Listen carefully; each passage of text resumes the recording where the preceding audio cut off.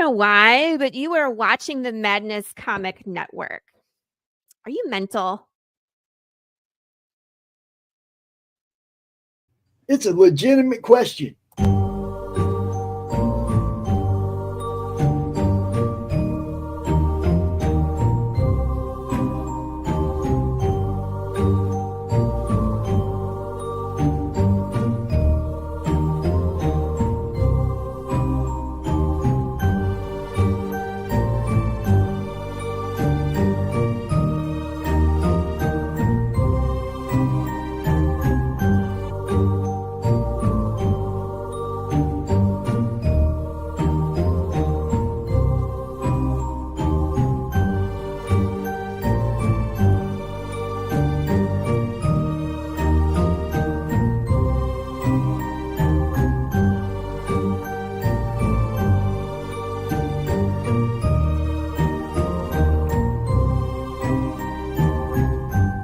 Beyond the world we know is a place where reality bends and time stands still. A place where legends, fairy tales, and nightmares are real. A world where legends are born and destinies collide. Alice has spent her life lost in an interdimensional rift known as Wonderland, and it forged her into a deadly bounty hunter. With her ancient clockwork guardian Big Ten by her side, they hunt the things that stalk the shadows of Wonderland. Alice Lost in Wonderland, issues 1 and 2 launch May 6 on Kickstarter. Follow along at GoMrFish.com. In the heart of a major city, in a place raised to honor Earth's past protectors, the world will again learn, sometimes, superpowered intrigue doesn't stop at the grave. Galaxy Memorial Park, Volume 1, beginning crowdfunding Memorial Day 2025.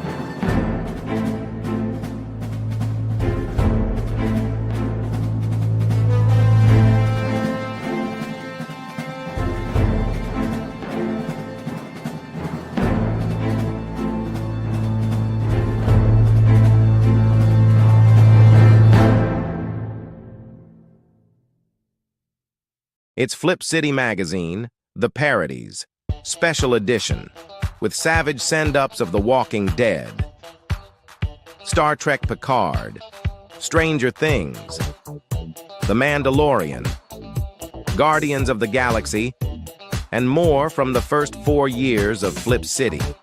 Get Flip City The Parodies free when you subscribe in print at flipcitymag.com.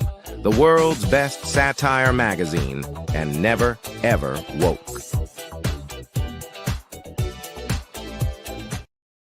Never, ever woke. Happy Mother's Day, ladies, and especially to my mama. Yeah, what's up? Mother of my son, I'll give her a little love. Mother of my grandkids, mothers of my grandkids, give them a little love, and a little love to everybody else who happens to have munchkins up here in this here land. Right? There you go. Hey, everybody. It's another Madness Open Drawstream. And if I can figure out how to get that thing out the way, oh, yeah, I can show you guys. Hello. We got one more backstage. Hold on. Yeah. Mr. Overlord. What's up? What's up? Welcome again, like I said, to another Madness Open Drawstream. We are joined today by my friend Christopher, my other friend Levi Skeen, and the newest friends on board here, Mr. Matt Overlord. What is Hey, happy Sundays. Yes, yes. Oh, and happy birthday to Carrie. Yes. Happy Happy birthday, Carrie. Happy birthday to you. Happy birthday, Happy dear birthday to Carrie. you. Happy Happy birthday to birthday. you. Yeah, that's how we do it. Pops can sing better than I can, so I'll just point at him and say, like, there you go. That's what he's. Yeah, he based what he said. Yeah. It's pretty much I think Dante wants to sing happy birthday to you. Happy birthday to you. Happy birthday to you. I'll hum. Happy birthday, dear Carrie. Happy birthday. to you. You get a little Dante. Okay. I hope somebody clipped that because it'll never happen again. You guys ever used to add the ends in there where it's like, happy birthday? You smell like a monkey and you look like one too. Yeah, or yeah, Frankenstein on Channel 9, or yeah. And what was that? They also used to do like a pinch to grow an inch and a sock to block your knockoff or something. Like that. Yes, Mhm. yeah. We had birthday spankings in my house. Oh Yep. yeah. Oh gosh, That too. that's brilliant. My grandkids hate their birthdays around Grandpa. They know he's going to get them at one point or another. Right. Now I don't mess with the girls anymore because they're older and yeah. But right, boys, right. oh my God, man, chase them through the house. Gonna get you. Yeah. Your grandparent. That's what you're supposed to do. It's all in good fun. It's all in good fun. We have a blast. So this morning, guys, Chris launched the Slaughterville the Slasher novel, Mm-hmm. and I believe it's already funded. So, Yeah, Nice. we ended it like 20 minutes ago, and we're already 250% funded. so Sweet. there you go. Now, Actually, Pops is the guy I want to talk to. really, Yeah. So how do I get in on like I started a YouTube channel and I would have like a Kickstarter I would like to launch through like the Madness Network, and I guess you're the guy to talk to go through all this stuff. if you want to do a launch party on the network, that's really easy. We just Mhm. do this for people. It's you just tell me when you're launching. We check our schedule. If we can fit it in, we will. If it doesn't work with our schedule, I'll tell you. Can you move it up or back an hour or two or whatever to find a free spot, right? I totally don't know what I'm doing, so I will like listen to whatever you tell me. Oh, dude, don't. No, don't do that to me. Okay. I'm more than happy to, like I said, bring you out, do a launch party for you. I don't know shit about building Kickstarters or any of that kind of stuff. Okay. Okay. I can tell you by looking at it, like, stuff that you might want to add or whatever, but Okay. I couldn't tell you how to build one or any of that kind of tech stuff. I don't know shit. No, that's You a know, problem. Neither do I. So we'll just like smile and point at stuff, and eventually it'll happen. I think you probably just want to find somebody that's got that's done like a bunch of campaigns on Kickstarter, or at least the platform you want to use, and maybe pick their brain a little bit. I know Fund My Comic Book. They've got some great. I'm blanking on the word here. Volunteers that will literally hold your hand through the entire process. They'll be like, awesome. okay. They'll be like, okay, here's how here's how you do it. Go read this, and then if you have any problems, we'll walk you through it. Okay. So it's not like they just hold your hand right away, but you know what I'm saying. Nah. There's also guys like Ray Haylock that have a plug-in. Like you can build your campaign, plug it into your website. Really? That's cool. Yes. Yeah, because I'm on the little yellow bus for like all this stuff. So there is a ton of innovative stuff going on in indie comics right now. Panelfly.io, connecting retailers with independent creators and giving you a chance to put your book on retail store shelves. Mm-hmm. okay. There is all kinds of stuff going on. Obviously what we do is try to get people seen, which is I'm gonna be honest with you. After we're done with the book, after the work is done, the most important thing you're going to encounter is how to get seen. Yeah.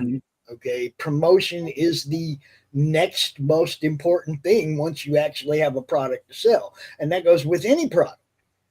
Okay. As soon as you have a prototype and you go to manufacturing, you go to marketing, right? You start telling people this is what you have to do. I don't care what you're doing. You have to have some kind of marketing plan to help get eyes on what you're doing. We try to provide something like that. I'm not, like big enough to say, I can guarantee we're going to make you $1 million. But we're trying to get there. We're trying to get there so we can help you guys make real money. That's why I put the time in that I do. I want you guys to make money. But is there like a central, like, I know there's the Madness Network, but I'd like to get my like YouTube channel like shouted out. Basically, I'd like right now I'm just going through and I'm playing like all the video games that allow you to be evil. That's kind of like my. You want to bring that show to the network while you're playing evil? You can do that. Okay.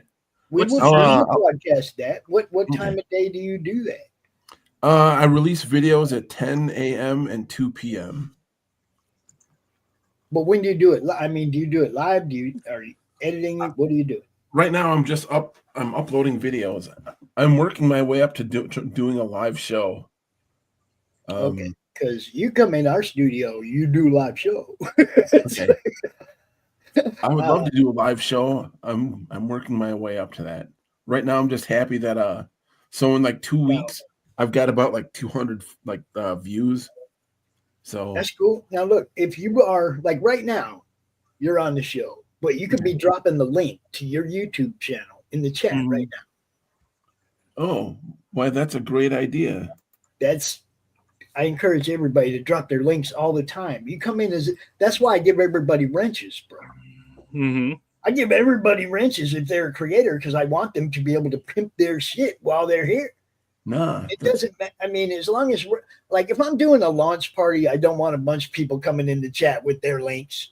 Yeah. But anything else, I encourage it. Come out here and promote yourself. Get seen. Right. That's the game. Yeah. I want to be right there. There you go. Speaking of that, I just dropped one in the chat for Fund My Comic. Yeah. That will take you directly to if you go to just the Fund My Comic book and you click on the link Get Started. This is that link right there. And this is basically when you go to start a campaign there, this is what they send you to. And just say, read through this. And if you have any problems after that, contact us and we'll walk you through it. Yeah. And you get to talk to a human too. It's not like you go to Kickstarter and you wait 3 days for the AI to get back to you. You know what I mean? You get to talk to a human right away. No, that's a problem. It's a big plus, a huge plus. Now, I'm going to give you a wrench, and then I want you to do that again so the link actually works. Okay. Okay. For some reason that went twice. Sorry. Oh wait, you didn't put it in you got to put it in the Madness chat. Oh, Madness where's that? YouTube channel. The private chat? I got it. The Madness YouTube channel right in the chat. Okay. Okay. Chris got it. Chris put it there. But yeah, there you go, guys. You have to say something in the Madness chat so I can give you a wrench. Okay. So go to the Madness YouTube channel. Let's play evil games. There we go. Yeah, go to the Madness YouTube channel. I'm working on. Come on. Now my internet's being let's see. A dong. Oh, that's what Q said. He actually just sent me a message and he said he's on the road, but he's on his way. On the road, but on his way. So, yeah. That's the band Madness. You just say hi over there in the chat, and then I'll give you a wrench, and then you'll always be able to drop your link there. No, that's no problem. Do you have a link to the chat? I got you, homie. I knew he was gonna ask. I knew. There it is. Well, I just looked for Madness, and it came up with like the band Madness. Yeah, I got you. Okay, thank you. Okay, well, I just subscribed to your channel, and nobody even had to tell me how to find it. What do you think of that? Well, the thing is, I'm actually subscribed. to the Madness Entertainment Group. Yeah. Oh, If you say something in the chat, then I'll know if you have a wrench or not. If you already have a wrench, then shame on you for not dropping your link sooner. Yeah. Right? Now here's like both. There we go. That guy. Yeah, that guy right there. And now you have a wrench. See, now when you drop your link, it'll actually show up as a link over here. No problem. You don't want to help out that Mad Overlord guy. He's kind of an asshole. I've heard that. Okay. But, okay. I haven't heard anything about you that's worse than the things I've heard about me. So, yeah. Yep, there you go. Slowly but surely, I'm going to learn how to do this. Well, that's the whole isn't thing. it kind of a requirement? Oh, what's that? It's helping. Look, I've helped a lot. Look, Stephen B. How many subscribers did Stephen B have when he started doing this thing on the network? 8 or something. He's like he just started. He was brand new, right? People watch him pretty regularly now every week. Stephen B has a decent little audience, you know. And I really think like this stuff like this is the future. I mean, it really is. Because this is a lot more fun than sitting and watching like Netflix, like the same boring old stuff. Yes. But that's just it. We're trying to put our stuff on the same level as that by putting this network on Roku right next to Netflix. Yeah. Mm-hmm. You see what I'm saying? It's like we're doing something that I don't think anybody thought to do before. That's the deal. Just a huge pop culture network, right? Of independent, most all independent people. Mm-hmm. Nobody, everybody else does this in the mainstream way or whatever, Mm-hmm. right? It's like nobody's ever went and tried to pick all you guys up. That's what I've been doing since CromCon. Okay, hold on a second. Let me It sub to just keeps Zach. evolving, but that's the whole thing, man. Picking up the indies and putting them up front and center, getting them seen because it's better. Oh, it's the first one. Shit. The stuff you guys do is so much better. Right there. No. Yeah, Zaf's show last night was fun. I was sitting here drinking. I don't get to drink much. I was sitting here drinking. If you missed last night's show, you might catch Pop saying stuff you won't normally catch him saying. But it was fun. I had a blast. I thought it was fun a couple weeks ago when you were at that softball game. Oh, that was baseball. My little league game. What was it? Baseball, softball? Little league. Yep. The last game was even better, dude. They called it in the third inning, 22-3. Oh, they called that game? Little league baseball, Little League baseball. Mercy rule. Yep. All right, I have to. We have one guy doing art. I got to put him on the big screen. Mm-hmm. Q's gonna be here in a bit. The invitation is open. The link is in the chat. I know it's Mother's Day. I know, but if you want to come out here and draw something for your mom, she'd appreciate that. Nothing says Mother's Day like Dr. Doom. Yes. Why not? Well, How about a little Wolverine butt? Mm-hmm. Oh, man. Wasn't Doom's whole thing he was rescuing his mother from Mephisto? Oh, See? totally, There you go. dude. That was what the story was about. Happy Mother's Day. Happy Mother's I'm Day. here to save the day, Mom. Yep. I've I'm got coming this to save you from- and blowing my face off, but I'm here to save the day. Come to save you from burning in hell. Yeah. Thanks, Good stuff. son. So, Chris. Yes. Chris. Slaughterville, the novel. Mm-hmm. Give everybody a quickie. 250% funded. You can grab it. What it is it's a story of a young lady named Beth. It starts off in the first book, The Beast Within. She goes back to Slaughterville because her sister went missing. She got lost or taken or something in the woods of Slaughterville. Well, throughout that whole book, you'll find out what really happens. And there's a kind of a little bit of a shocking end. And book 2 picks up right where that thing leaves off with a harrowing car chase, murder, and all kinds of good times. But it's like a B movie popcorn horror adventure story. So if you like that kind of stuff, you're gonna love it. Yeah, it's slasher-esque. No, it is the slasher. The next one is the slasher. Yep, that's my take on my Jason Voorhees stuff. And Nice. And she ain't nothing nice, guys. I'm just saying. God, no. She ain't nothing nice. So Yeah. good stuff. There's like I said, there's plenty of murder. I'll spoil one part because there's a nice old lady who's chasing after her cat that got out, and the cat happens to sit down in front of the slasher, and she thanks her for finding the cat, but it doesn't last long until she's in a garbage can. Ooh. Doesn't go well. I mean, not for her. I had to make a banner real quick. Okay. We have to have a banner here. Here we go. Are you ready? There you go. How's that? Good. Happy birthday to Carrie. Birthday to Carrie. Carrie says she is open to gifts of art for her birthday. She's open to that. She would take art. I do not blame her. I would also take art for any occasion. But so many people do cool art for us for the network and stuff that I can't ever ask people to like draw something specifically for myself selfishly.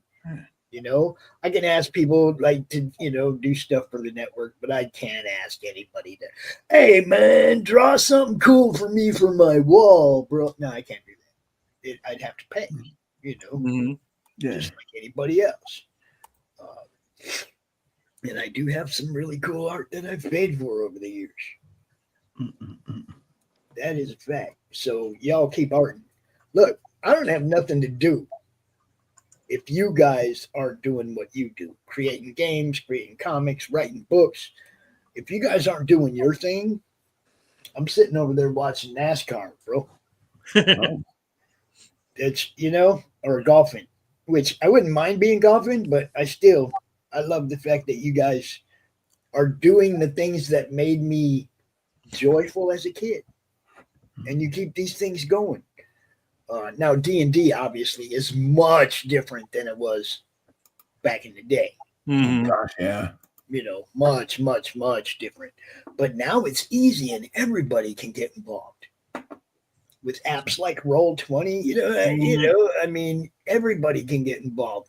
With good GMs that are willing to come out here and let their players play like Chris is, dude, it's fun to play when your GM gives you free reign. There's no like boundaries, right? Let's say it like that in the terms of geographical. I was playing Cthulhu.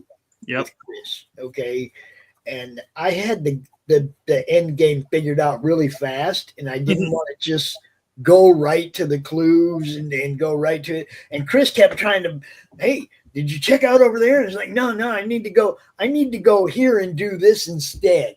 And Chris was like, okay, didn't see that coming, but I went to like I think the library and the county records office.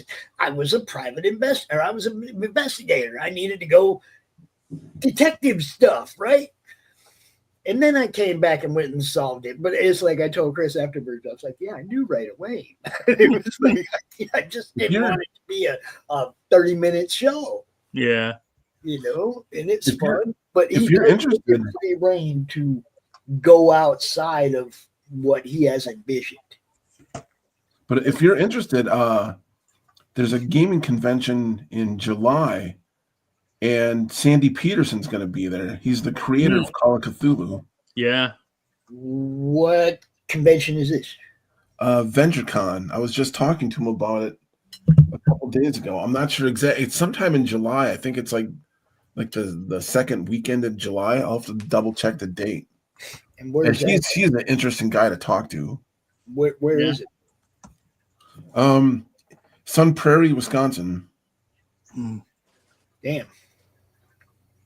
I don't know where like everybody is, but I know Pops is in Michigan. Yeah, it's on the other side of the lake. I know. Yep. You'd have to go through Chicago. Sorry about that. Yes, that's the thing. It's like nobody in Michigan wants to go to Chicago, wants to go to Wisconsin, and nobody in Wisconsin wants to go to Michigan because they have to go through Chicago. Actually, I just go like maybe like 10 miles north, and I'm like in the UP. Really? You way up there? Yep. Oh my gosh, you kidding? You think I'd like live among like civilized people? Well, I mean, I'm out in the boonies down Three Rivers. Yeah. In the southwest corner, but we're far enough Okay. away from people that we see probably more animals than we do people. Yeah. Now, You were there's a few telling me people, there's a few houses around, but there's like some of them are seasonal. People only live there in summer. They leave. They're not around in the winter. It's a cute little community. Yeah. Chris knows, he's been up here. Yep.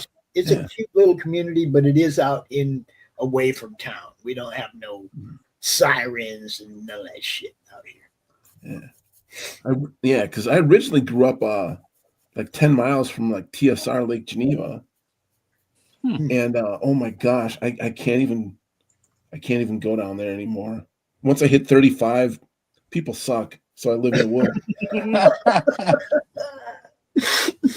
I tell you what, if I wish I could find some place in this country that's centrally located but isolated at the same time. Yeah. I hear you, Pops. You know, Yeah. we're in the middle of the nation, so the West Coast and East Coast are about the same distance apart. And you're not like killing yourself to go to the other coast for cons and stuff. Like centrally located, but still boonies, like serious boonies without no people. You know. Yeah. Yeah, I'd love to find that spot. I would. You know, because you go to conventions and like if you want like anything, like the only thing that there is to eat up here is like pub food, which like sucks. I would kill for some good Indian food, man. But pub food. Oh, like chicken fingers and stuff. Yeah, like chicken fingers, like everything is deep fried. Yeah. Everything's burned in the same oil, that kind of stuff. Yeah. Everything tastes like fish fishy sticks. Man. fries. Somebody asked me the other day, do you like fish and chips? It depends on where they're being cooked. Yeah, really. Yep. Yeah. If it's someplace where they're cooking the fish and the chips in the same oil, nah. Yeah. I had a bad breakfast that way one time. Ordered a country fried steak and eggs, man, and they cooked that fucker in the fish stick oil. Really? Oh. Yeah. It just was like, oh, come on, guys, really? Change the oil. Yeah, it's horrible. So yeah, I feel that is my roundabout way of saying I feel you, Pops. Yeah. It would be nice to have like a central place where we can get like decent food and go to cons, but still not talk to people. I was telling Lori I got to move down to Texas because it seems like they have a convention every other week. Well, yeah, that's what I mean. If you're like in Missouri, someplace like that, pretty centrally located in the nation geographically, all the places aren't that far away, right? And they got a lot of them in southern Illinois, a lot of them in Indiana, down all through that area, right? There's a lot of them. And then if you go a little bit west, you get the Oklahomas and the Texas cons. Yep. You know, you're not that far away from Florida. If you want to go make a 1 month Florida swing on 3 or 4 cons, you can do that, right? It's like I'm trying to plan this out like for Roadshow for when we have graduated to the point where we're doing the Madness Roadshow. I don't want to have to drive from Pennsylvania to San Diego. Yeah. I'd rather be driving from somewhere more centrally located to either coast. Texas to somewhere else in Texas. Well, I mean, if we're doing the RV Roadshow thing, then I definitely want to have a centrally located base. Understandable. I suddenly had a flashback to MTV's Road Rules. Oh my gosh. Dude, the one there's a lot of shows that do stuff like this, you know, like dude that goes around to all the different food places, right? Right. You got these kind of shows. Batman was doing Nerds on the Road. And they would go to bars and comic shops and stuff. And we're going to do the same thing. We're going to go to comic shops and cons and bars because 3 beer men, right? Mm-hmm. You see, because that's who Batman, it's who Bruce is affiliated with, is the Three Beer Men show. So it will be have 2 or 3 brandings on the show itself, and we'll do all kinds of different stuff. And we'll just like film all our antics, the historical places we stop at, all the dumb shit, right? Just record it all and have fun. That should be fun. Yeah. That's what I mean. That was one of the things that I wanted to do from the beginning when we first started doing CromCon. Was, man, it'd be great if I could go from con to con to con and set up a table and do my show live, right? Which we haven't been able to do but one time, but we have another one coming. That was the Savannah one. Yeah, Chris was with me in Savannah. Yes, made got me you jump out of your skin. Hey, he got me there. What can I tell you? Yeah, and then he walks up to me and the show's down. What do you mean the show's down? No, dude, the net went out. The show's down. Or StreamYard went down or something. He's like, you got kicked off. Or he just handed me a line of shit. Tried to freak me out in the middle of the con. And they put him up to it. Chris is a nice guy. He wouldn't do that. Oh, it's Christmas. Yeah, that's what I have for the wife whenever she sends me a message, so I know it's her. Ah, yes. Distinctive. Yes. Is that the Nutcracker speech? Hark, hear the bells. This is your wife's calling, so you better pick it up as soon as you can. Oh, man. Otherwise, you're gonna be in trouble. Otherwise, you're gonna be in trouble. Okay, I'm done. So are they all 3 Doom, or are they all 3 Doom bots, or is one Doom? So it's my understanding that it's all Doom, and that he has captured Nightcrawler for his ability to teleport, and collected Dooms to make himself more powerful in order to go back to hell and get his mom out. Yep. And I think this is the final page that John Byrne did, I think. So he left that series on a cliffhanger. So, because it's just kind of like, and he even like named the next chapters and stuff. Fairy tales can come true. So, yeah, Marvel, you're stupid. But I like how it makes it look, because Wolverine is short, right? But it gives that, but then it gives Doom like the regal look because you're looking up at him as if you were not worthy, right? Now I have that song stuck in my head. You're welcome. What is up, Ghost Pepper? Hanging out over on Field. What's happening, bro? Co-host for Monday Madness. We have some Monday stuff coming up, bud. On the 26th, Monday Madness, we will be launching Levi's Galaxy Memorial Park. That's me. Woo. So, go, Levi. It's your birthday. It's my birthday. Let me check real quick and see what I got tomorrow. Who do I got tomorrow? It's so much to keep track. Who do I got tomorrow? Yeah, you never realize how much you miss your calendar and sticky notes until you're away from them. I do. It's Jesse Sosa, Teen Strike. Oh. We have Jesse Sosa tomorrow, Ghost Pepper, so go check that out. Teen Strike, I believe, is the name of the book. And yeah, he just hit me up the other day out of the blue. I ain't talked to him for a while, and he's like, hey, and I was like, okay, Monday, got you.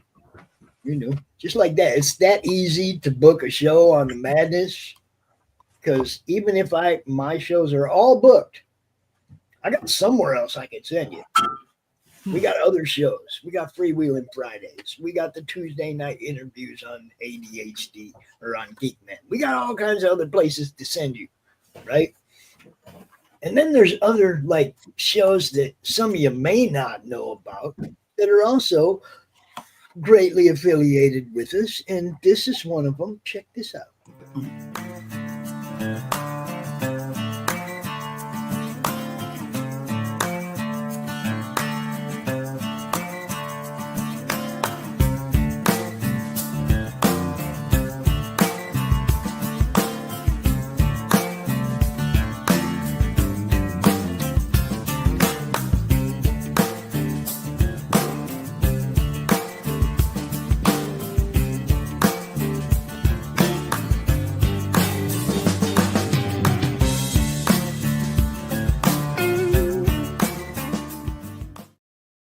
That's right. Big Sexy Outdoors, co-hosted by my dude Chris Brown. Right? Chris, tell us a little bit about Big Sexy Outdoors, as far as like how you guys started doing it and some of the work that you guys do outside of just doing a show. Mm-hmm. So Ben and I, we've always been, into the outdoors, hunting, fishing, and all that. He's more into fishing than I. I'm not really a big fishing person, but if you want to go deep sea, I'm all in. But yeah, we decided one day when we were out just goofing around, and what if we filmed it? What if we just showed people what we do out here? And I'm like, yeah, that'll be good. It'll get us hanging out more, and it'll give us something to talk about. So sure enough, that's what we did. We started Big Sexy Outdoors. And we quickly decided the main goal for this is we want to get a big piece of land where we can take kids and first-time hunters, vets. We've had people hunting from wheelchairs, everything. And we want to get this land and just have it so that they can come out and do something. So we can teach people about the outdoors, about hunting, fishing, and so on. And the fun survival skills and making fires and camping and doing all the other fun things. But yeah, it's really just about having fun outside and laughing and carrying on. That's awesome.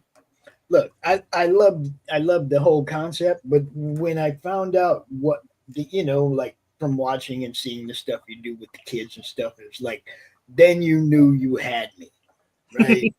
Okay, then I was going to be a guy promoting what you're doing, because I firmly believe in making sure our kids and grandkids know how to take care of themselves, man. Mm-hmm.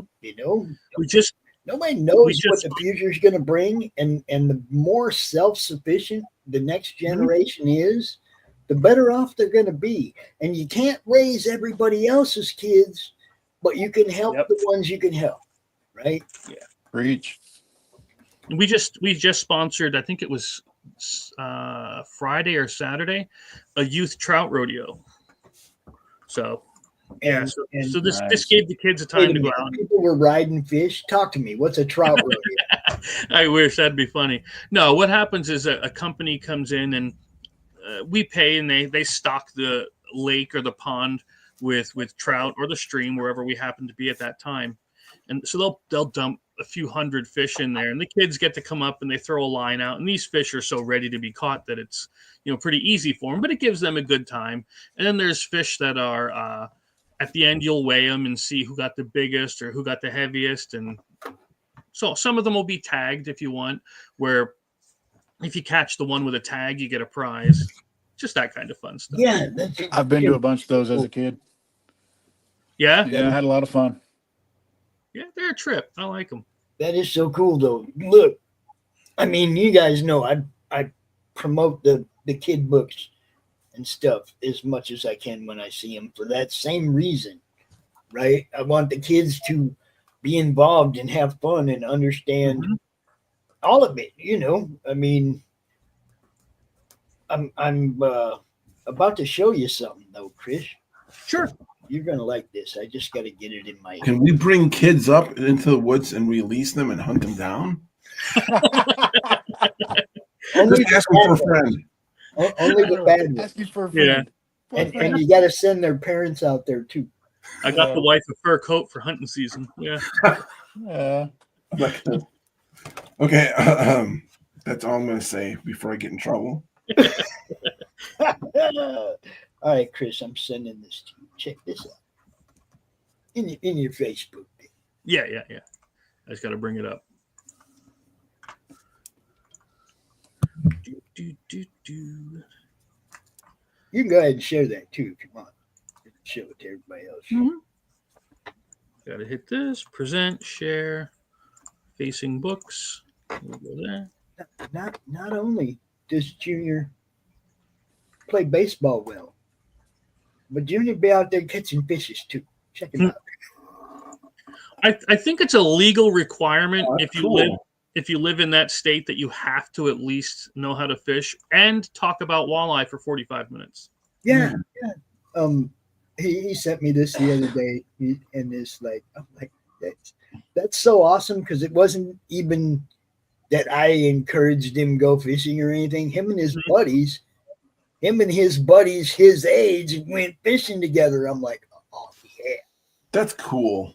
You know what I mean? It's like, because when I was a little kid, I lived in Minneapolis, and there were like 3 or 4 lakes within riding your bike distance of my house that had fish. You know, I mean, we used to go fishing all the time when I was a kid. Mm-hmm. And we didn't care. It's not, man, the first time I brought fish home, my mom's like, I ain't clean those. Yep. I was a little kid. I didn't even know how to fish. I didn't even know how to clean them yet, right? I just brought home this garbage bag full of good sized panfish, sunfish, good sized ones. I mean, you know, it's like, but she wasn't messing with that. Oh man, that's no good. Sorry, man. Don't bring us down, bro. That sucks. Sorry to hear that, man. Was it from a litter that you owned the mother of it, or was it like strays or what? I don't. That's too bad. Found in the garage. Sorry, Grey Wolf. You know. So what else do we got? I gotta ask, and you can call me stupid. I'm used to it. I'm married. Where do you find the pages? Where do I find me? What? Yes. Where do you find these? Just all over the internet. But if you're talking specifically about the John Byrne stuff, you can go read all 32 of these issues on John Byrne's website. Oh, wow. He has them. Cool. He has them lettered and penciled. So it's like I said, Marvel, you're stupid. You know, he's smart as hell because he just turned around and sold the original artwork. So he's like, okay, I'm gonna draw fan fiction and sell the artwork for buku bucks as I retire and walk off into the sunset. Mm-hmm. So, yep, Marvel missed out on millions. I think, don't quote me. Was it Claremont that did the same with X-Men? He did his own black and white X-Men book. Did he? I had no idea. No, you got me wondering. Yeah, just type in John Byrne's Elsewin, or go to John Byrne's website. Fucking now that YouTube, what are you trying to sell me now? Oh, hey, I'm getting a local ad now for Spokane College on YouTube. Oh, wow. They tried to sell me a Mazda earlier. I'm just getting an inbox full of crypto clowns and 35-year-old Singapore women that want to date me. Sweet. You know, the ones I love the most are the ones that hit your inbox and go, hey, hit me up here. Mm-hmm. Yeah. They send you a different platform, and it's like, bitch, you're already talking to me. Why would I have to chase you somewhere else? You got something to say? Say it. Ladies and gentlemen, my friend is Mr. Steven. Hey, what's up, Steven? Hey, how's it going? What's up, Steven? Good to see you. I've been on here in a while. Did you tell your mother Happy Mother's Day? Yes, I did. Good job. Good job. Tell her Happy Mother's Day from us too, bro. I'll be sure to tell her that. Because we want to make sure all the mothers feel good today. All of them. How are you doing today? We're watching Levi draw. I'm doing well. I'm hoping you're going to join. I'm hoping you're going to join him. I am. Cool. There's a couple villains that I'm still developing. I'm trying to work on. I caught some of your show last night, but I was drinking, so I try not to say too much in the chat. You were on a roll. That page was looking good. I didn't want to interrupt you. You know. Yeah, I was running low on Bristol board, and I had to use the backside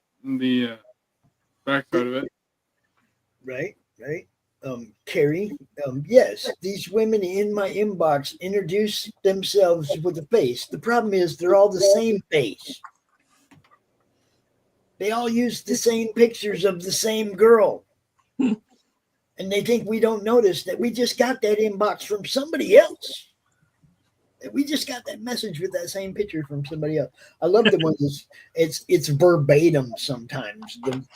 It's like copy and paste. They got their 80 sock accounts and they're like them Chinese guys on the bikes with that big old phone rack on the handlebars. They're just like sending that message out over and over and over again. It's like, man, come on, Elon. Come on, clean that shit up. I'm tired. You know. And yeah, the guys, I can't help you with the dick pics. I can't help you. I've never sent a dick pic to any lady who did not request it. Lord, usually, yep, my luck is changing for the better every day. And then usually I clowned on it. I didn't send them a picture of mine. Okay, you know, you can find some really interesting looking dicks online. Hey, wasn't Perry asking for pictures? Showed me that. It's like Perry was asking for pictures for her birthday, right?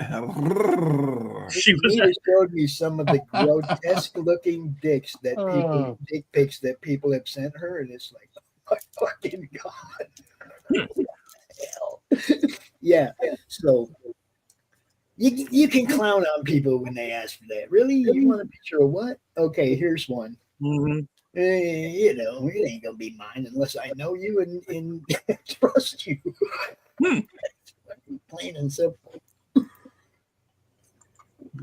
And since I don't trust too many people, probably ain't gonna see one. You know, as funny as those guys that there was a dude in prison. And he would catch the fish as soon as they come in on the yard, right? Mm-hmm. And his favorite deal was, I've got your name tattooed on my dick. Oh no! Oh yeah, and of course they'd be like, oh bullshit. And he'd be like, what you want to bet? Got your name tattooed on my dick. And instead of them clarifying and saying you have the name Patrick tattooed on your dick and saving themselves money, they go, okay, I'll bet you. And he drops his trout and there is motherfucking the words your name tattooed on his dick. And he would get them left and right for money, dude. Fish straight on the yard, losing their fucking bookie, losing the money they had when they hit the yard. No TV for you, you know.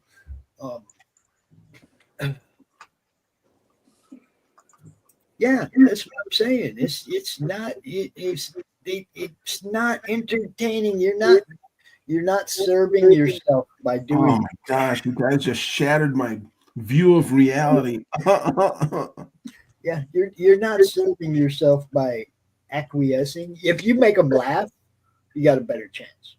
You got a better chance with them making them laugh than you do showing them your slong. Oh man, you know, you just show them somebody else's slong and make them laugh. Man, there goes my whole pickup line. Yeah, you guys just ruined it for me. This one's got the Clinton curve. Oh dear Lord. The Clinton curve. Yeah, it worked for Bill Clinton. It should work for me. Right? Yeah. Of course, he pulled Hillary, so maybe that's probably not a good pickup thing. Yeah. Oh, Steven, I don't know what you're going to do here, but I like it already. Yeah, that's awesome. So this guy, I created him. I thought of him a while ago. I haven't given him a face yet until now. His name, and curious of what you all would think of his name. His name is Acid Trip. Acid Trip. Never had a bad one. So the reason for that name is because of what his powers can do. And another awesome left-hander. Oh, go ahead. Huh? Another awesome left-hander. Yes. That's what me too. Left-handers rule. Woohoo!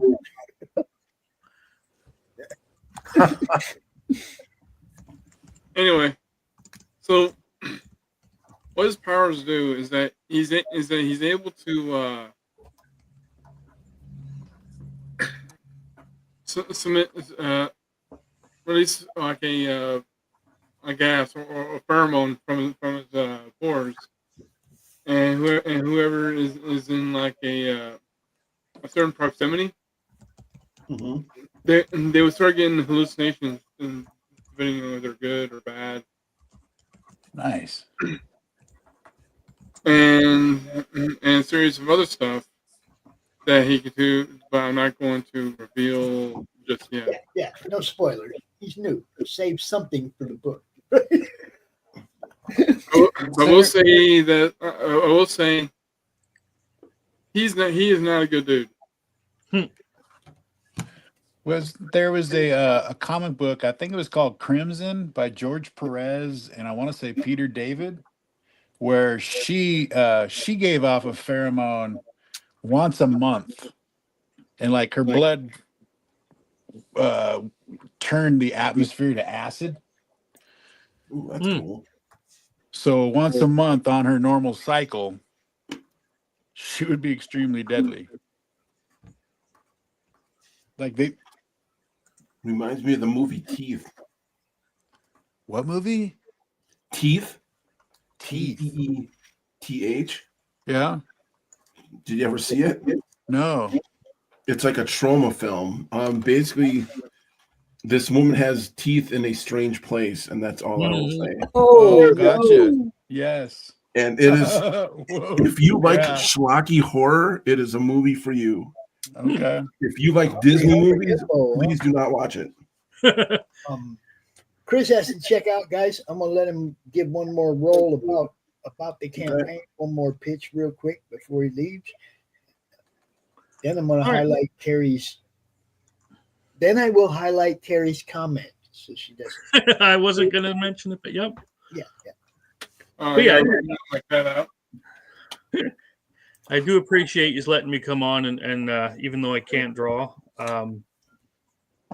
but yeah, if you like the horror movies, like he was saying, come out and check out the Slaughterville novel. It's up. It's 250% funded already, within an hour, and it's just going to keep going. I'm already on book 3 writing that. Book 2's done. I'm just waiting. As soon as the campaign ends, we'll hit print on that one too, just like we do everything else.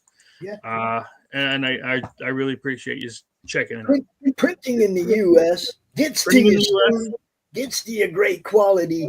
No messing around. No, we need more money because of blah blah blah. None of that bullshit. Everything's in country. Right. And don't worry about like not being able to draw. I can't draw either. I'm just here because I write as well. See, so he just crashed the party. He just crashed the party like he can draw. He did. He just crashed the party like he could draw. I can draw flies, and that's about it. But we got the YouTube for you. We got the links, and we're getting ready to set you up to do a launch. Yes. Woohoo! It's all good. It's all good, baby. Go check out Slaughterville. The link's all the way up at the top of the chat. It's also we did a launch just an hour ago. So if you just go look, you'll see on the YouTube channel, you'll see the launch party. It was everywhere too, just like we are now, Pilled, all places, broadcasting live from Madness Central. Yeah. Was there a particular reason why you picked today to launch that? Miss Carrie's birthday. I said I'd do it on her birthday. That was why. Happy birthday to Carrie. See, Happy birthday, Carrie. Mm-hmm. I'm not going to sing. And now, before Chris leaves so we can watch him blush, there you go. Joe Wilkinson, a comedian, did a poem about naming other men's penises in train station bathrooms. It's hilarious. Yeah, that dude would get punched in American bathrooms. Just say it, you know. You getting a close enough look in my neck to name it, you probably getting punched unless you a good looking lady that likes you. Or you had $20 because $20 is $20. if you're a good-looking lady that don't like me, you ain't getting near it either. Okay, you see what I'm saying? It's only for good-looking ladies that like me. If you're looking at my junk, you better get ready to back up a couple steps. All I'm saying. Yeah, Robin Williams said that. And then when he got older, he said, "If you want, I want to show you something. You're gonna have to get real close." Robin Williams was a class act. Yeah, he was. Rest in peace, brother. One of the best for sure. Chris, It's been fun, y'all. I will see you on Thursday, my friend. Absolutely. Well, sooner too. I'll be around. Yeah, but I mean, Arkham Horror, we will be right here Thursday, 11 a.m. playing a RPG game live with our friends, and it's I'll always try a good not. fun. I'll try not to kill anybody. Sure, you will. Sure. Hey, I'm not the one that lit the house on fire. I didn't either. I know, right? All right, we'll see you. All right. Have a good weekend. Later, man. Take it easy, bro. Yeah, it's funny because what he's talking about is some people who, set the house on fire while I was upstairs. They set a fire in the basement, right? And it's my house. And the people that I'm supposed to be in a party working together with are down in my basement lighting a fire. I don't see a My problem so first far. instinct was to lock the door at the top of the stairs. I don't think the fire was in a fireplace. No, it wasn't in a fire. No, they lit a fire down there, like a big fire, right? 'Cause they were Burning down the trying to- house. They're trying to kill some evil something that I don't even know because I wasn't down there yet. And they were already making party decisions and setting my fucking house on fire. And the first thought in my mind was not, I wonder if there's a fire extinguisher around and I can ask Chris if I can use my wits roll to see if there's a fire extinguisher. My first was to move and lock the door. That was what I wanted to do, and burn my whole party to death. And Chris is like, that's my job. It's the GM's job to kill everybody. And like, man, that pisses me off. You set my house on fire. Hopefully that's good stuff. I love getting in character. Edwin Artex Badillo. What's up, brother? I can see you. What's up, Edwin? Hey, what's up, everybody? It's all good. Did you tell all your people Happy Mother's Day? Did you give all the ladies the love, bro?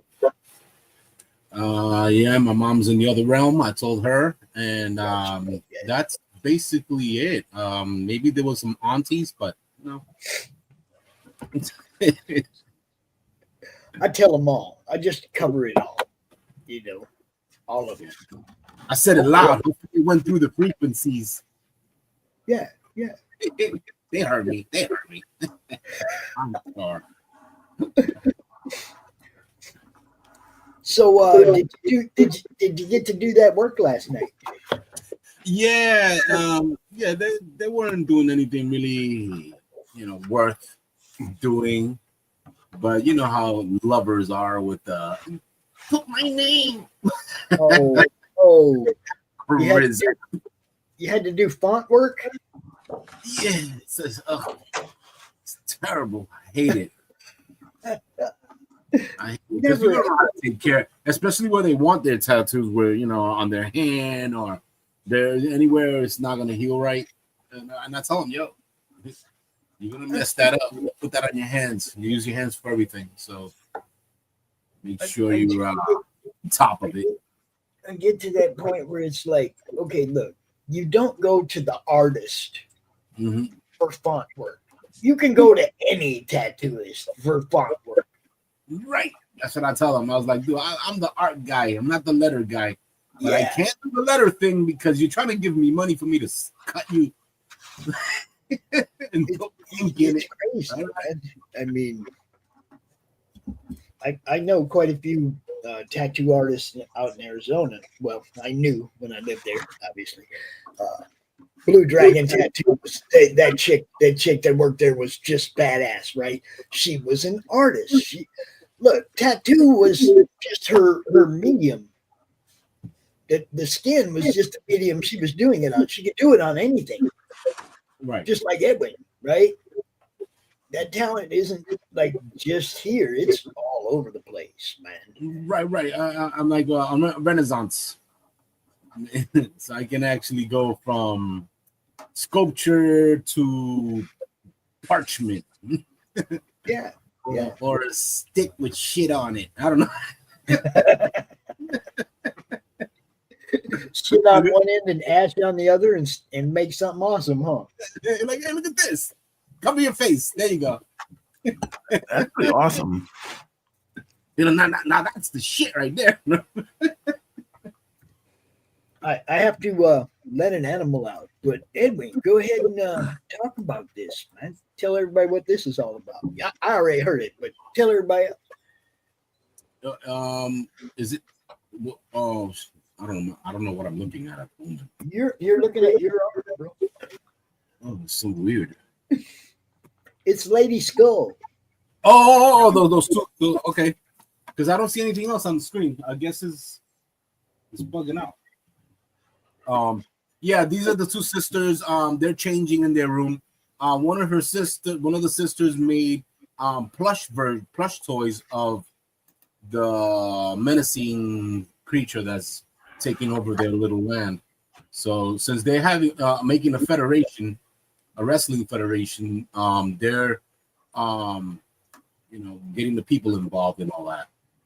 So this here is just showing the two sisters unraveling, because they're just watching everything go down, because they want to give the people closure for their loved ones who were eaten by the Mothquatch.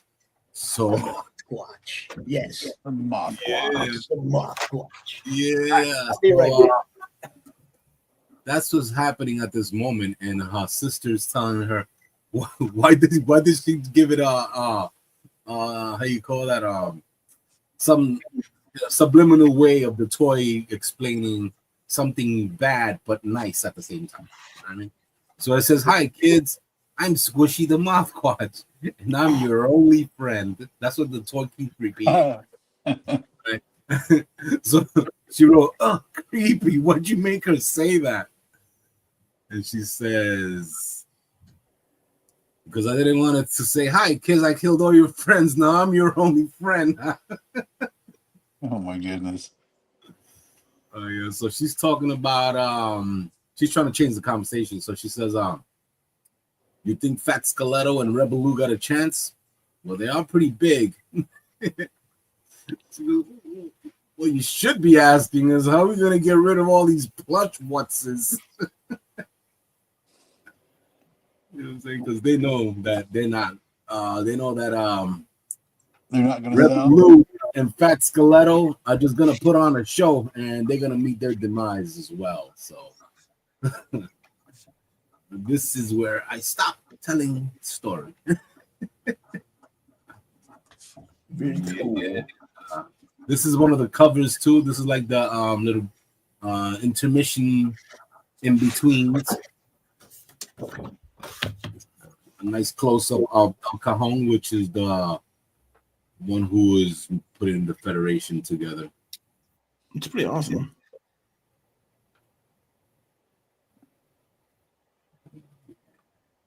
Hey, I'm have you done? freestyling. Do any of the characters have title belts? Who? Any of the characters that are going to be wrestling. Well, this federation here is calling upon all the badasses, all the rebel type underground wrestlers and all of that, and people who are these rich people who already got money and all that. They're not trying to get into the federation because they're already in other federations. But this is a free fall for any badass who thinks that they can take on the Mothquatch that they've captured. They've captured him. Some of the coolest shit I've seen, and like, okay, so I'm over 50, and I've been a WWE fan since fucking like early 80s, right? And some of the coolest shit I've seen has been lately when the other federations do come in, right? Like what was the first one where Cowboy Country Chick, she came in with the female knockouts title for like SummerSlam and shit. I geek on that shit. Like you would never see that back in the day. Like all these federations coming together. Right. What just happened? What's his face at WrestleMania this year? You mean Joe Hendry got his ass beat by Randy? Yes, that one, dude. Was like, holy shit, this is fucking awesome. I don't care that there was, or even like when last night WWE ruined everything I loved about them. yeah. Okay? Because because they try to stay with that kid genre. And when we grow older, we see the new people trying to keep that kid genre going with the circus style of wrestling. Right. And it's just getting worse. This was strictly a writing issue. Okay, last night, the Randy Orton John Cena match, they had 2 ref injuries where the ref gets knocked out during the match, right? The first ref gets his head slammed against the stairs. And Michael Cole's all, get somebody out here. We need medical, blah, blah, blah, right? Nothing. Then a little while later, John Cena picks up the championship belt and goes to hit Randy. And Randy ducks and he hits the ref. All the suits come running out to do something about that ref. And the other ref still laying on the ground by the stairs, right? Okay, they help the one ref out and everything, and the match continues, and Cena hits Randy with the belt, and then the other ref that was laying on the ground this whole time rolls back in the ring and counts dude out.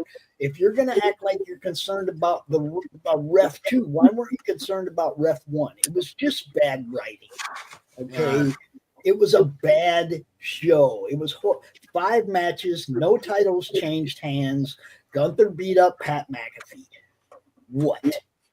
That's not a good pay-per-view event, guys. When do you think it stopped? When did you think it stopped with the entertaining writing? Well, that's just it. I was entertained up until it was that bad. Okay, that was just bad. If you were going to care about the ref, they should have come out and cared about the first ref. Let the second ref get bumped after they all came out and took the first ref out, right? Then they let the second ref get bumped and Cena wins the match. That is plausible. To have the other guy laying there on the ground the whole time while they show concern for the second ref that got hurt was stupid. It was bad writing. And I mean, bad match writing. I don't see that often. Usually the matches are scripted. They were saying that the reason why these bad matches and story rewritten was because they would get these young wrestlers who were up and coming, and they would get paid for shows, and then they would not show up because this is Randy and John. This is Randy and John. They should have recognized how bad the script was for that match. These are veterans, guys. Randy and John been around for 25 years. They're trying to get a certain people that would like the dumb shit that they don't even bother. All they just want to go is to the actual place and not actually watch it because they know people are just going to watch it because they're already a big name, So last night just felt like a money grab. Like I said, there was only 5 matches. No titles changed hands. The one match that wasn't a title match ended just like everybody knew it would. So there was. I think it's more fun going than actually watching it. Me, I've been to it. Yeah. Yeah, that's where that falls in place now. It's like, it's an outing now. You don't want to watch him buck with that bull. That shit is some bullshit. Like I can't, especially when they started putting the what was it that reggaeton artist? What was it? The what? That reggaeton singing artist dude who Bad Bunny, I think it is. Oh yeah, he was there. Logan Paul's in there now. It's like now it's kind of. I mean, it's gotten worse, but like I said, the storylines, that writing has never been really good, but the matches have always been pretty entertaining. Yeah. Last night I was not entertained. When the characters was worth watching, like when the Undertaker and Dusty Rhodes, what's his son's name? Dustin, Cody, Dustin Rhodes, and Cody Rhodes. Yeah, man, that was fun. You know what I'm saying? Because they were actually good wrestlers, and there was some good stories dealing with, the Undertaker and all that. Yeah. That was dope. Good story writing. That's what I mean. It was last night was just horrible. They had me actually post, I'm done with the WWE. Now, I like wrestling, but independent wrestling, it just seems to be way more fun now than the Big Show. I stopped watching it. That's why I right now I'm just creating my own scenarios. It's like I can't. Yeah, you have your own wrestling federation to write good story around. They could take a tip from you, write good storylines, guys, and definitely don't give us a stupid script on a match that's supposed to be the main event of a pay-per-view. I had to feel like I'd seen it before. I was paying, like if I had paid, I was paying to watch a rerun. It was bad. It was really bad. Now I'm not complaining because I didn't pay for it. Remember back in the day when we paid $50 for a fucking pay-per-view? Oh, screw that, dude! I had a scrambler, man. Screw that. Yeah, remember Mike Tyson used to do that? How we didn't give a shit. Afterwards, we're like, damn, that was just a minute. That was the fights of Mike Tyson. Yeah. Oh, those were the best. Because you knew it was only going to be a 30-second highlight reel. There's no reason to pay for it. You're like, damn, man. Everybody's gonna have to pitch in. You're gonna come to my crib and watch this shit. You got $10. Dude, good stuff. Hilarious. Because I wasn't trying to spend the whole 50 on some bullshit matches. Like, what the fuck? Shit, I could have got way more with my $50 than this. I know. There's been a lot of times, and I think that's why they quit charging so much. Yeah.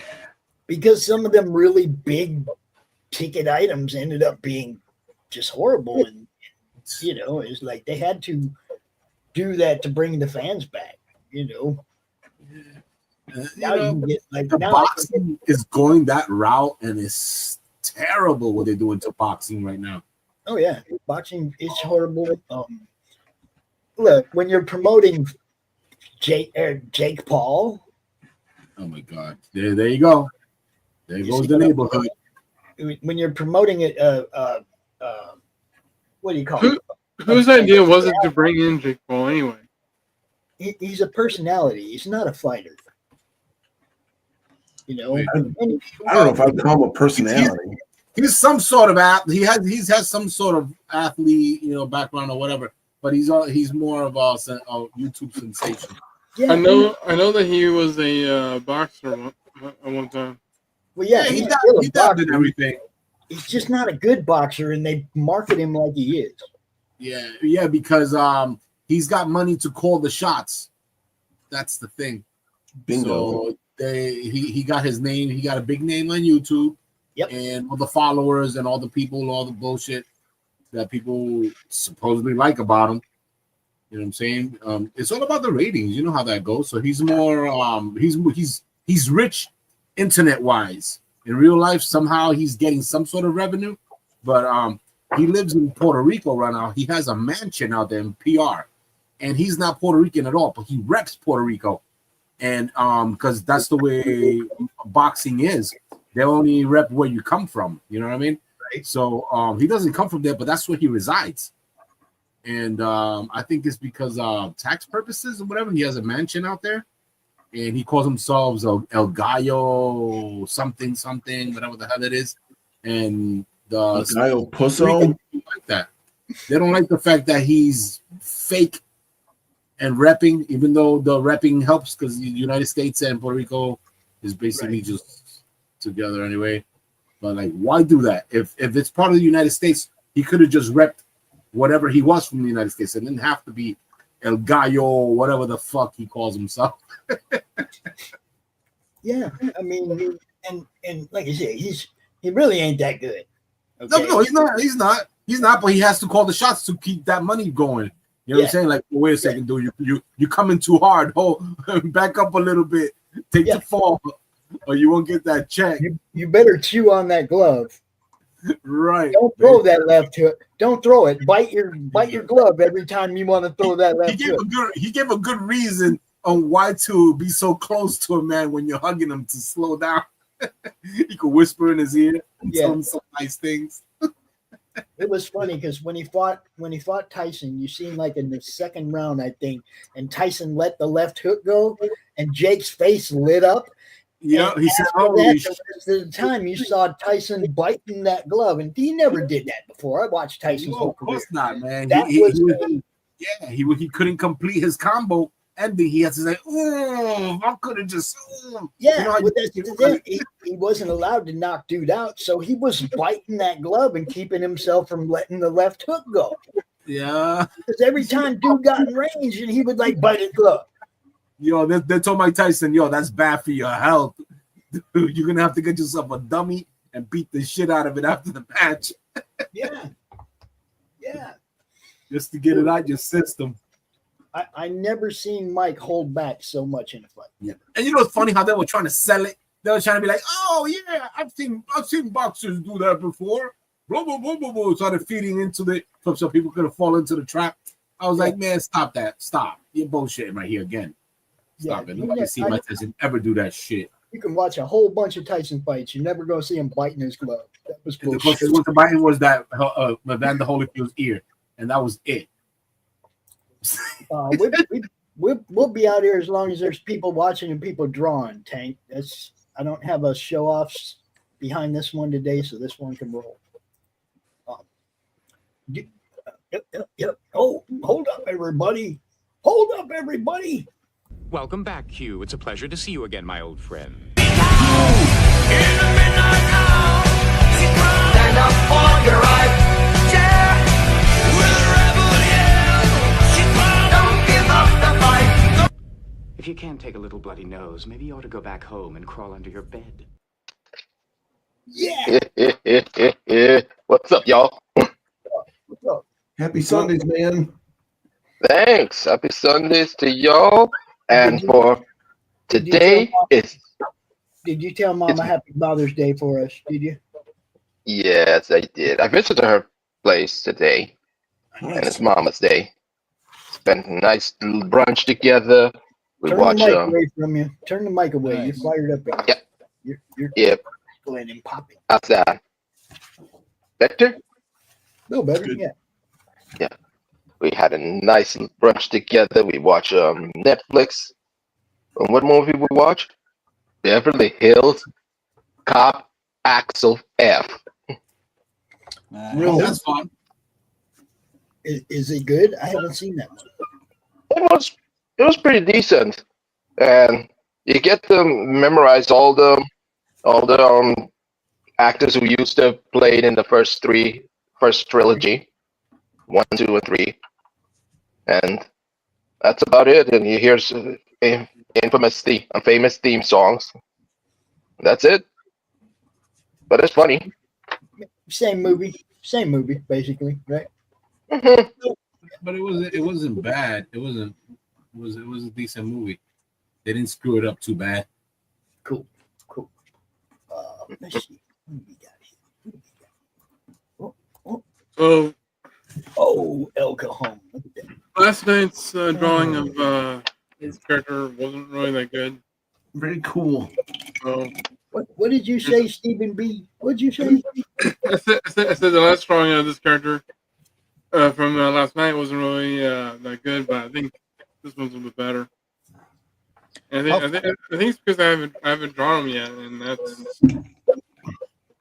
that's what character creation is. Hit and miss. You find out, you adjust, you keep shaping it the way you want it. Steven, have you decided? He's supposed to have like some tattoos, but I don't know what tattoos to put on him. Have you decided? Tattoo artist. Edwin, what kind of tattoos do you have? Edwin. What type of character he is?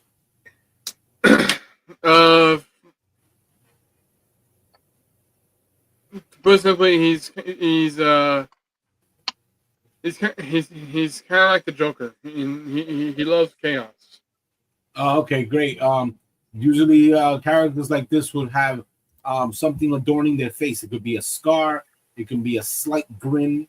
He can have a grin, a happy and a sad on the same face.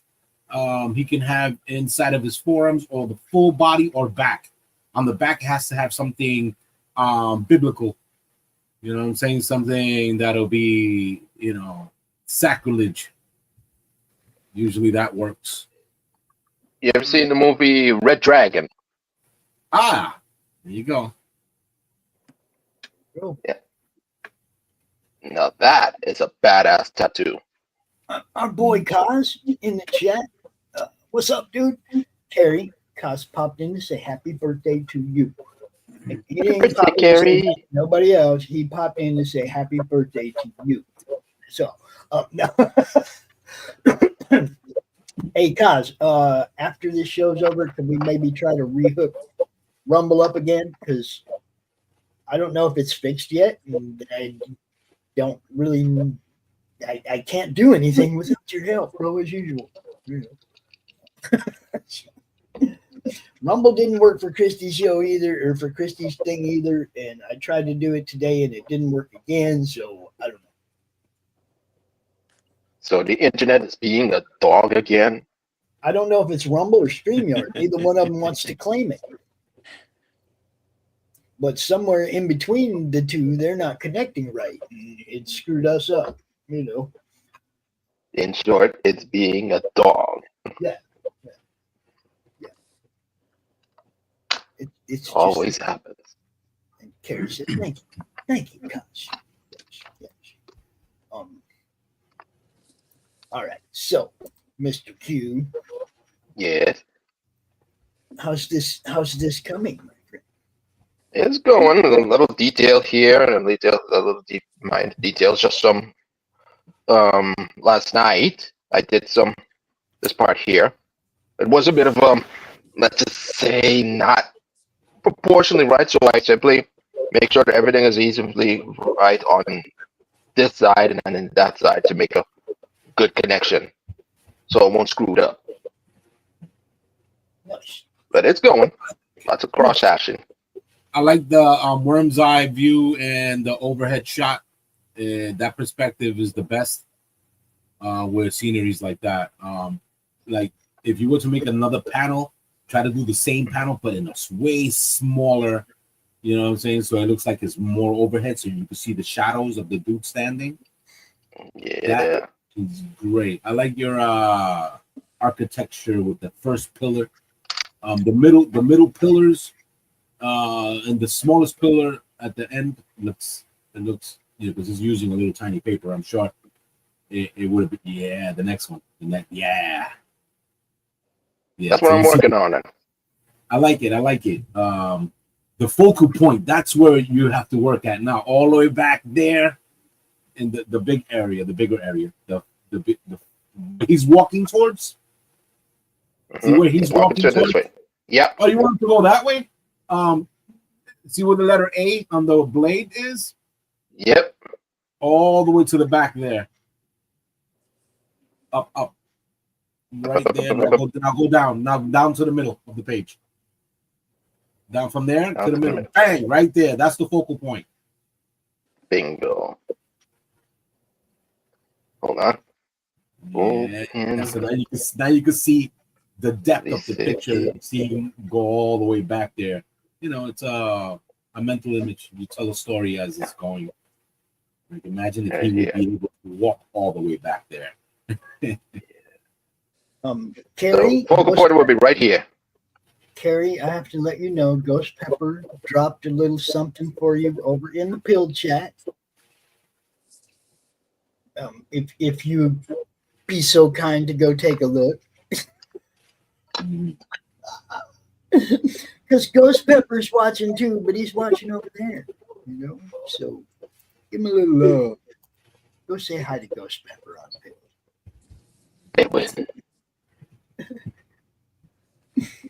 Now, so the focal point will be right here. I was going to say, I'm going to go back to this one for a moment because Levi has just been over here dropping ink all over this thing, man. And we ain't looked at it in about a half hour. So what's up? Nice. Thank you. You can't show it here. We don't. YouTube doesn't have stickers and stuff. You got to go over there and look at it. That's what I'm trying to. The pill. He sent you a little sticker. You have to go look. I don't really know how to show this guy's power, but say what? So I don't know how to show this guy's power, but I think the best way to do is to have like, I don't know, misty lines just coming off. I do have a question about that. Have you figured out the distance that people have to stay away from him in order to not be affected by his powers? What's the distance on that pheromone? So I would say, if I have to guess, or come up with something, I'd probably say like stay 10 feet away from him. Gotcha. Okay. I'm sorry. You said 20 feet from what? No, 10 feet. You broke up. I couldn't. 10 feet. In order for this guy's powers to not have any effect, or the minimums, or even the minimum effect, you would have to stay 10 feet away from him. Because it's based on pheromones.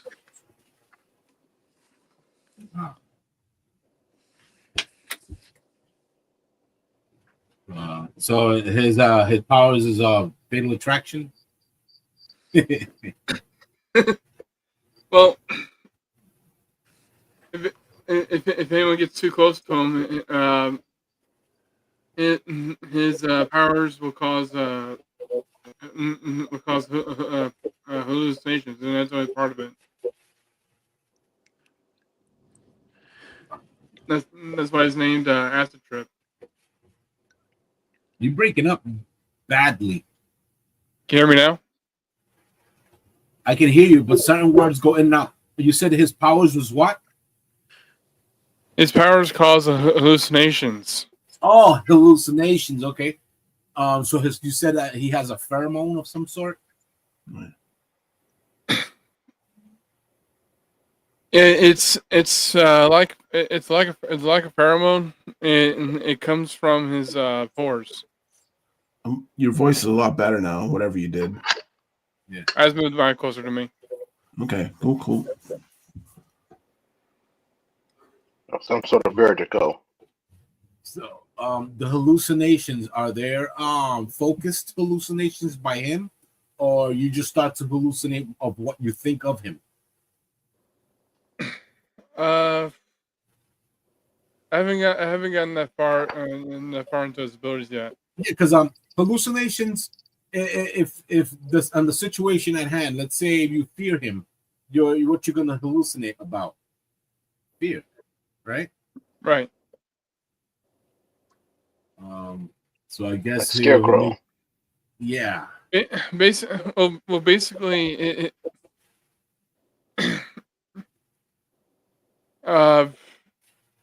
his powers give people the effect as if they were on acid. Okay, so they trip out. Yeah. Okay, but does it make it fun, or he does that to lower you into your demise? I'm sorry, what? The hallucinations, or if it's some sort of drug infused, it only happens on how you feel. So if they're not afraid of him, or if they're happy at the time being, it'll be just amplified. So the situation at hand, he lets that pheromone release, or it just happens to just don't be next to this guy for 10 feet. It's not a passive ability. Okay. So it's not like BO. It's like, damn, dude, you stink. No, it's not like dude, you need to take a shower kind of thing. Oh, I thought he was gonna pass the beans when he's scared. Art of Lloyd, what's happening? He can he can release his power at will. Okay, poor Will. But yeah, like a kid would say, "Shut up!" There goes Will. Get him. Though causing bad, good or bad hallucinations. If I had to guess, I would say it would depend on who is being affected by. How about when he does induce this hallucinogen mist? He can control what you trip out on, so he won't be too much. Yeah, I think it'd be better in that way, where he has the control over that, since it's his type of power release. He should have some sort of control of your hallucinations, because you could just hallucinate. You know what I'm saying? You might think of him as a good guy. It's true. It renders him powerless. Like I Roy, said, Roy, I just want to let you know, Critical Blast, we are broadcasting to Critical Blast. I don't think RJ's in the chat, though. We broadcast everywhere. That's what we do. What is up, Roy? It's good to see you, bro. Good to see you. Hope everything's well. Actually, I haven't really thought about that. Because if he can control of what people see, that would probably make him even more dangerous. Yeah, yeah, a little bit. Yeah, that's why that's why I wanted to talk about it. You know what I'm saying? Broaden your horizons on a character like this. Because I gotta ticking time. I gotta keep that in mind. Because like I was saying earlier, like when you said that his name is Acid Trip, I was like, I never had a bad one. Like literally never had a bad trip. Exactly. That's what I was trying to get at. Yeah. It's like every time I dropped acid, completely enjoyable. Yep. Me too. So, me too. Never a bad trip. Never does. I did see somebody else flip out. But I never. I had friends that completely flipped out, like fucking gone for the night. Yeah, because certain people who flip out is because they remember the stuff people had told them. Oh, some people got stuck in their eye, they got messed up, landed in the loony bin. Like, oh my God, it's happening. Dude, that's funny shit. The shit in my area in town was called Looney Tunes for the longest time. It came on the little tiny pieces of paper with Looney Tune characters on it. Mm-hmm. What's up? What's up? Yeah. Welcome, Anthro. What's happening? What's happening?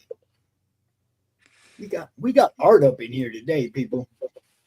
This is a guy who's gonna be fighting.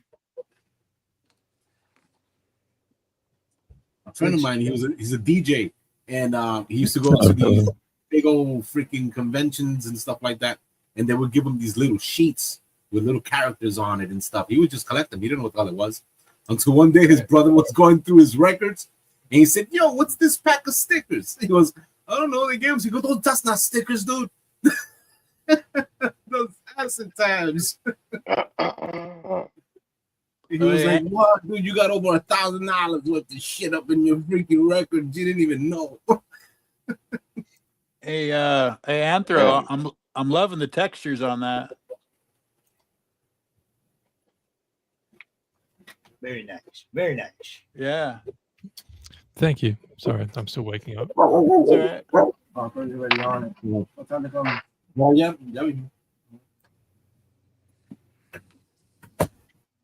How you doing, Edwin? Huh? How you doing, Edwin?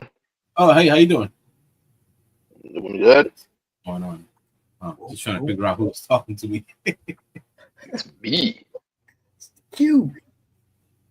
Yeah. You should always know when you're being hailed by the continuum. You should always know.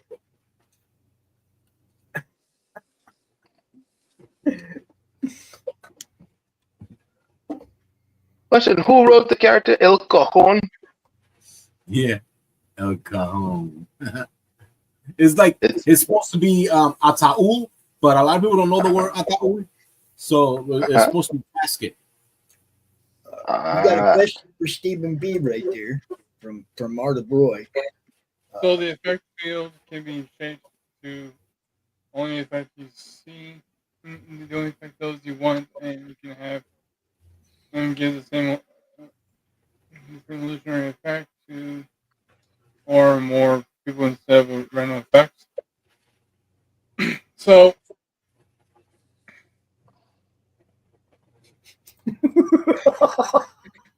Go ahead, Stephen. $1 I'm million sorry. question. I'm trying to answer the question. I know. Well, I haven't gone the full. I haven't thought of the full range of his abilities yet. And I'm sorry. What's your name again? Right. The guy who's who's on the screen right now. Oh, that's Edwin. Edwin. Huh? That's Edwin's art right there. Yeah, I hear you. What's up? Yeah. Artax. You haven't gone into in depth with your character. I haven't thought of the full abilities until you mentioned that one thing, which thank you for telling me. So one of the things I could think of is that if multiple people are in the same room, yeah, and he's controlling what they see, I would think it would be I think everyone will be seeing the same thing, just in their own perspective. You broke up, buddy. What happened? I didn't get the end of that. I said everyone in the it was like one multiple people in the in his range, and he's controlling of what they're seeing. Okay. Most likely, he would be having people focus on the same hallucination. It would just be different through everyone's perspective. Right. Right. That's what I was saying. And, Yeah. Depending on the situation of why they're that close to him and they're feeling this euphoric craziness. Yeah, that euphoria is the thing. But yeah, I haven't gone through the full range of his abilities yet. But I want to thank Artex for giving me the idea of him controlling of what people see. Yeah, that's cool. That's why we do this. Look, this was when Stephen came out, he was like, he said, this is character development. I don't really know I didn't like what I drew last night. I think you said you're doing it again. Right? Kind of like what's Roy saying? Kind of like Sauron from the X-Men. Sauron from the X-Men. Sauron. I know the dragon, the pterodactyl character. Yeah. I'm not familiar with that character. He has kind of the same ability. I'm sort of. I'm not a big X-Men fan, but I think that's what he can do is like project hallucinations, right? Yeah, that's an old character, man. I wouldn't remember his powers. All I know was that he looked cool, and that was it. He was a pterodactyl, man. Come on, he was cool. It just the problem was he wasn't one of the X-Men, so he was always getting his ass kicked, right? Right. No matter how cool the character is, but that was the era, Yeah, I can't really say that he's like Sauron. I'm gonna have to look up what and see what he can do. With his eyes, he can make them think they are or somewhere or someone else. Like hypnotherapy. Yes, but not with his eyes. With his his pheromones. Pheromones. Yes, I like that. I like that connection too. Yeah, the pheromone part is where it gets a little hazy. That's the part that kind of you have to like look into, find out what the pheromones are capable of happening to humans, besides having a sexual thing going. Because pheromones is always for attraction. You know what I'm saying? It's not for hallucinogen. Right. And is also used for channeling energy, transferring energy from female to male. Hormones are in that manner, unless you're the creature who uses pheromone for, procreating or. Now, you could make basically a smell for give me the D. I don't mean for it to be like pheromones. I mean like some kind of gas. But see, this is even that sounds wrong. I'm looking at it like this. If you got a good pheromone effect, you would definitely be able to put the ladies under your spell. Oh, wait a minute. You know what I mean? Star Fox. Like Dracula. Who's the Star Fox? He was in the Avengers for a while. He had that pheromone thing where the girls would swoon over him. Yeah, that's what I'm saying. It's like it would make it easier to have some kind of hypnotic or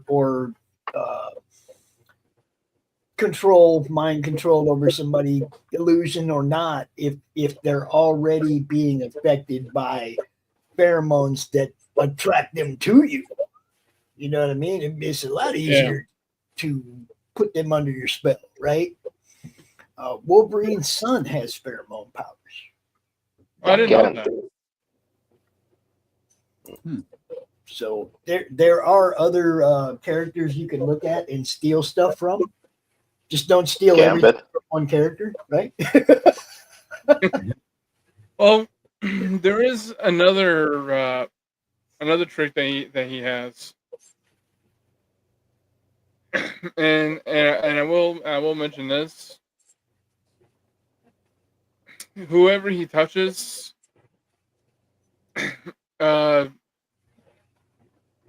you do time for? Huh? No, continue. He has like a nerve toxin coming out of his hands.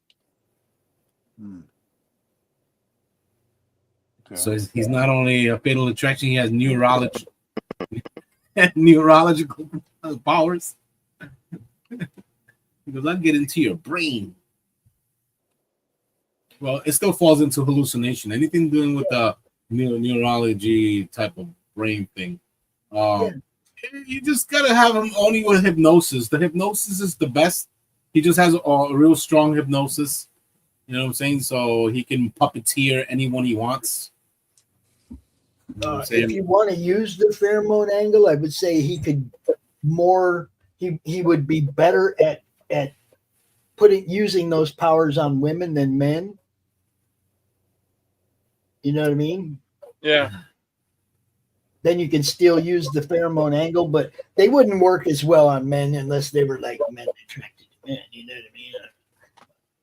Yeah, and then today's LGBTW, whatever the fuck. Yeah, you never know, right? Yo, fuck, homie. Oh my god, I'm so triggered. I can't control this gender. Did you just assume my gender control?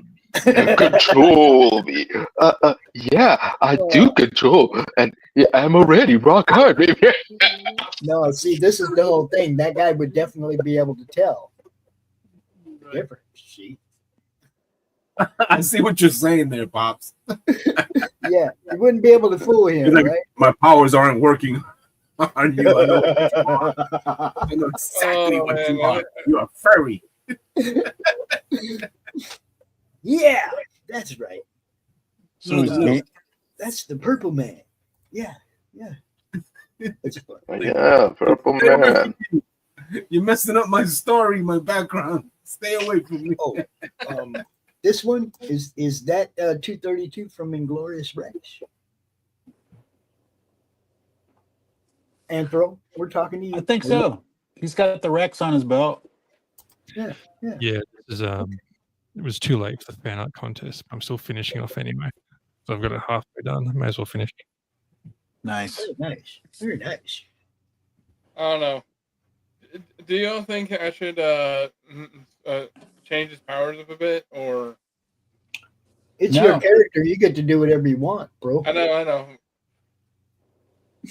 Just it's do what you want, man. Don't listen to these shitbirds. It's not change them. It's refine them. It's not change them. It's refine them so that there's something that's personally yours. Yeah. You see what I'm saying? Well, that's what I was saying, that his powers are still kind of in a development thing. Yeah. You can do whatever you want. It's not so much the power. It's figuring out the method of transmission that makes the most sense to the reader, right? Yeah. Never forget, guys, you're doing this for your readers. I'm trying to make this character like one of the most dangerous characters in the story. Yeah, you're doing the right way. You're going about it the right way. You got to figure it out. It's character development. That's what you're doing. You know, that's exactly what you're doing right now. And there's nothing written in stone that says your character has to be this, that, or anything else. You get to play with it. You get to develop it and put it where you eventually want it to be. You know, sorting out the kinks. Clay. This is the fun part. This is the fun part, right? Yeah. And then talking about it to more geeks, they'll fill out some empty holes in the character, so you might end up changing up whatever else. Because if we thought about it, somebody else might be thinking about it. We're not all creative geniuses. Yeah. Somebody must have thought about it before. You know what I'm saying?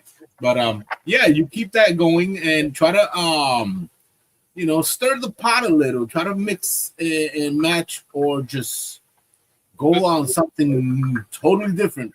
You know what I'm saying? Like, all right, he's anti everything. You know what I'm saying? Stuff. Because usually these characters with those hallucinating powers, it's already like so done to the ground. It's like, yeah, it's crazy. Yeah, you definitely want something different, you know.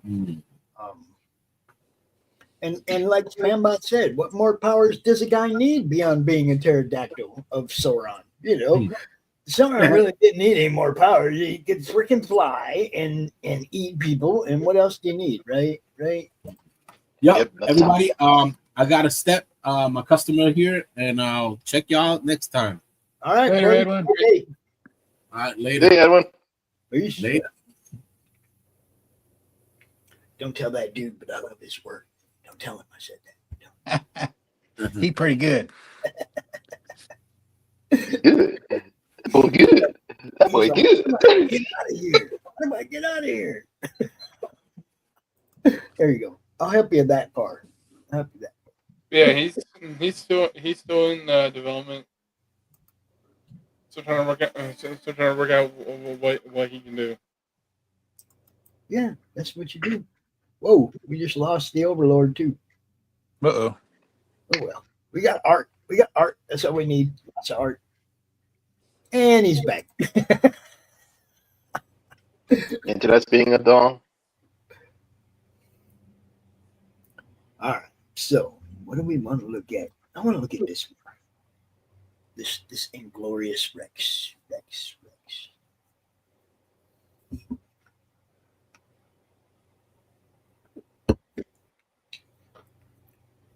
I do like what Shane does. I do. I like the storyline in Inglorious Rex.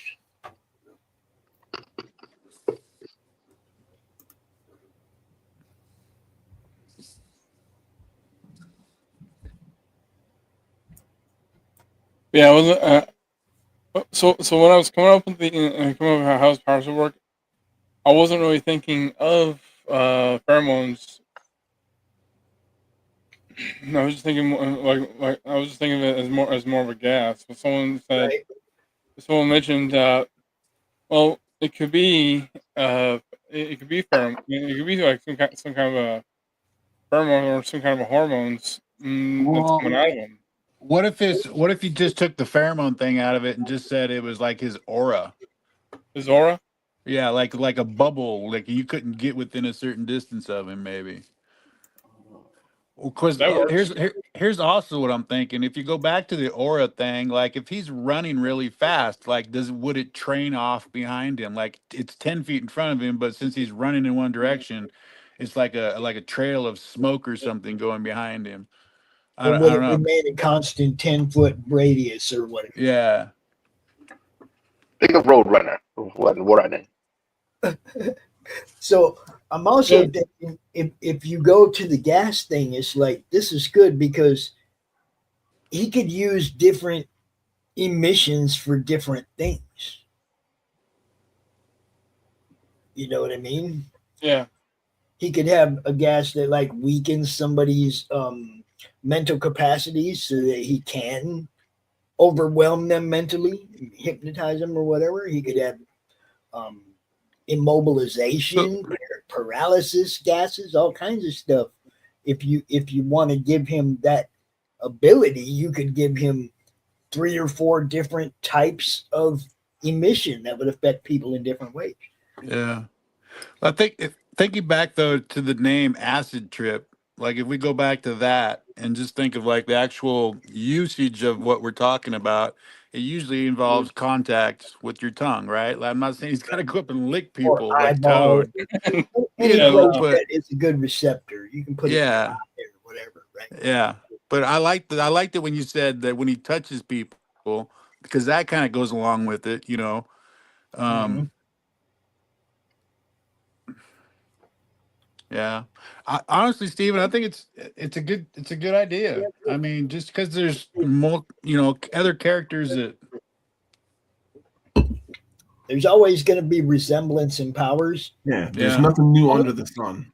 Yeah, the right trick there. is to make it stand out a little differently in Well, whatever way, you know. Well, yeah. Well, the thing is with powers, no matter how many times you try to work it, or no matter how many times you try to make it unique, it's still going to be a power that's that people are going to recognize as someone else's. Yeah. Like look at Deadpool. Deadpool is basically a combination between like Wolverine and like Spider-Man's jokiness, and they create a whole new character with it. So all you got to do is just find that little bit of twist to it, and you got it. See, and that's what I'm saying. The thing that makes it stand out from the other characters that have similar powers. You got to have that standout thing. With Deadpool, it's katanas and chimichangas, baby. Mm-hmm. You know, I mean, it's the personality, it's who he is that makes him stand out from the characters he was obviously mashed together from, right? Yep, exactly. You know, there's no Wolverine in Deadpool's personality, but there's a whole bunch of Wolverine in his powers. Yeah. Yeah. So all you got to do is find that little twist, Stefan, and then you're golden. And this is the guy he's going to be going up against. Who's the main hero? Oh, now that looks good, Steve. That's great. Very nice. Okay, so Roy says, how about spikes? Kind of like Dagger has, but they come from the mind like a Psylocke's brain daggers or whatever, and they can be created in the hands and thrown. Something like that. There's a lot of different ways you can go with this. I like what Levi said about in order to get full power on somebody, you have to actually be touching. But there can still be an aura of, you know, a little bit of trippiness when you're around. When there could still be a like a nasty aura, just fun when everyone just But when he touches somebody, then he's just got full fucking access to the brain. Yeah, like different phases of the power. Like you once you're within the aura, you start tripping, and then that gives him the ability to walk up to you. And then the minute he touches you, then it's like bam! Now I got full control. Okay, what part of hold up? Let's refine that a little differently. What part of the brain controls hallucination? Ooh. Does anybody know? That would be the area you affect when you touch somebody. Isn't that the hypothalamus? Totally takes away any defense they have against any hallucination you want to throw at them. So it would affect that part of the brain when you touch somebody, right? Just totally take down any immunity that a human has at all to protect themselves from hallucination. Your logic center shut down, everything, right? That's like your lizard brain. Yeah, it's like your logic centers and everything would just shut down. So that would be kind of cool if the touching affected that immediate part of the brain. A little research involved there, Stephen B., but you know. Yeah, I know. Always got to go through research on this. Yes. But that might be a bit of a angle that nobody else has used. You know, you specifically point out that this affects this part of the human's brain, and this is what it does. You know, when you go. I don't think there's anybody that has that kind of thing by touch that I know of. I know Wanda can just project hallucinations on people, but they just totally OP'd the Scarlet Witch over the last 10 years. So, God. I Googled this real quick, and it sent me into schizophrenia symptoms.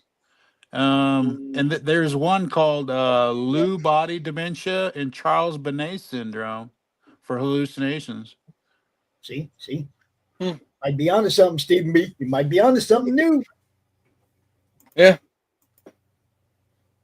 You could do something like when he reaches up and touches you, he says something like schizo. Right. That's like his catchphrase or something. Or he would be a clown and say, tripping. Yeah. Or I was thinking is the range of him, like, because you said there's like a range on his like pheromones and then touch. Yeah. The closer you get to him, the more deeply he affects your brain. Like one is just like maybe like your motor skills, but as you get closer, he affects like your memory or something like that. Yeah. Yeah. And then hey guys, I gotta roll.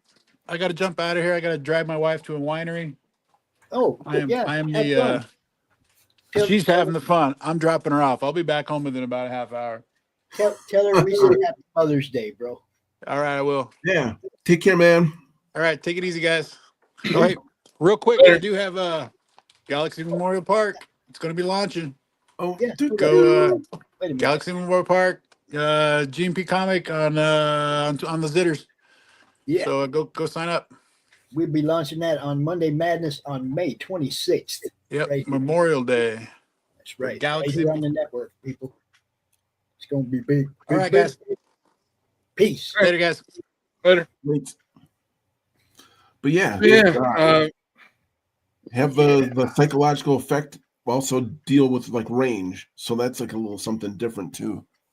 Go ahead. So pretty much the closer someone gets, the more his powers would affect them. Yeah, like you'll have to do a little research on like brain activity, like he was talking about schizo and stuff like that. But you know, like if you just get a whiff of them, like the pheromones, you're like kind of dizzy. It just affects like your motor skills. Yeah. But as you get closer and closer, it affects more deeper like psychological problems. And then if he touches you, you're screwed. Actually, speaking of touch, Think of this. I do have this one thing that I was gonna put into the story. So there's another character I have, and her name is Rod. Mm-hmm. And if you can tell by the name, anything she touches will just right away. Okay. Well, that goes for anything that touches her, and her powers are passive, so she has to constantly change clothes, or else they'll completely rot away. But anyway, there's a scene that I'm writing into the book where to where Acid tries to use his powers on their boss, Mm-hmm. and as he's reaching out to touch him on the shoulder, Rock grabs him on his forearm, and his forearm starts to rot away. Nice. Do you guys remember a character in Spider-Man named Carrion? No. He had a very short stint in Spider-Man, but he was one of my favorite Spider-Man villains. He distributed decay, just like what you're talking about. Like, oh, that's cool. Disease, and it just like, you know, it was crazy. I loved the character. I loved the whole premise of it. It was a hard villain for Spider-Man to beat. Turned out to be Captain Stacy's clone or some shit, right? Oh shit! Yeah, it was a good storyline, man. But it was a very Carrion had a very short stint. I think they might have like tried bringing back in other cases, but it didn't have the impact that it did, because this was like right after Gwen's death, I think. You know, and Captain Stacy lost it and shit. Good storyline, right?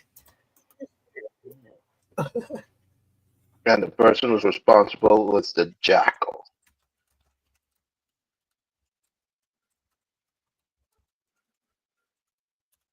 Hi, Kitty. Hope you feel better. Happy Mom's Day if you're watching. If you're watching. So yeah, I think this character is going to be probably one of the most dangerous villains I made so far.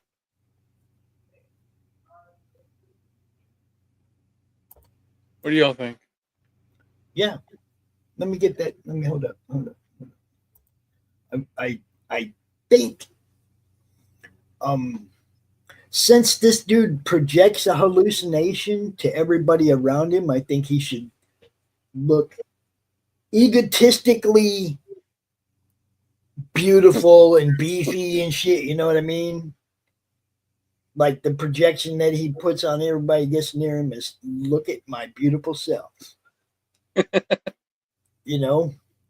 Yeah. Because he's already trying to hook people under his spell, right? So why wouldn't he be like just one of the beautiful people? If you know what I mean.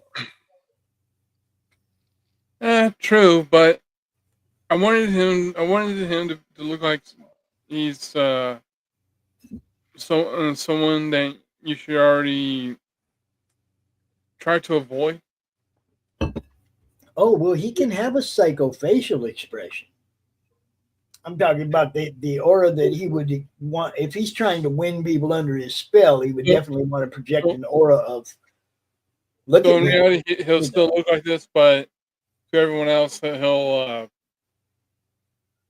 I mean, the farther away you are, then he looks more the way he really looks. But the closer you get, the more, you know, appealing he becomes as you get closer under his spell, right? Yeah. So it would actually even give you two different views of him. You can show him from a distance looking the evil guy that he is, and up close looking the guy who's trying to get you under his spell. You see what I'm saying? Two different looks for the character, even based on the people's perception.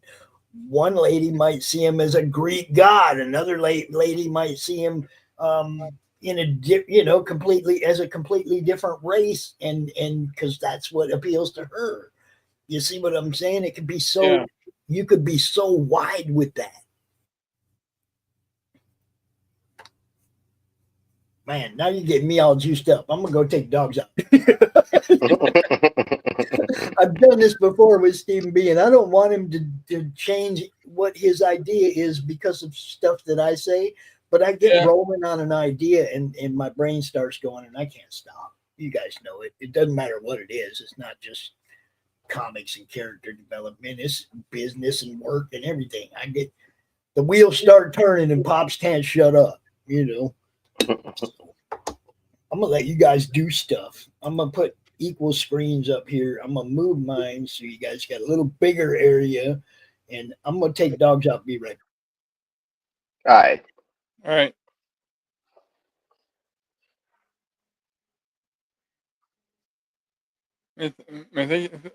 Thank you all for these suggestions.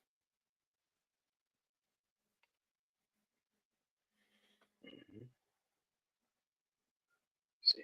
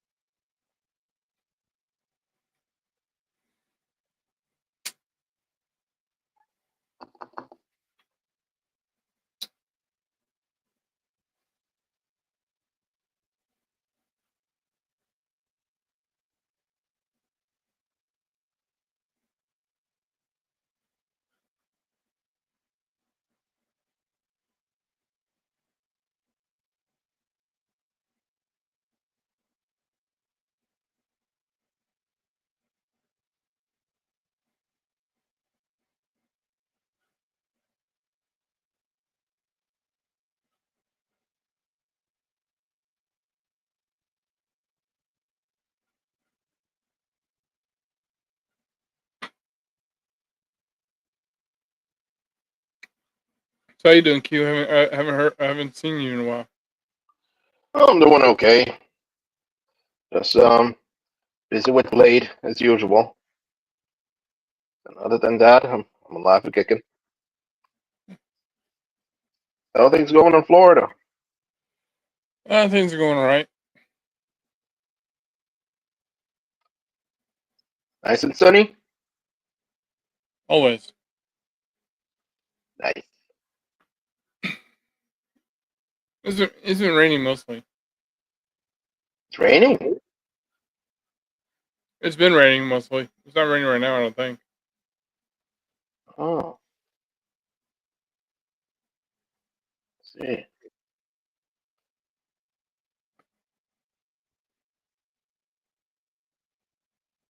Arthur, where you at?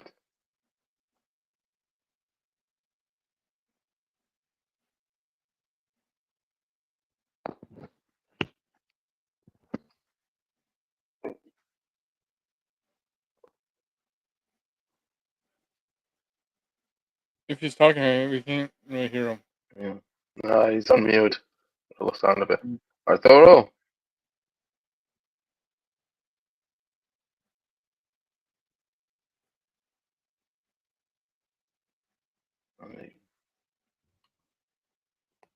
Oh, there we go. There you are. Where you been? So, Where you been? Australia. Oh, cool. What city? On the west coast or east coast? East, around Queensland. Oh, crikey. That's cool. How are things going on Queensland? Quiet, really. There's no news. We had a cyclone recently. That was exciting. Oh, shit. Was it that heavy? Nah. I mean, it took all the power lines down, but that was about it. Damn. Does it have a name for that cyclone? Or was it in number? I only changed the names because the name was it was Alfred, I think. A pissed off butler. I mean, kind of think of it. Yeah, Alfred's really pissed. So when he became a cyclo. We didn't make anything cleaner. Pissed off of clean. He's been cleaning this whole mess, get rid of the bad guano, and now he has to clean again because Batman invite Catwoman to come over and do the deed, the bat deed.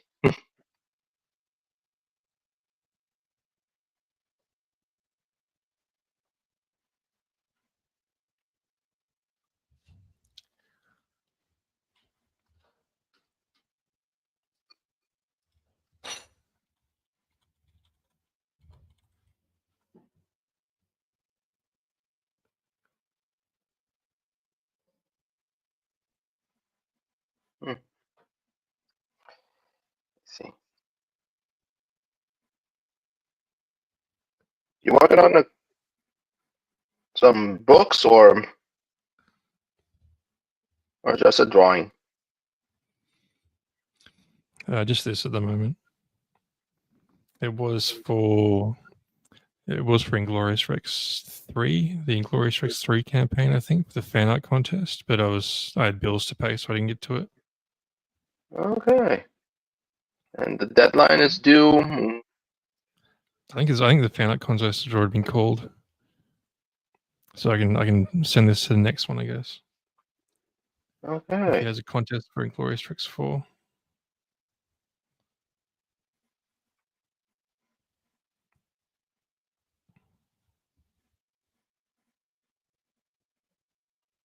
Sounds just interesting, though.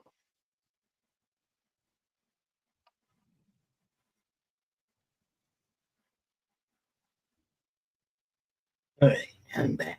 Let's get back to Welcome back. being stuff. Yeah. I'm back. Welcome back. Well, the dog's happy. He got let out. Oh, man. Yeah. I've been having a good time over here with the pit bulls. Overlord, why aren't you in here? There you go.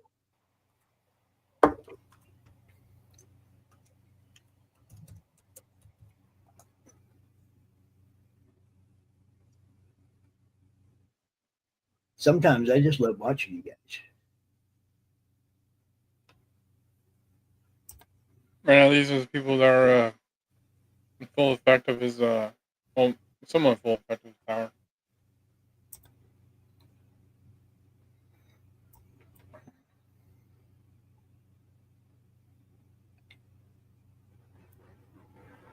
So that dude on the ground, he must be really tripping, huh?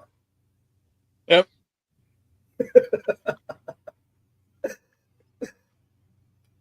Internet died like disco, but you're up here in the screen.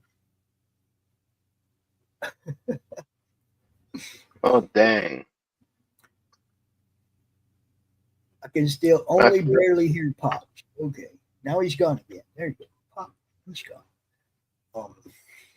So yeah, dude laying on the ground's totally messed up. Got dude over against the dumpster. Looks like he's scared to death. And that's why I think his power is what it should be doing. Well, yeah, I mean it's like when you said the gas thing, that was why I said like the different types of gases because it would affect people in different ways, right? Yeah. Yeah, I like that. I like that idea, that concept. You know, the deadly fart. The thing is like what kind of how do you explain where the emissions come from? Wait, were the ignitions? Yeah, like where's the gas coming from? Out of his mouth, out of his hands, and then you have to kind of come up with a logical reason for that happening. You know what I mean? Well, it's coming from the pores of his body. Okay, just everywhere. All right. Yeah, it's everywhere.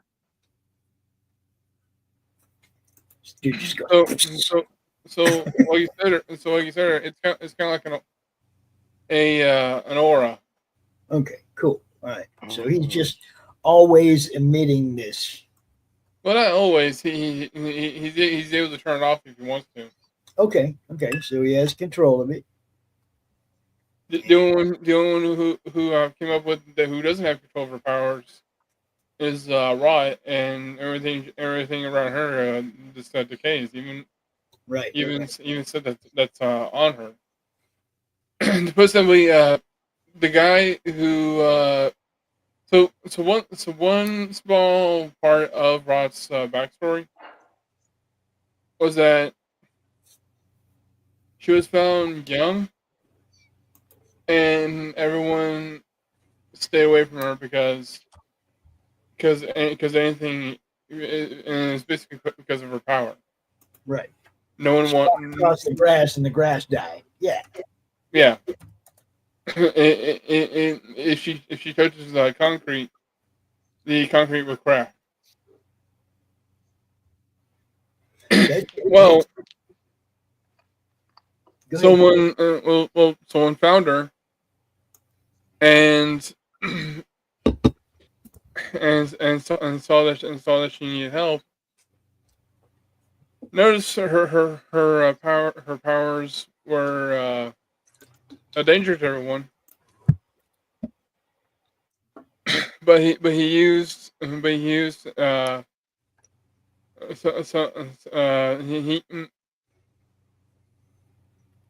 basically used someone to help bring her home. Right. And gave her special material made clothing, so that even if it rots away, it's not going to rot away as quickly as anything else. Right.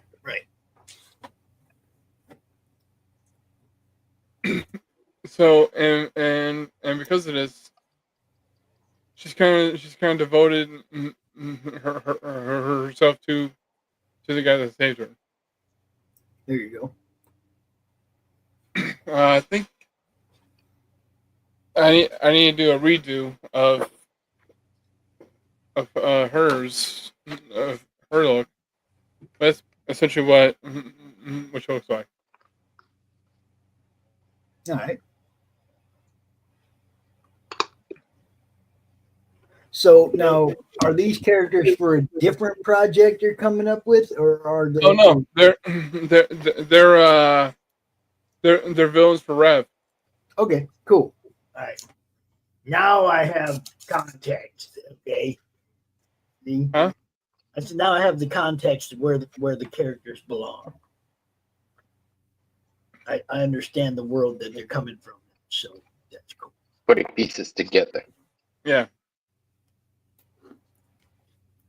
Cool. So I'm still working on the characters, and until I can get a few things done, I have a little bit of time for them. Nice. It's cool when you start working on the rogues gallery for your universe. It can be really fun when you start creating the villains. Yeah. Well, with someone actually told me that the way the Marvel creates their villains is that they create them through a tier, through what's like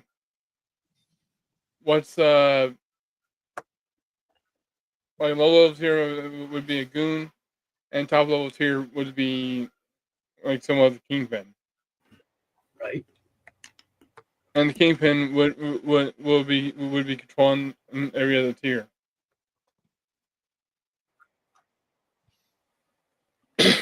I like the creating the villains because usually somebody creates their heroes first. And that's what I did. I created my hero first, and I thought, oh crap, he doesn't have anyone to fight. Yeah, and then you have to create somebody that presents a challenge for your hero's power set, right? You can't just make it somebody that your hero can just whoop. It has to be somebody that he's actually got to be on the line against. and you have to create your villains to challenge your heroes. Which a good example is Acid Trip and Rod, because he can't touch them. Right. Yeah, you definitely. That's the fun part. When you start creating the people that your hero has to defend the world from. You know, because they have to be, villains. They have to be somebody evil enough to get a hero's attention. Yeah. It's not just somebody that they call the cops for. It's got to be somebody that's getting headline news. Oh my God, dude's tearing up New York City. Call the Avengers, right? You see what I'm saying? Yeah. The hero has to be challenged. It can't be he kicks everybody's ass all the time. At the same time, don't ever draw your hero laying on the ground unconscious on the cover of your book. Ever. Marvel does that. DC does that. It's not a good look for your hero to be laid out on the cover. It's okay to happen to him in the book, but don't use that. Don't do it on the cover. Don't use that as a selling point, guys. Your cover's what people see, right? It's the first thing they see. Make it something that they want to get behind. Not oh, dude's got his ass kicked. Yeah. So why do people of DC and Marvel do that? I don't know, but they do it in every title. They do it. I mean, when me and Dave go through the show offs, we'll be going through one title, and there'll be 6-7 covers in a 50-book run that show the heroes all laid out. And it's like when I was a kid, it was like, yeah, seeing Cap unconscious on the ground wasn't a selling point for me. You know what I mean? I was buying the book with the hero on the cover whooping somebody's ass.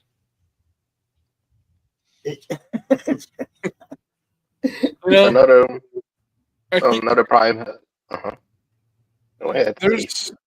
So I keep thinking, what if I had an opportunity to take one character from DC or Marvel and make one book out of it, or to bring him into my universe? Which character would it be? Well, for DC, I think this is more of an underrated character. I don't think he gets used as much. I would take the Red Tornado. Okay.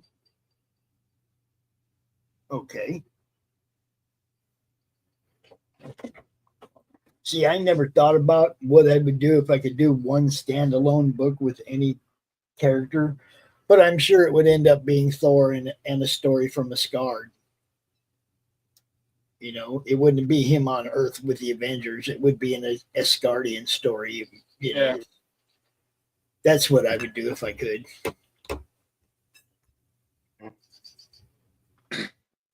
Yeah.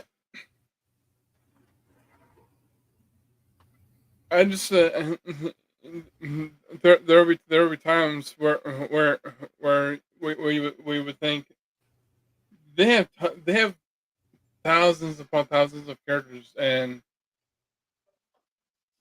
not nearly enough of them get the stage. All right, cool. What do you think? Yeah, I mean, I'm a fan of creativity. If somebody goes outside the box, I'm in it.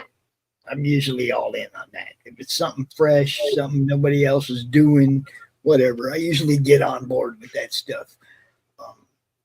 But like I said, when you're creating a universe and you've created your characters and it's time to give them the challenges that they need to have a successful run of books, you got to have a decent freaking rogues gallery, and they got to be not afraid to kill people and do all the bad stuff that makes a villain a villain. Yeah. You can't make every villain into an anti-hero. You can't make every villain into a nice guy. Sometimes villain's got to be a villain in order to sell the audience on the fact that this guy needs his ass kicked. You know, preach it, brother. I'm just saying. It's Tank is finally getting free. I can't. I can come out to the play, grabbing a coffin nail real quick. Coffin nail. I'm pretty sure that's a cigarette. Oh. He's gonna smoke a cigarette and then he's gonna come join us. Smoke weed every day. But yeah, it's. I think it's kind of interesting to think about stuff like that. Definitely, that's how you get to world building. You know, I mean, and that's also how you create new characters at the time too. Yeah. Well, that's what I mean. build on- You flesh out your world by creating new characters and expanding. And like you said, you know, it's like you can have a great story, but you can't like create a great villain and kill him off in the first book, right? Yeah. You create a great villain. You want this guy to be tormenting your hero for a long time to come, Joker. You see what I'm saying? It's like you gotta build those characters that are going to be around, that are going to have longevity, and you got to build a couple characters that it's okay to drag a knife across their throat. You see what I'm saying? Yeah. And that goes for heroes and villains. There has to be some disposable characters, and you might put a lot of time into building that guy, but he might just have to die. You see what I'm saying? It's like sometimes creators get too attached to their characters and they don't want to do what sometimes must be done. This is why I hate Batman's Rogue Gallery. Okay, for 60 years we watched people knock Batman out, and not one of them, not one of their underlings went over and dragged a knife across his throat and said, "It's all over, boss." Nobody, right? Nobody ever killed Batman. Batman been unconscious at the hands of more villains than anybody in comics. He should have been killed. Remember the time when Bane broke Batman's back? You can't write your guy into a bad situation all the time and then not eventually kill him. Okay. Eventually somebody's going to get lucky, or some underling is just going to come up and do the job because he's sick of watching his boss, Penguin, Batman, whoever, let this guy off the hook all the time. You see, eventually he's going to die. It's just realistic. But then the Joker's come after him because he wants that privilege. Yeah, but see, that's what I'm saying. It's like eventually somebody's just going to do it because they're sick of watching him botch it all the time. You know, come on. If you were the Joker's second in command and you watched him let Batman off the hook 10, 12 times, wouldn't you just get tired of it and take care of it? I would. My whole YouTube channel. I love a good villain. Well, yeah, that's the whole thing. That's what I'm saying, though. You have to write really good villains, but you have to remember some of them might not make it.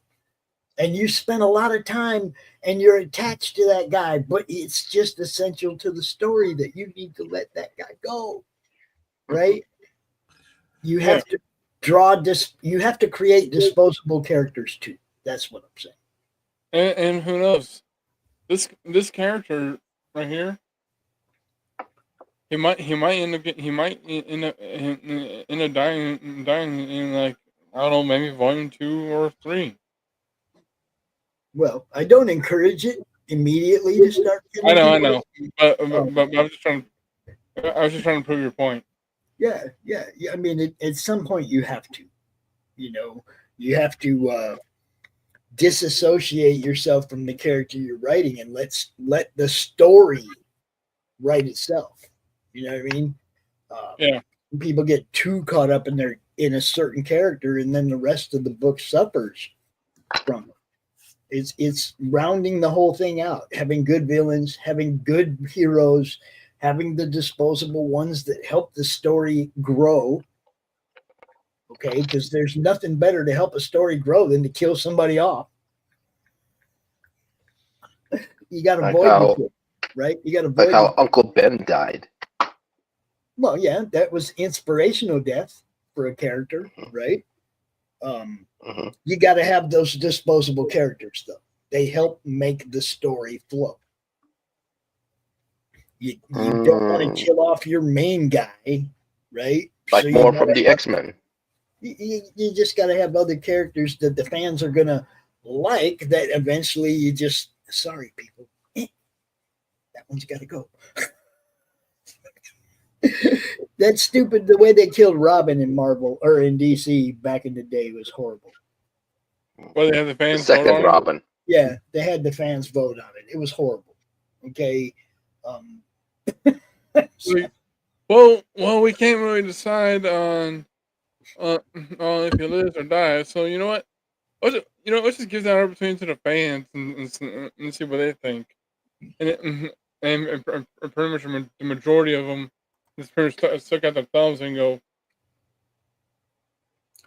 Like we got Raul and T in the chat. I don't know if you guys were watching last night. Raul drew an awesome picture that I posted called "Golfing Madness." It was amazing, guys. Let me see if I can find it real quick. Whoa, where's my stuff? Oh yeah, there it is. Check this out. Let me share my screen real quick. Yeah. It was really good. And he drew this in like hour and a half, maybe hour. And I loved it. I know you guys tell me what you think. Beginning. Golfing Madness. Yeah, he broke his golf club. That's a driver head right there in the front center at the bottom. Right? He swung the club, broke the head, and that's the golf ball leaving the scene on the right. Good stuff. Is that Really the good Wolfman? So he broke the golf The club. so dang hard that the head of the club broke off. That's not uncommon. I've seen it many times. Yeah, sometimes. But the question is, what type of club is it? Well, I mean, it's a driver. I can't tell what brand, obviously. But it was a great drawing. He drew that during the stream last night. Good stuff on the COU Drawstream. Christian Zappo's stream last night. Good stuff. That's why we're here, people, to show everybody good stuff. Who would be better at golf, Iceman or Hercules? I don't think Hercules could hit the ball soft enough to have any touch at all.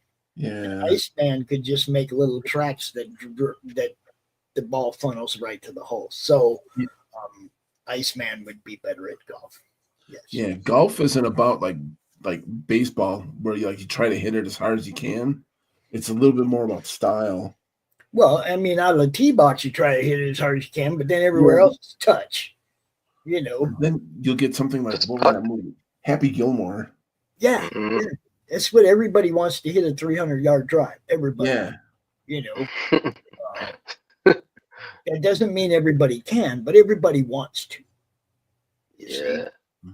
But like I said, Iceman, he would have the advantage because he would just be able to make little ice channels that take the ball right to the hole on a putt, right? He wouldn't even he'd just hit the putt and then make a little ice thing that guides the ball right to the hole. So he would one putt every green. On the green. Now that I think about it, there are some characters that I think they wouldn't become like anti-heroes, but if it was something that suits them best, they would try to help the hero. I guess that's if it's one of those the friend of my friend is my enemy type thing. Yeah. Yeah. You know, The enemy of my enemy is a friend. or something. Like, I don't mind. Like, I don't mind. I liked it the way I said it because it's true sometimes. It's my enemy. I don't mind that some villains would become the anti-hero, but you can't make all all the villains an anti-hero because then you're not gonna have any villains. Yeah. And some are just better to be villains. Well, that's what I'm saying. It's like you have to have the ones that are just always going to be the evil guy. You know, you can't. Everybody can't turn nice or be nice or anything, or nobody's going to buy into your villains. You got to Right. have a couple that are just flat evil, right? That gives the rest of them threat value. You know. You got to have those ones like Mephisto and Dormammu, those guys that were like way out there, Galactus. Okay, you have to have that mega villain to scale all the rest of the villains. So you have to choose your one guy, your guy that's just the meanest, baddest bitch on earth, and you know you can't ever take that away from him. He's always got to be that mean guy, that guy that everybody's afraid of, that guy that all the heroes fear. That's your Doctor Doom or Galactus or whatever. Yeah. Everybody's afraid of Doom. Except for me. That's Doom what is my hero. And he's always evil. Look, there might be times when he allies with somebody to take down a greater evil, but that's only for his own selfish reasons. He never teams up with somebody and continues to be their friend afterward. Yeah. You see, so I mean, there are. It should be like one of those things where, they team up, but the next time they meet, they're enemies. Yeah, I mean, there's alliances of convenience, you know, but no real alliances when it comes to guys like that. And everybody say hi to the tent. What's up, everybody? Hey, think How you doing? Hey. We got good audio? It's the man with the dancing girls. That's right. Today is maid day, so I've got Death dressed up in a little maid outfit. Somebody else has joined me in my dancing. I can see. let's just see who that Do you is. like Cloak and Dagger? Who are you asking? She's asking all of us, basically. All of us? Yeah.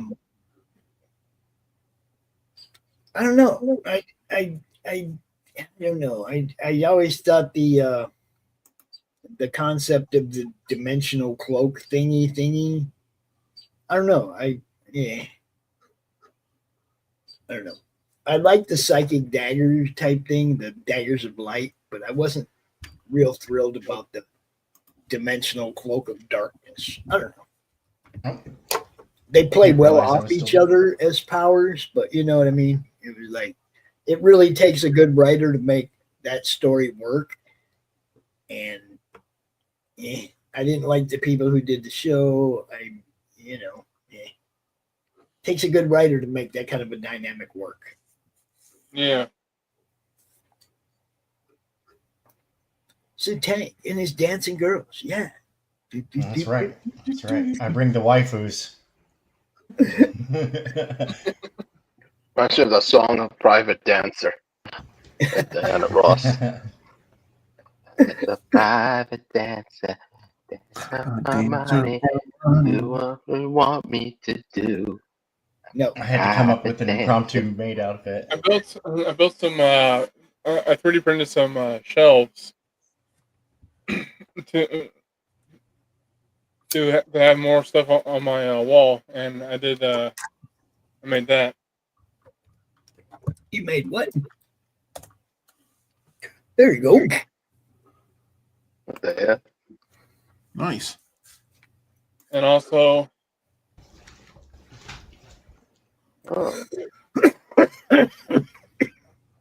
very nice. Now you know. It's gonna tell you. You gotta dust that shit every now and then. Huh? You gotta dust them things every now and then. Yeah. I didn't think about that so after. I was like, hey, these are a real good idea. Oh crap, now I got more to dust. Yeah, they definitely collect dust. I quit displaying my figures because it became too much of a pain to go through all them shelves, dusting everything off. But you know, just a heads up. Yeah, I know. Better hire an innocent French maid. It's easier to just like it's easier to just put a push pin in the wall and hang the package it came in on the wall, and then you just got to dust the package off every now and then. Well, I don't have any push pins, and I'm not going to put any holes in the wall. They're being held up by command strips. Okay. Yeah, I don't want no sticky stuff on my stuff. I do want to find something that's stronger than command strips, but it wouldn't harm the wall if I decided to take the shelf off. The problem is some of them strips, when you go to remove stuff, they take the paint with them. Yeah. You know, sometimes even the first layer of the drywall, that paper layer on the outside of the drywall, sometimes it gets that too. Some of those strips, after they've been up for a while, they just adhere. And there's no separating them from the paint shit, you know. Stacy says, "Hi, Tank." Yo, what's up, Stacy?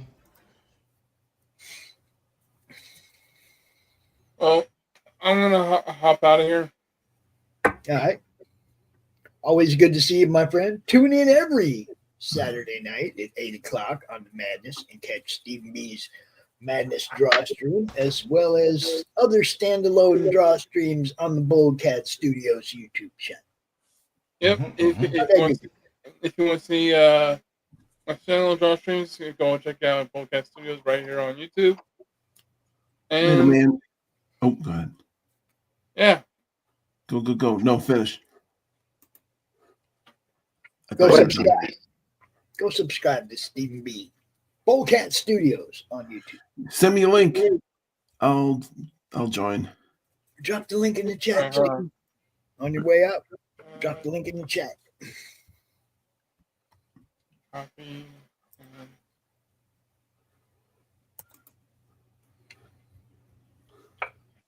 And I'm going to also say Stephen is one of the most dedicated people in the network. If he knows he's not going to be able to make it, he always sends some kind of a backup video. He records something previous and send it to me, so we got something to put in that time slot. I love Stephen B. Y'all should too. Mm-hmm. I agree. And the link to my channel is right there. Yeah. Yep. There you go. Woohoo! Thanks, ma'am. All right, later. Take it easy, bud. Later. Yeah. Subscribed. All right, Tank. What are we doing here? Well, the piece that I was working on yesterday. Let me last night over on Zapho's channel. This one right here. I noticed that there were some issues with it. The eyes are too far apart. So what I'm going to do is I'm going to pencil it digitally, and this time on a larger thing, and then I'm going to get it printed out. I'm going to get a blue line print, and I'm going to ink it analog style. So, and I like doing that. I can futz around with it, right? When I'm printing, when I'm doing this analog style. I get funky with the cheese whiz. Get funky. Get funky. rescale, move around, get things better positioned. Assuming position. Assuming position. That's right. Assuming position. Man, that's not. Those aren't memories I want. Right. Those are not memories I want right now. Oh man, that was when I was in high school. Me and my schoolmates, school buddies. We played some sort of an outdoor game. Simply throw a tennis ball against the wall, and you have to catch it. And if one of them didn't catch properly, either he dropped it or whoops, I missed it. That kid has to run as quick as he can against the wall because the other kid will grab it and not only throw the ball against the wall, they throw it at the kid. Oh yeah, So, yeah. We called that butts up. Yeah. Because then you had to assume the position. Yes. And one of them tried to assuming position. Yeah. Yeah, see, that just gives me, the whole term just gives me the willies. Yeah. You know, when you came out of visitation in prison, Really? assume the position. Yeah. If you don't know what I'm talking about, I ain't gonna tell you. But it involved turning your head and coughing, squatting and coughing, and all kinds of dumb shit. Okay, so yeah, no fun, not good, not good memory. When the cops say it to you, it means grab a wall. You know, grab that wall, don't move, right? That's no fun. When the cops are telling you to grab the wall, that's no grab fun. the wall. What wall? I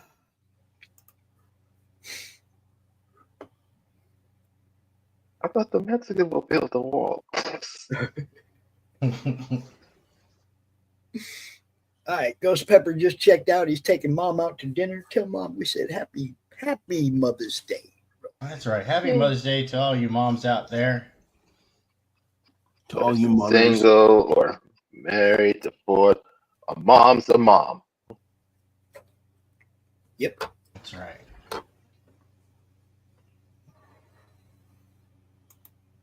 Oh man, that was a good one.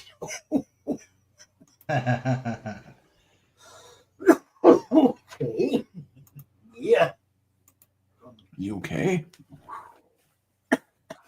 I think he's doing better than okay. I like my job.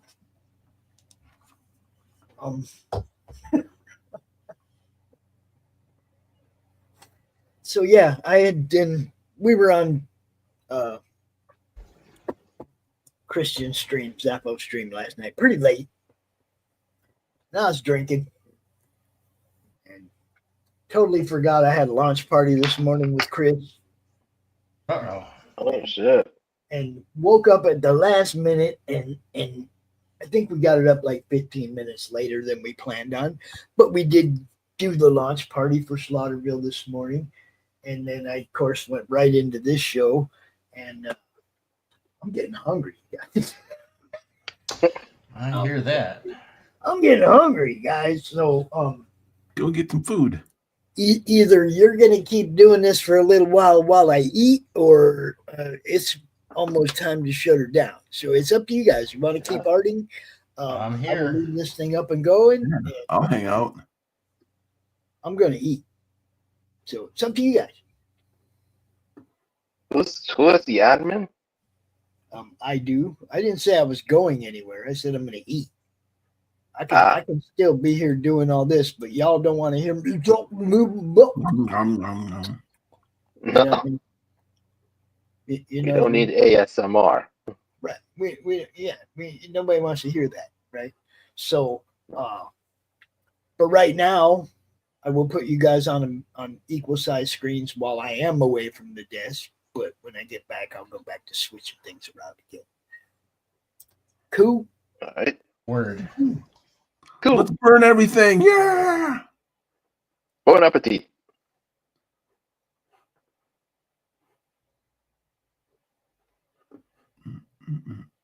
I think everybody's working anyway, so Yeah.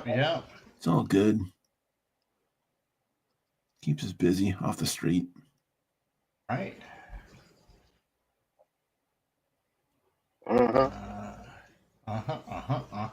That's the way. Ska, ska, ska, da da da da da. Jamaica, ska, da da da da da. Any Fishbone fans out here? Yes. Party at Ground Zero. Hell yeah! That's what I'm talking about. Man, they are amazing when they're live and like their recorded stuff is nothing compared to their live stuff. Have they even done a live show? And not in a while. They did a minor show. They performed with they had a little show where I saw them. They were with Radioactive Chicken Heads and Green Jello at a little dive bar out in the wastes of Los Angeles. I haven't heard of Green Jello in ages either. Oh yeah. Man Speaker's still at it, man. He's got a YouTube channel. Although it hasn't been showing up in my algorithm, so I don't know if he's busy in the studio and just hasn't been doing it, but they were doing stuff like every Saturday. Yeah, gosh. Yep. That brings back memories.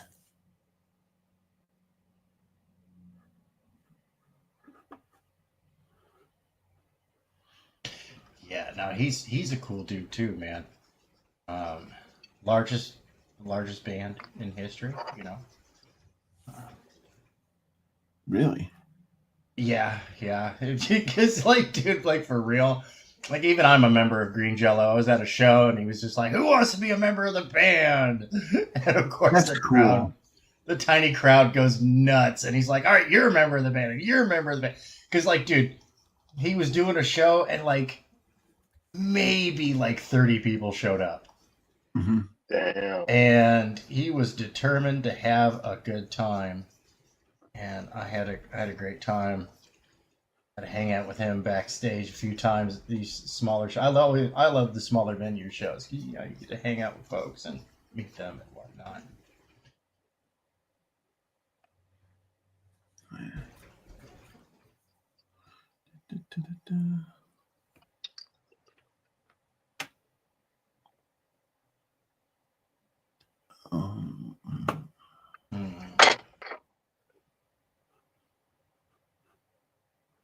Still live, Levi.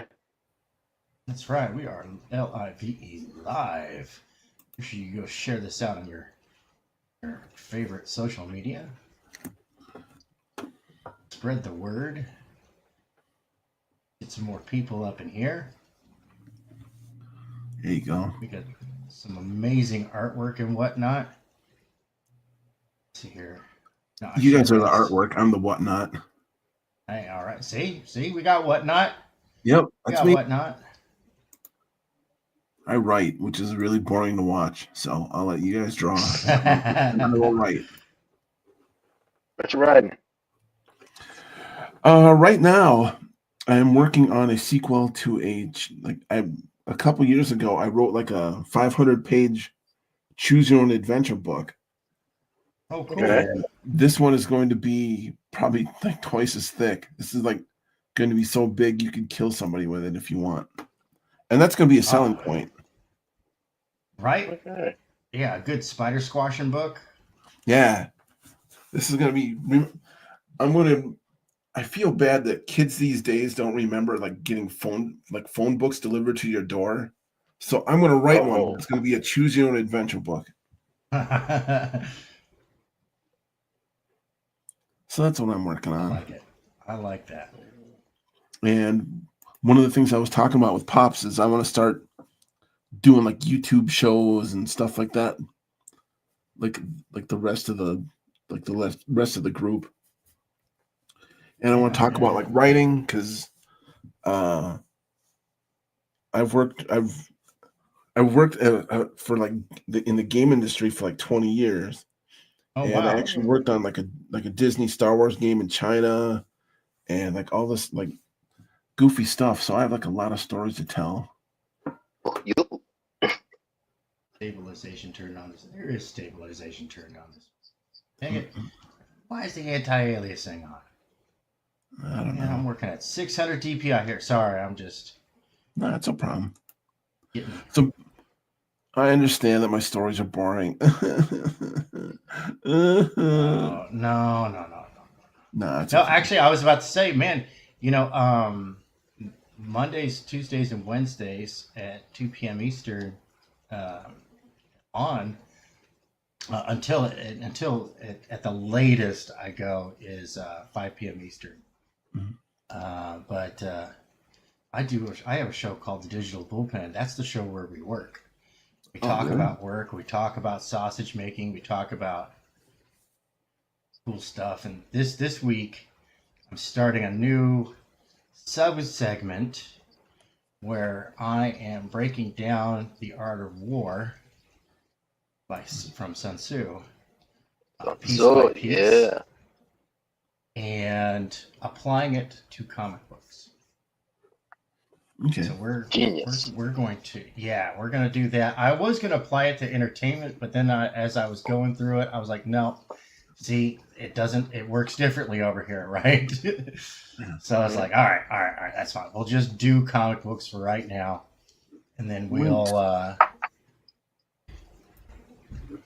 send links. We'll get it noodled out, and I will tune in. Heck yeah! I will. I'll drop my link in the chat here when I drop it like it's hot. I'll break a little bit. That's all right. No, that's no problem. Drop it like it's hot.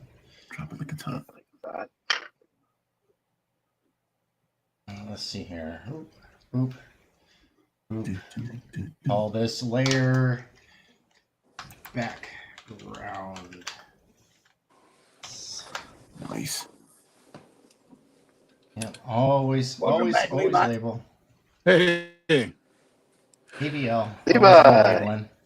Wife all dropped off. Yep. Woohoo. Yep. She's Party officially at the time. winery. Awesome. What's up, Levi? What are you doing, man? Doing good. Did you take a sip? Oh, me? No, God, no, man. I don't like wine. God. Yeah, no, not a wine drinker. Pops, I just let you know I'm gonna beg for forgiveness. I'm gonna throw on a little bit of light background music. This is from The Lady Serpent and Legion Zero. It's copyright free, so hit me up if you want to run this stuff in the background of your streams or use it in your videos. It's very simple, little Creative Commons type of deal. Just help a sucker out, kind of stuff. That's what we do here. I'm your friendly neighborhood force multiplier. No problem. It's all good. I am staunchly anti-mainstream. I'm done with it. I'm done with the shenanigans that they have been inflicting upon us. In the words of Doomcock, the wages of woke is broke. It's true. Oh, dang it. That reminds me. I gotta go record a birthday message for Doomcock. Dang it. Because I also, I am, occasionally, I'm lucky enough to have the time to catch one of Stark of Iron's streams where I am one of the entertainment talents. I guess you could, I'm really loosely using that term there. And entertain some fine folks, but he's got a great show. He really does. He does like voices and does karaoke in those voices. Over on the Cotton Connection, he's usually Drunk Alf, which is Far too funny. Talented guy. And he asked me to record a nice birthday message for Doomcock. So I was like, oh yeah.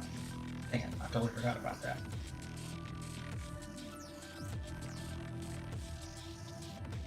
One time he sang a birthday song during the first lockdown, and I think it's Friday night, Rolex. And I said, "Oh, it's my birthday." Then he said, "Hey, it's your birthday." Then he sang a birthday song to me. Nice. You say it's your birthday. It's my birthday too, yeah. Do do do do do do do do. Sorry. Oh, you're good. You're good. So it was the Weird Al one. It's time to celebrate your birthday. It happens every year. Eat a lot of broccoli and drink a lot of beer. Drink a lot of beer. Happy birthday to you. Yep. Oh my gosh. Another Weird Al fan.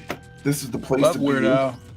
This is where the cool kids are, man. And that is a fact. That's right.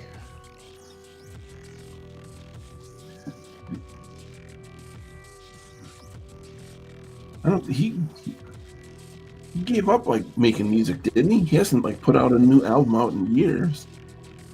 He's released a couple of new tracks via his YouTube, but he's been mostly on the producer side, getting out new talent.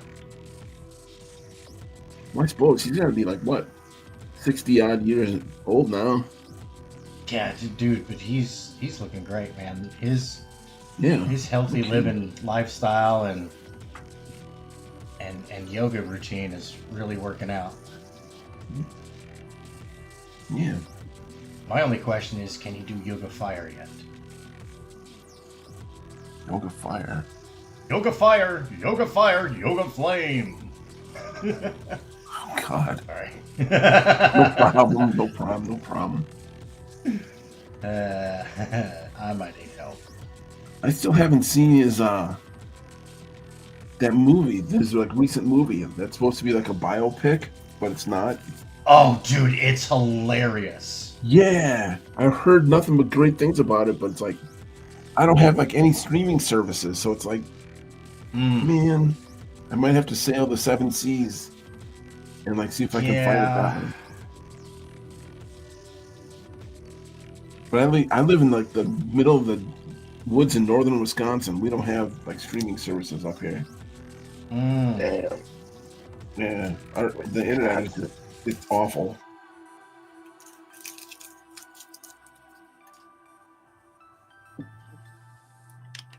I see like deer and bear in my yard though. That's cool. A deer and a bear. Yeah, deer, bear, wolves, coyote, you name it. So when Bambi meets Yogi. Yep. So I have that, but I can't get decent internet.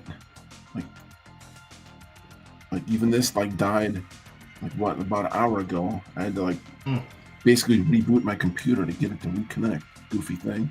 God damn. Is that really remote? The closest town is a 20-minute drive. Is the closest civilization. Damn. Yeah, but it's quiet out here. That's nice.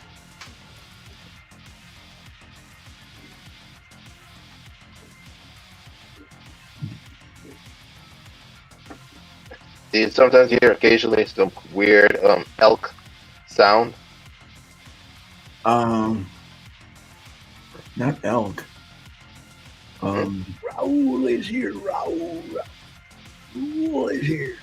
Like mostly it's like quiet. It's like just dead quiet. Like, oh, it's crazy quiet. Like I have to put on like sounds like a vacuum cleaner or something in the background, so it's just like not so quiet out here. That sounds weird when I say that. No, I dig it. I absolutely dig it. Really well. I lived in the high desert of California for a little while, and it gets creepy quiet. Oh, really? Yeah, okay, yeah. Q, were you on the Friday the 13th? I caught that, man. I caught that. I missed it. What do you do? He's doing the Friday the 13th. Really? Man.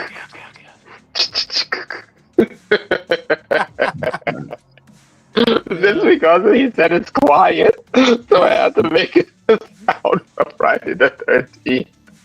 There's one in every group. Oh my gosh. Hugh, you're a bad man. Well, need some little sense of humor. Yeah. Till you're the guy that the homicidal killer comes up on, then it's not so fun, now is it? Gosh darn kids with your loud music and hula hoops and murder victims.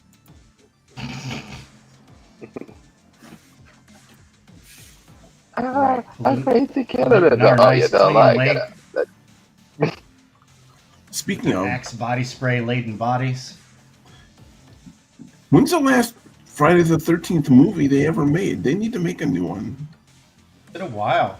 Yeah. I love those movies. They're really good. Although I think I could wait for Hollywood to get over this reimagining trend. Yeah, that's true. Because it's a bunch of cargo cultists. Yeah. Like the cargo cultists of the South Pacific that try to summon the World War II airdrops with their wicker airplanes. You know Just what, don't man? understand how the magic works. I think you're missing out on that. I think if you totally leaned into it, because okay, movie one, it wasn't Jason, it was his mom. So if you started with the mom, you could totally play into this whole fucking Psycho Karen thing.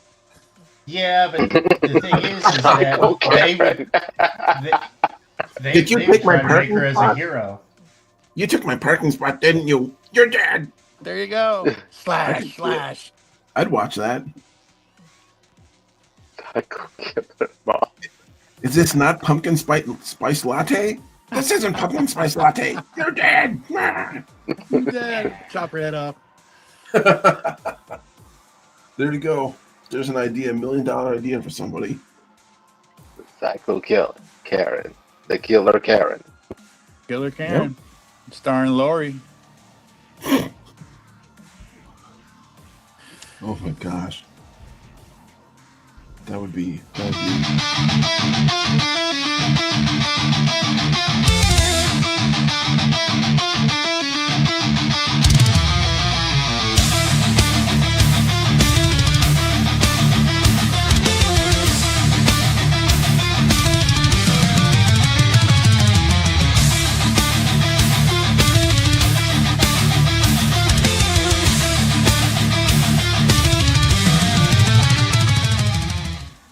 real thing.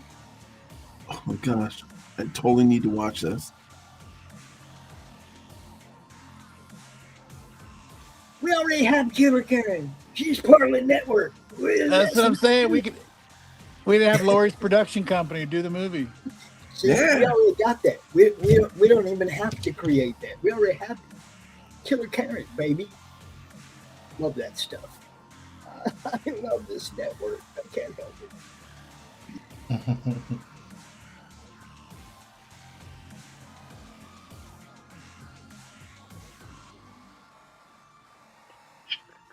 We talk about weird stuff here. Why I'm doing that? And you know what's even funnier? There was sometimes in my neighborhood, somewhere close to my neighborhood, occasionally there's every early morning you hear the birds are chirping here or there. But out of nowhere, some of the birds making their own Friday the 13th theme. Like, I'm like, what the fuck? Someone's watching too much Friday the 13th. Where the heck do you live? Start looking around. It's time to move. So yeah, like I said, we already have the Killer Karen. She's wonderful. We have a show. But those characters came out of the Slaughterville RPG game and kind of took on a life of their own. Karen and Dante, they do a show together. And Dante has been challenged to a golf match by the lead vocalist from the band Lunatics Fringe. Mr. Fringe and Dante are going to golf in character on May 31st live. It's going to be hilarious. You're going to want to watch. Dante's never golfed before. Oh my gosh, that's going to be awesome. Now, Pops has golfed before, but Dante's never golfed before. It's going to be fun. It's going to be a lot of fun.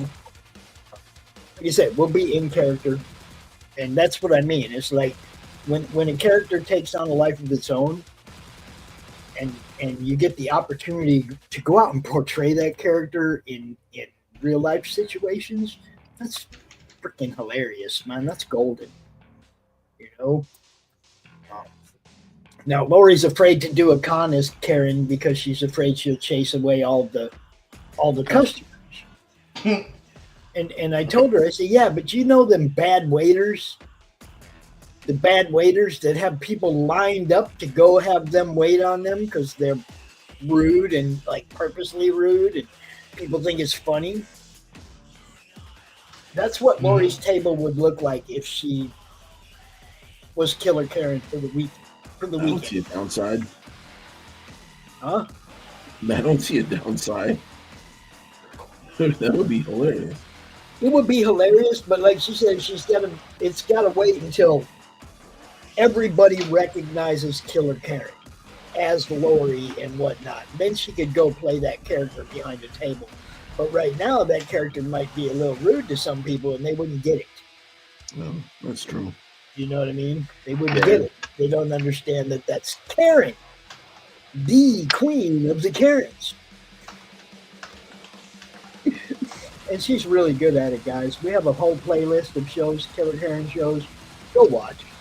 If you haven't seen it, you want something to laugh about, just go watch Killer Karen. It's hilarious.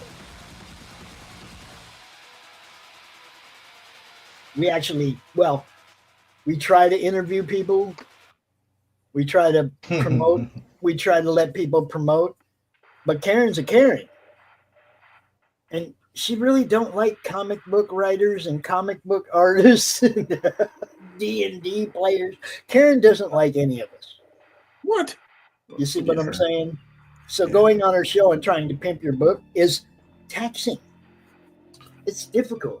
You have to hope that Dante will kick her out the stream so you get a chance to promote, right? We have a lot of fun. It's hilarious, guys. And On a side note, there used to be a trauma movie called Killer Condom. yeah. For some reason, that made me think of that. Yeah, it's really awful. I recommend everyone watch it. I love Bad Cinema, by the way. I'm probably going to like that sounding, but you know, just me. I can say that the Killer Karen concept was, like you said, born out of a bit of a RPG game. Characters were created, and somebody said something that, like, wouldn't it be hilarious if Karen interviewed people? And it was like Lori and I talked about it, and it was like, you know, it really would be. Because Karen wouldn't let anybody say anything. She wouldn't let them talk about stuff she doesn't like. She'd make it all about her all the time. And then you have the stoner guy, Dante, trying to actually help promote you guys because he likes comics. You see what I'm saying? And the interaction between Karen and Dante is hilarious. Some people come in prepared for the show. Okay, because they know the concept already and they come in prepared. Other people come in and they're like, oh, what the hell's going on here? But it's always been fun, and you can tell we play the outtakes at the end of the show, so you can see we break character. We can't do the show live because we break character so much laughing. Okay, one of us will say something, and the other two people in the show will just bust up laughing. And of course, we have to cut that, edit that out. But we show all the laughing and the stuff at the end of the show in a clip scene, so you realize we were having fun. You know what I mean? We weren't like really being rude to each other or any of that. It's all in fun, and it is a hilarious show. That's really all I get. It's freaking funny, guys. Go watch it. uh, go watch the one with Mr. Fish. Mr. Fish. Yeah, go watch the. I think it was the last episode we did with Mr. Fish. That one's Mr. really Fish. funny because Fish Lee, he came prepared. Okay, he came prepared as the macho fish. Oh, nice. Oh, it was The hilarious. macho dude. fish. Yes, it was just like, hey, everybody, it's the macho fish, and let me tell you, and it was like, oh my god, Right, because he got Macho glasses. Fish. Yeah. yeah, if people come prepared and have a stick that we can play off, because it's all improv. We don't script any of it. Whatever the guest gives us, that's what we're playing off of, right? So it's so much fun. Like I said, it's just fun to do something in character where there's no script written. You have to come up with it out of your head. That's challenging and fun. Guys, I have a blast doing that show. Look at Raul just busting this out like in no time. Nice.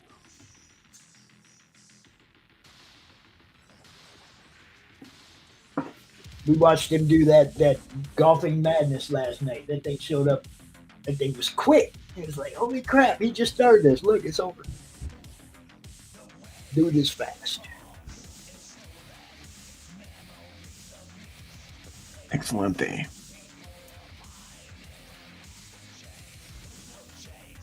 Man, look, everybody up here right now is just fucking killing it, guys. Yeah. Oh my gosh. All four of these guys are just fucking killing it right now. Yeah, that's great If you ain't stuff. watching, you should be telling somebody at least. That's all I got to say. I wrote a bunch of words. That's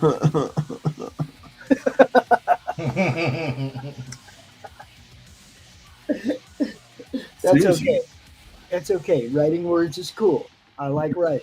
It is. I like to read books. I do. I have to admit I'm biased toward Levi's stuff because Doom is like one of my favorite characters, man. Levi just been killing it on all these things. That's awesome. The I'm Thor, commissioning you all to of it. make a big Doom poster. I don't want to see Wolverine butt though. I don't care about that. You jerk.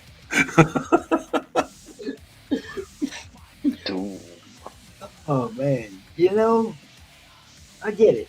Wolvie butt isn't my favorite fucking thing either. Mark that off of your madness streaming bingo card. Wolverine butt. It's not on my list of things I need, right? So we always used to joke around about. I haven't been to a convention in about 10 years, but I did like a 15-year run, right? And we would always say we need to come up with convention bingo because there's certain stereotypes that always show up. Like there's always a guy in a kilt, right? Oh, yeah. And over in Seattle, those cons, it wasn't just a kilt; it was a utility kilt. Like he was like kilt with pockets. Like this fucker was prepared. Like he could probably shank you, right? So, and I always tell him like, okay, when we do this game, the middle square that I want is because it actually happened at Bell City Comic Horror Con, whatever the fuck that thing was. It was over in Bellingham, Washington, and like center square needs to be cross-dressing zombie, right? What the hell? Yes. So I'm sitting there at the table, and my buddy Chuck comes up to me, and he's talking to me, and he's all like, "Hey, check that out." And this person was at another table, and this person had legs for miles and was wearing a miniskirt. But when this person turned around, I was like, "Okay, Chuck, that's fucking mean, dude. You had me checking out, Right? It's like, funny. And so the next day was the cosplaying contest. Oh god. So this person came back to the convention as a zombie the next time, but still in his Long-legged normal miniskirt dude. Yeah. Yes. The third day, we're out we're out in front of the convention before it starts, and we're smoking a cigarette, and this person comes walking up and had obviously been out all night because the 5 o'clock shadow was starting to kick in. Oh gosh. This person just comes up and is like, "Hey man, can I get a smoke?" Look, here you go.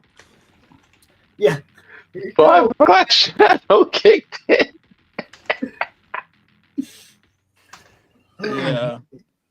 One of the guys, one of the bingo squares, is the guy that walks up and says, "Did you draw that?" Oh, totally, dude. Yeah. Right? That's one bingo square, right? There you go. The guy who has to ask, "Did you draw that?" when you're sitting there drawing. No, I didn't. God just took my hand and rubbed it over the paper. As somebody who's a writer, when you guys go to cons, do people ask that? Obviously, if Pops is saying that must happen a lot, but does it really happen all that often? Where people like see you drawing To something artists, and say, yes. "Do you draw it?" To artists, yes. Really? Not so much to. Yeah. Oh yeah, just ask these guys. They'll tell you. Yeah. That's crazy. Tank, how many times you heard, "Did you draw that?" Oh, dude, all the time. Did you draw that? Well, I'm like, no, it just appeared on the paper. I don't know where the hell it came from. Even when you're actually sitting and drawing it? So sometimes that came in two parts. They would say, "Did you draw that?" And when you answered, "Yeah, I drew that," the second thing they would say, "Will you autograph it for me?" So sometimes they're just confirming that you are the artist. Yeah. And oh, okay. Yeah, but at the same time, sometimes you're sitting there and it's obvious that you drew all this art around you. Right. Comic books on the table, that can be slightly misleading. But if somebody's sitting there with their art displayed everywhere, yeah, you don't walk up to them and ask them if they're the ones that drew it all. Well, plus your table has your name on it. Your table says Levi Skeen in front of it, and then you're standing there and you have a badge that says Levi Skeen on it. And that's crazy. I mean, hopefully they recognize that the art is Levi Skeen's. Yeah. I would have never guessed that. Because if you're surrounded by a bunch of stuff, it's like, well, duh. I don't know. It's weird. I think it probably happens the most at the larger conventions where the like, oh, hey, Comic-Con, I haven't seen that. I wouldn't mind going to that. That seems like that's a cool thing to do nowadays. Mm-hmm. What's the strangest question you've heard asked of someone at a Comic-Con? Hey guys, I'll be right back. I gotta go pay my coffee tax. He had to run. He's like, "I ain't answering that shit." Oh, it's always Ludes. Ludes is always like, dude, the weirdest requests come up, and I'm like, and then they get done. They go through this whole huge description of how they want this Lude picture done, and then I'm like, yeah, I don't do Ludes, dude. I wasn't so much thinking the strangest thing somebody asked you to do. It's the strangest thing you heard. Right. But back on that same note, when we first started doing conventions as a group with me and my friends, we started off as the sketch crew. So we would take up to 80 commissions, for like a 2-day convention. And the weirdest thing that I got there is we had this dude that year to year, he had multiple sketchbooks. He was the chocolates and fairy guy. That's all he said to you. He's, how much do you charge? And you're like, okay, $20. And he's like, okay, chocolates and fairies, go. And then the other weird dude was so-and-so character on a toilet. That dude. Yes. So my friend, it was Punisher on a toilet. Oh my God. Yeah. No. Yes. Why did I stick around for the rest of this chat? The strangest. So Punisher taking a shit. Yes. Yeah. The strangest question I ever heard somebody ask at a Comic-Con is that chicken real? Serious business. And the funny thing is the chicken was real. Oh wow! Jean Davis goes to Grand Rapids Comic-Con every year, and she has her pet chicken on her table. Right? Wow! And she has a book that she wrote about the chicken and shit, right? And it's funny, right? Chicken and shit. But people walk up and they're like, "Is that chicken real?" And it's like, what do you think? The fucking thing's moving around, looking at you all funny out the side of his head and shit. Of course, it's funny. But it is the weirdest question I've ever heard anybody ask. Yeah.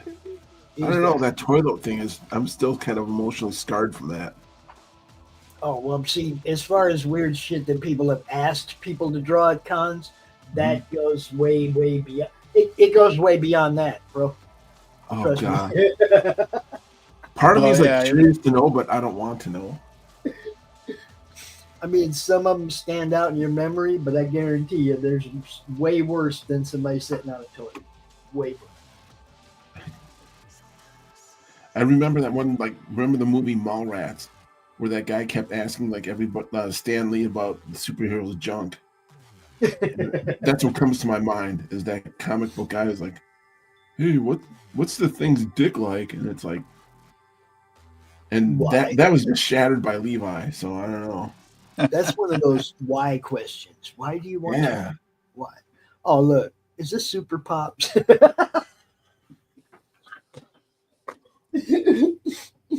Things. Yes, it is. Oh man.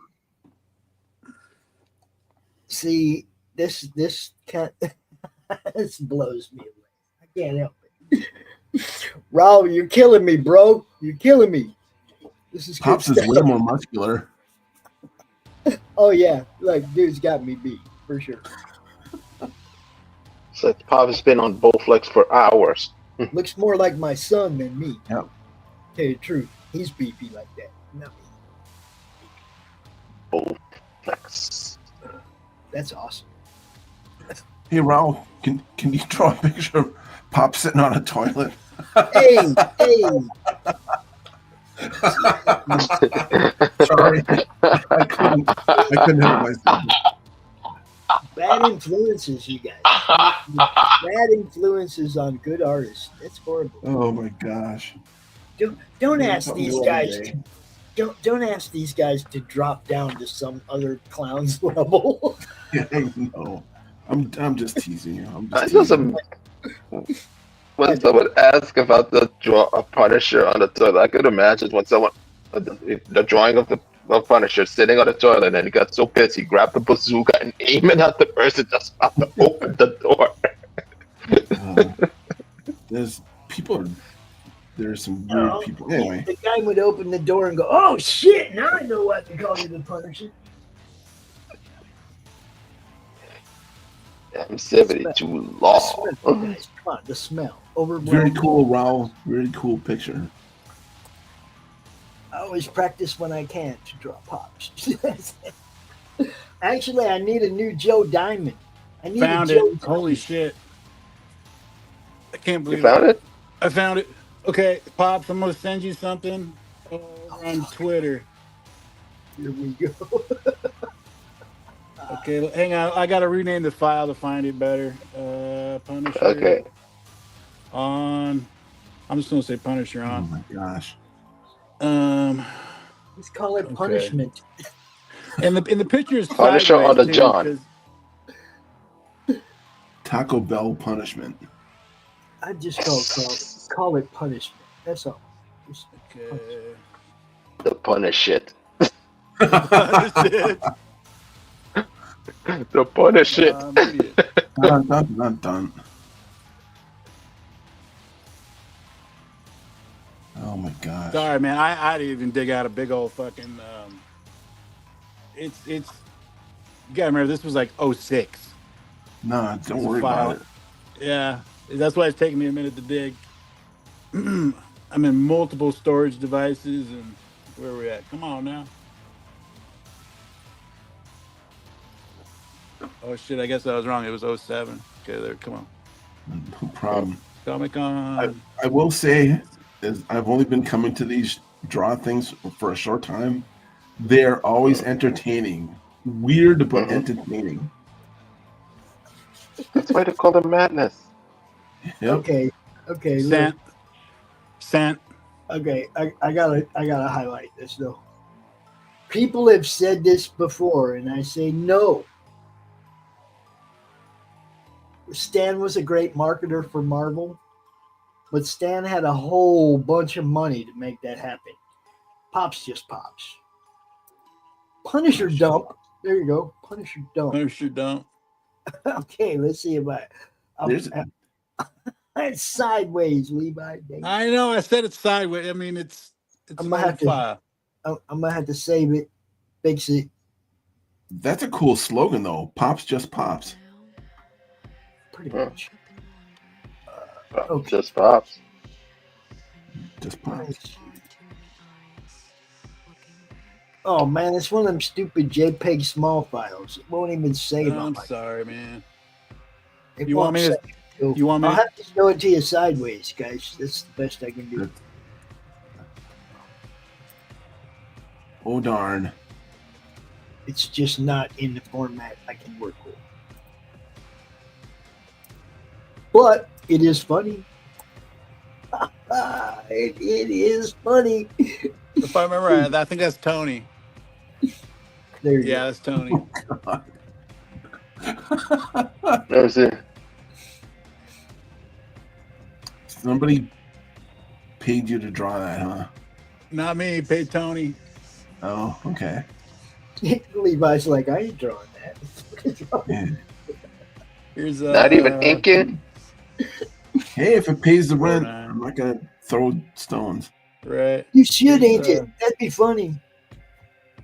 Let me 4.9. Where's 4.9 at? You should ink that. That'd be hilarious. All right, here's I just sent you another one, Pops. This is 2007 Seattle Comic Con. This is the original sketch crew. Look at these guys. Look at this youngster. Hold on, guys. You're gonna like this.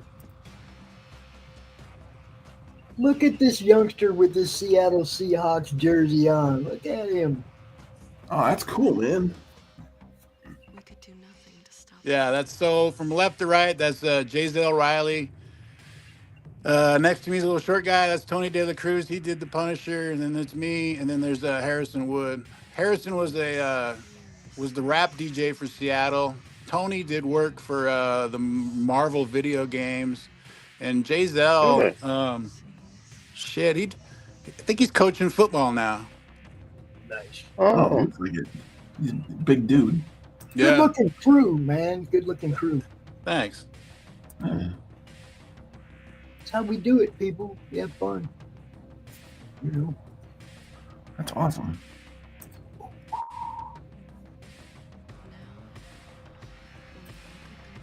Let's see. What do we got going on? Okay. Levi and Doom. Doom. Raul and Pops. Anthro and Rex. Or 232. Is that what it's called? I can't remember the character. From Inglorious Rex. What else do we got? We got the Q. The Q. And this wonderful tank ferret dancing girls.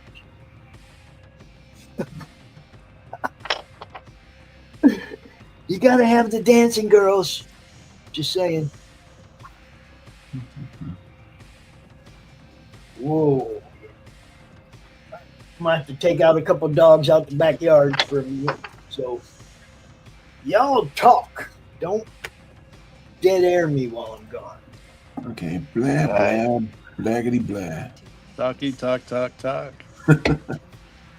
As long as it's entertaining. Oh, God. Y'all remember the Alex Lifeson Rock and Roll Hall of Fame acceptance speech? Alex Lifeson, the guitarist of Rush. No. He said blah, blah, blah, blah. Blah, blah, blah, blah, blah, blah, blah, blah, blah, blah, blah. And he's using hand gestures and stuff, and anybody that knows the history of Rush knows that they were snubbed by Rolling Stone in the Rock and Roll Hall of Fame for a long time. Okay? Right. When they finally let him in, it's like he's acting like, so I got this phone call, but he's going, blah blah blah blah blah. And he holds his hand up to his face, side of his face, like he's holding a phone.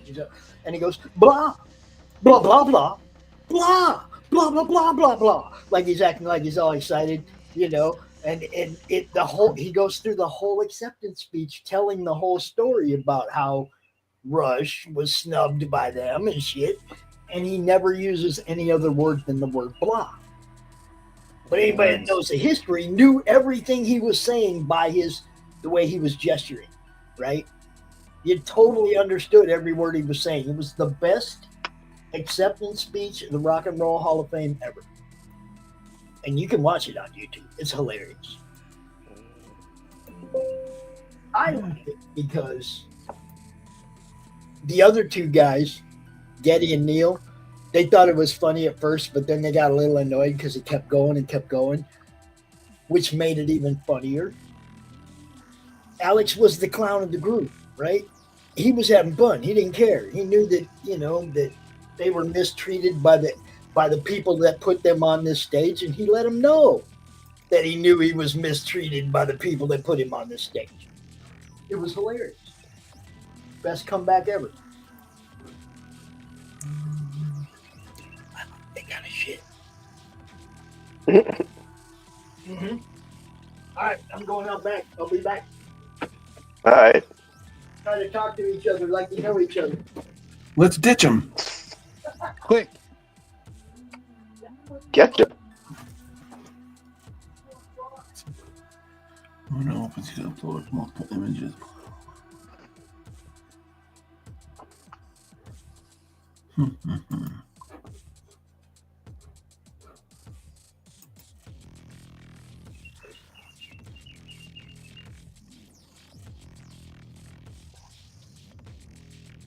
So we were talking about conventions a little bit ago. Have you guys been to any good ones lately? Do you go to ones? I go to a lot of gaming conventions. I'm thinking about starting one. I think October 25th this year. Yeah. Just like a local small one. Like I said, I'm up in the middle of like nowhere in the middle of Wisconsin North Woods. Right. So it wouldn't be huge, but there's not much else to do up here except for snowmobile and fish and hunt. So I'm like, why not get some people up here to play some board games? And that's 70s show. Let's not forget that. Yeah. You're not invited, Q, because I know you're just going to make more Friday the 13th references.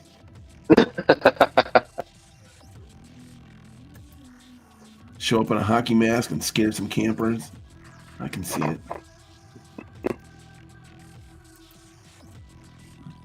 And machete, let's not forget that. Machete. There you go. But yeah, Machete. I just missed Dave Con in Minneapolis because I was busy. But it's based on Dave Arneson, the guy, one of the co-creators of Dungeons and Dragons. I know the guys who ran it. That's a nice con, but I'm gonna probably go to like VentureCon in July, and there's also EggCon, EGG, Gary Gygax. His daughter's gonna be running that one. Oh. Yeah, I forget. I think that's like the second week of July. So there's a few coming up that I'm gonna go to. We were talking about Texas, and there's like a North Texas like old school gaming convention that I always wanted to go to, but I've never gone to it yet. So You're planning going there? Yeah, I would love to go to it, but it's just,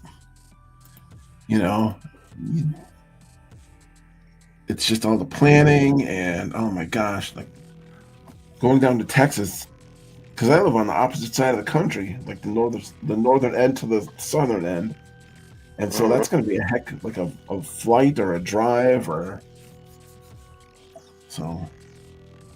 I'm planning on how the heck I'm going to get down there. I've been looking into taking a train. That's a neat idea. Yeah, I had in my YouTube algorithm, I had a guy,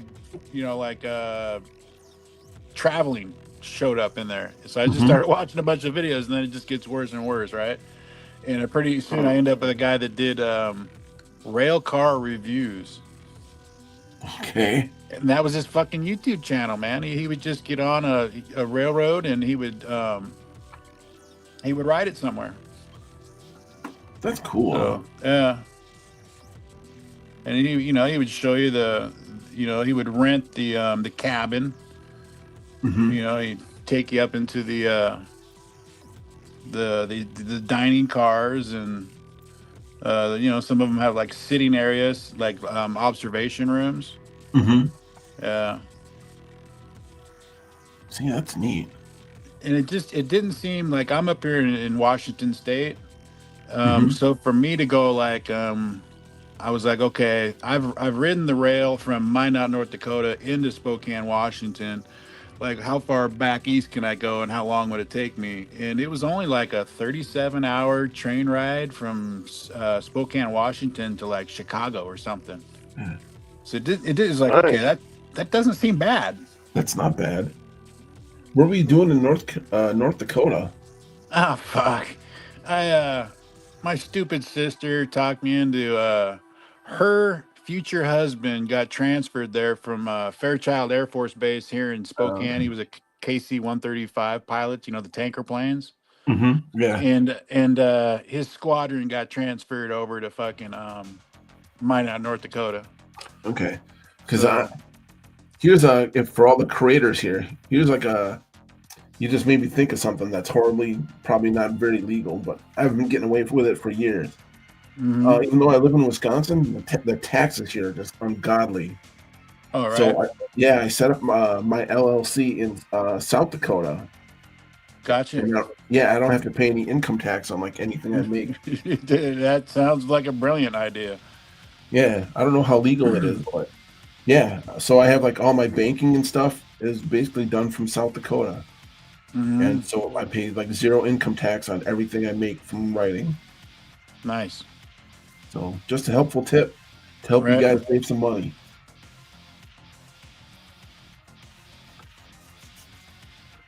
Because in this day and age, you got to work the system. There you go. There's my evil speech today. No, I hung out with Andy Owens, a DC inker here in town. Oh, okay. He had turned himself into an LLC as well.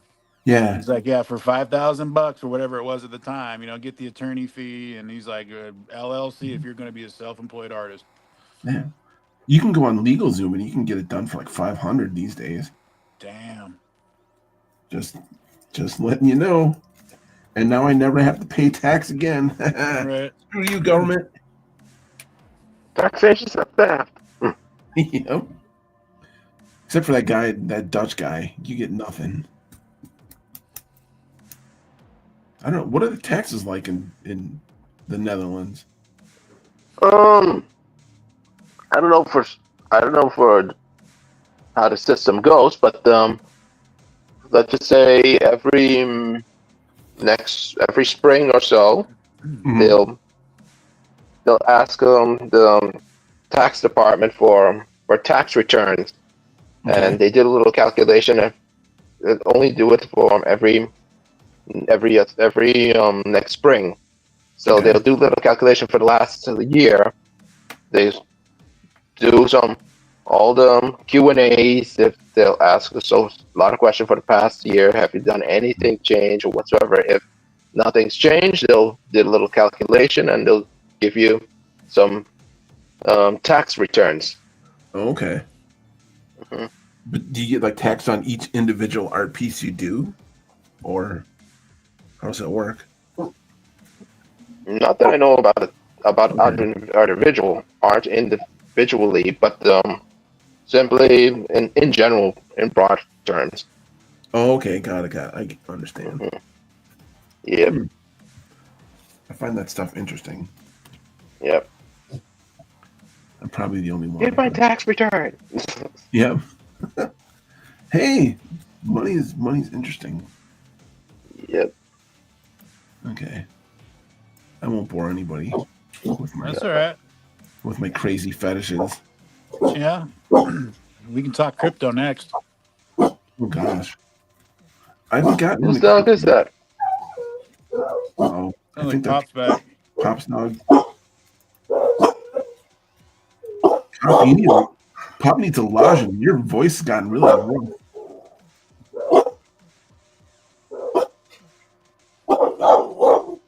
Cujo? Could be Cujo. Could be Crypto.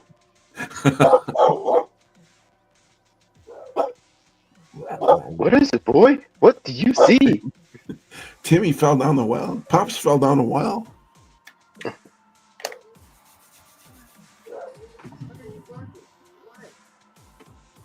y'all like that? Was that fun? Maybe the dog is trying to say, it's Bigfoot. It's Bigfoot. That'd be awesome. The Bigfoot finding dog. Okay, anyway. I need to. There was one internet meme, but what's a comic strip that a forest ranger saw Bigfoot, and then Bigfoot looked around and said, "What the heck you're doing?" And the guy go, "Oh my God, a Bigfoot!" And Bigfoot replied, shot back, said, "Oh my God, I'm just a tiny weenie."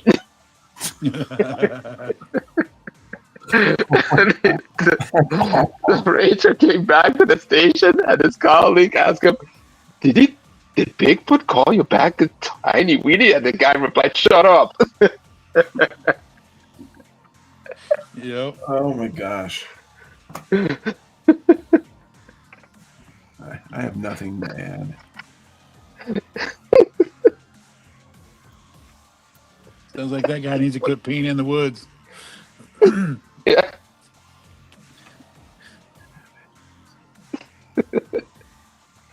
Who would have thought of being clapped back by Bigfoot? Right. So, was it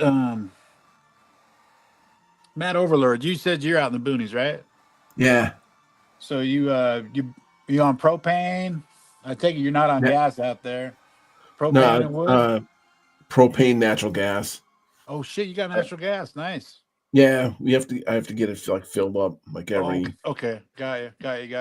Yeah, I have a huge tank, and that's my heat for the cabin. That's like my hot water. That's everything. Got you. That was just natural gas. I'm still close enough to town that it's in the ground out here, pretty much. Oh, that's cool. Yeah, but I still have my house originally came with the propane tanks, so I never bothered fucking converting anything because I Hank freaking Hill proud. I'm Hank Hill proud, baby. I love me some propane. Yeah. The worst thing about it is you always have to plan because it's cheap until about maybe the third week in August. Yeah. And you need to fill that up because if you don't, it gets super expensive because winter up here lasts usually from mid-September to about we just had frost on the ground last week. Oh wow. So yeah, it's a good 7 months up here. So we have a cheap full service. They show up multiple times throughout the winter. And the cool thing about that August sale right there is they offer us a sale in August because they have to lock in their gallons that they receive. Like if they don't sell a certain amount, then they're going to get shorted in the winter months. Yeah. If they don't sell a certain amount in the summer months. It's something weird like that. So they always offer us a deal in August. Yeah. It's same here is because everybody forgets to fill up their stuff. So in January the price triples. Yeah. So damn. So you always have to plan ahead, and it usually you'll have to wait. So there's been multiple times where this guy, is anyone here from Chicago? Nope. Good. I'm gonna pick on him. So these dumbasses from Chicago come up here, and they're like, "Oh, I'm gonna live in the woods," and then they run out of the natural gas, and it usually takes a week. because so many people run out of the gas in the winter. I'm going to tell you a boring story. Take a nap, pretend to be interested, and so these guys will run out of natural gas, and like this guy like down the road from me, his like pipes like froze up because he literally like ran out of like fumes. Right. And yeah, so while he was waiting, like the pipes froze up. He basically had to gut the entire thing. He sold it and moved back to Chicago. Oh fuck. Yeah, but I mean, you have to if you're on natural gas, you know too that you got to plan for this stuff. It's not like, right. It's not like you're living in somewhere like really warm and you're like, I don't have to worry about. All I have to worry about is flies and mosquitoes and kudzu and stuff. It's like, no, you got to plan around with cold weather.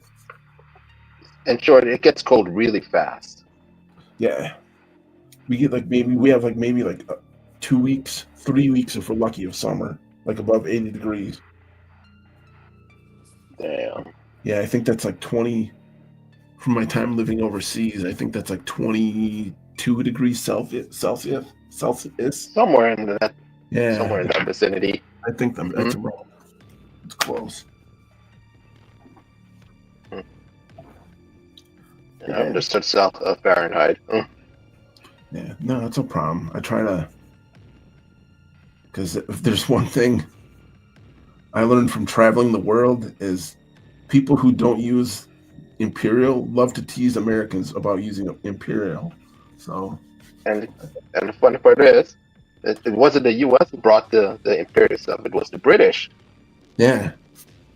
The British who brought the Imperial stuff, and after the U.S. gained independence to tell British to F off, the Britons were like, "Oh man, we need some other for the measurement." Well, they found a metric system in France, and they beat Napoleon's ass, and they liked the metric measurement. They go, "All right, you know what? I'll take that one." Those bloody French. What happens? They span all over the world, and the only 3 countries that they do have imperial measurements are U.S., Liberia, and Myanmar. That's it. Yep. I think that's the whole reason we never switched to metric, is just because we do so many things to piss off the British. Yep. Oh. I think that's the reason.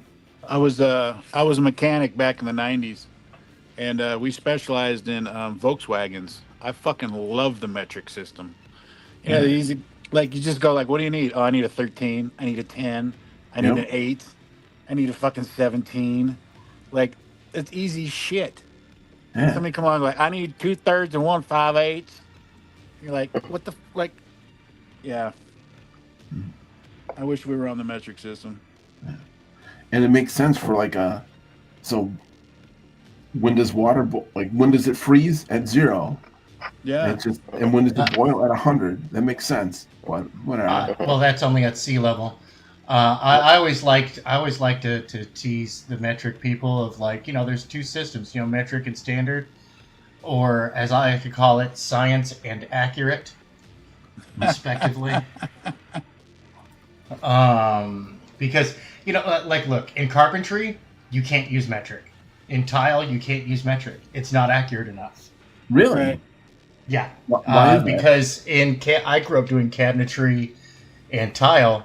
And if you're a 32nd of an inch off, you're a sloppy tile worker. You're a sloppy cabinetier. That's considered slop. 64th of an inch, that's really, really small. That's the accuracy of tile and cabinetry. You have to be super duper accurate. And so every day. I didn't know that. Yeah, I mean they both have their purposes. Just like, pi is 3 in astrophysics, right? Instead of 3.14. Yeah. Because, it's close enough. Have to run them off. Yep. Yep. Yeah, so it all depends on what you're using it for. I use both interchangeably, which does drive a few people nuts. No, that's no problem. It's interesting to hear because usually, like I said, I travel the world, and everybody always be like, metric. So it's interesting to hear like somebody say like, well, metric can't do this. Yeah. So I mean, go ahead. There's no one unit of measurement that, like most things on planet Earth, there's no one size fits all. Very true. It's what are you using it for? Oh, okay, I've got to do like really precise measurements. Well, I could either use decimal points or I could use fractions. What's going to be faster? So often it's the fractions. Learn something new every day. Which is really funny because, in cooking, it's really, really rare for somebody to be purely metric. Often it's the standard, teaspoons, tablespoons, ounces, cups, and then the ones that are like, oh, we're going to use milliliters and all this other stuff, not as accurate. Because they get to be like some funky letters, funky numbers when you start translating it over. But hey, like I said, there is no one size fits all. True that.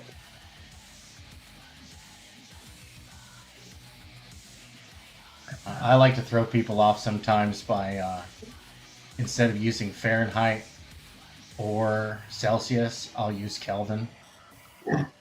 I'll be like, man, it's a gorgeous 283 degrees today. And folks got no trigger, so what the fuck? Yeah, they're like, what? I'm like, yeah, Kelvin. It's actually that is the accurate measurement of temperature. Everything else is crap and subjective. Boom. Thug life. That's right. Nice. And it's weird too, because especially when you start getting into physics, there are some points where like standard's better, but most of it metric just plugs in because you got a whole bunch of different systems. Dang it! I keep drawing on that layer when I shouldn't be drawing on that layer over there. So I have to undo all that. All right, let's get these. Yeah, let's get these ladies sized. So I'm working on a promo piece. I was just going to ask, what are you drawing? Yeah, I'm working on a promo piece. I've got my book coming out, or the first issue of my book coming out in Edge Punk Magazine number 3. Mm-hmm. So I'm working on a promo piece for that because that's what I can work on in front of people today. Because, yeah, the rest of everything else that I have open on my computer right now is all super top secret, except for this. I can show this off. This Chrome-tastic ChromCon 22 collage right there with. That's cool. So many characters. All these characters, the creators showed up for ChromCon 22, and I'm gonna be revisiting this, inking it up, and they're all to scale. Yeah. And so before there were some awesome people and that allowed us to draw their characters up in here.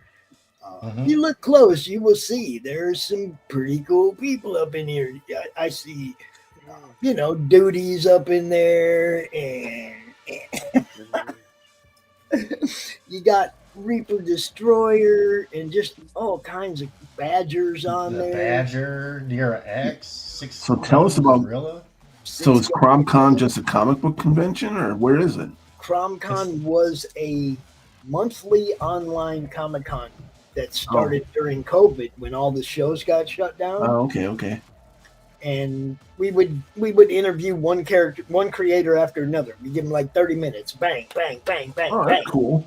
And we do it for a whole weekend every month, once a month. This was the 22nd ChromCon, so we had not quite been doing it for 2 years. We did it for 39 straight months, and then the network kind of grew out of it, Mm-hmm.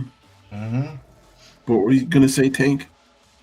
Oh, I was gonna say, yeah, no, I only drew their character. I had to get these done like lightning fast while they were being interviewed. Oh, that's cool. why they're all loose and sketchy in some places. Okay. It was great because it was like a guest would come out. We'd ask him, "Hey, is it okay if we add your character to the collage?" And then Tank would be busting it out while we were doing the interview right there live. That's cool. So he was there pretty much the whole weekend drawing with us. You know, I mean, the occasional short break, but he was pretty much there with us all weekend drawing this thing. It was cool as hell. Yeah. And oh yeah, speaking of throwbacks. So I lost the original master file to this. Damn. But but that's okay. I'm gonna be. You snap your neck. You know we're doing a Crom Ashcan collection. Got a fucking commercial. Well, I removed this character from my universe in the next, in not this upcoming issue number 3 of Edge Punk magazine, but in issue number 4, Scalpel 21 bites the big one, sucked into a singularity. And so she's gonna be kicked out into the Omniverse doing crossovers and stuff. Nice. And this one, like, she hears a voice coming from inside her head, right? And it turns out the voice is literally coming from inside of her head. Yeah, Crom pops out of her skull. Yeah. Now, he's actually popping out of a tech device in her ear, right? Yeah. Yeah. He's popping out of the net, but the net in her net is connected directly to her ear. Right? Holy crap! Yeah. Yeah, this character's undergone some redesign. Let's see here. Let's see if I can find that real quick. I'm starting to get organized. Yep, there we go. There. And yep. All right, loading. I've got so much open. I've got 58 pages. So redesigned so a lot of the character, redesigned her armor and outfit. Cool. All that other fun stuff. None of that pertains. This is the pertaining one. And I've got to redesign her collapsible sniper rifle. So all that other fun stuff. Oh, nope, this is Scalpel Zero's stuff for Apex Predator. Always have good reference art, folks. Like, for real. Good reference, good turnarounds will garner you more fan art. Because people can then see what the character looks like from the different angles. If you got some expressions or like maybe some power details or something like that on a character study. What they called? People Turnaround. character study. Turnarounds, character study. Yeah. Okay. They generally, like, if you're going to hire an artist to do it, they're going to cost between $150 and $300. But that's reference that you can use. You can hand that to any artist on your project, and your stuff will stay on brand. I'm not going to throw shade directly, but I'm going to throw shade indirectly for wandering haircuts on popular independent comic characters, where the haircut changes every single different artist.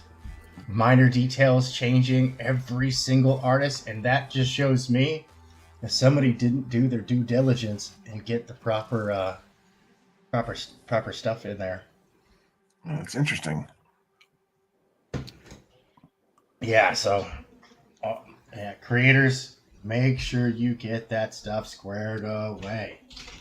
For real. Oh, hold on one second. I gotta mute myself for a second. Dadland's coming. See, learn something new every day.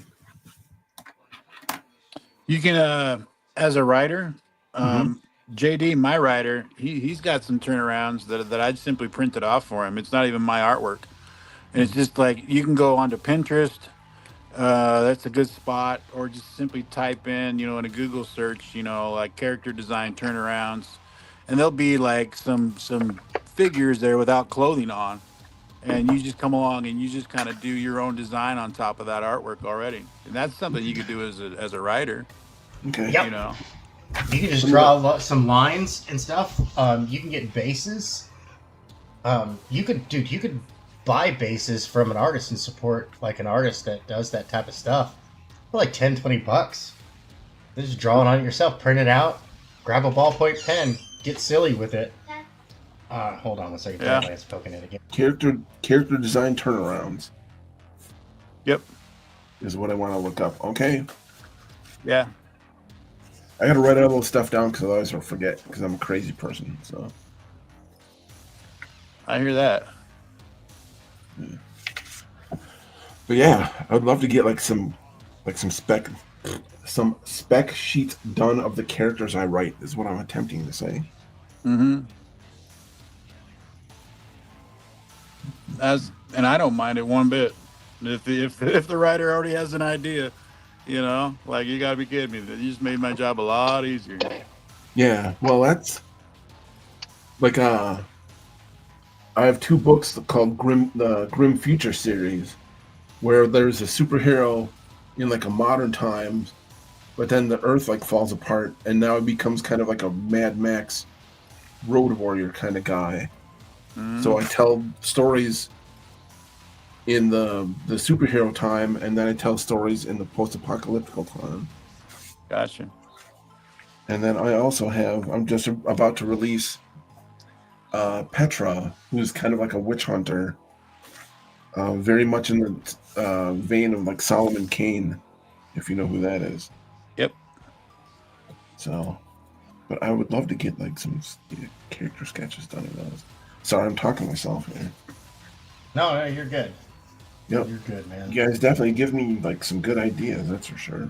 Yeah, you were just talking a minute ago about the hair changing and stuff like that. I see some artwork last week where fucker couldn't even get the hat right on the same page. Like, I realize hats are hard to draw, but this was fucking flat out 2 different hats. Really? Yeah, one was flat just more of a flat cowboy hat, and the other one definitely had the wings up.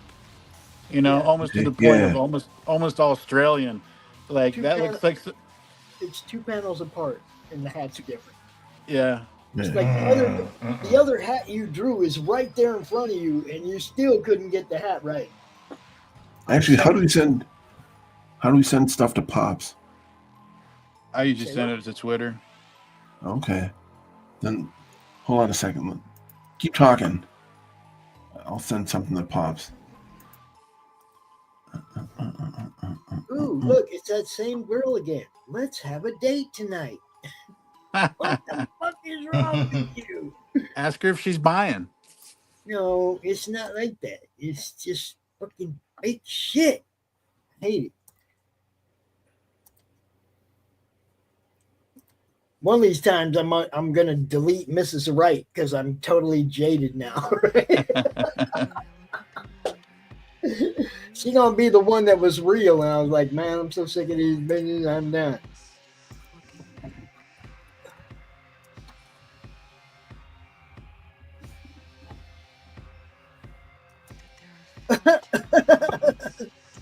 World leaders caught with drugs on camera in Ukraine. Dude, have you seen that yet?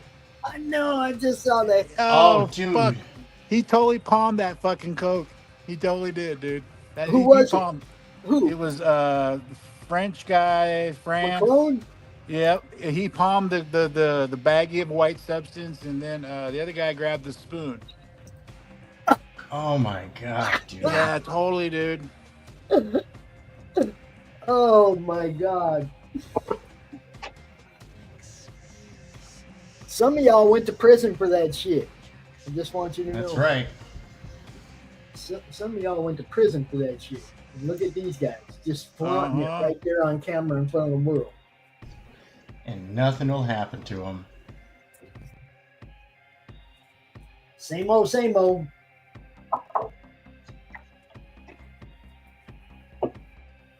Oh, Jesus. That was that. Welcome to 2025.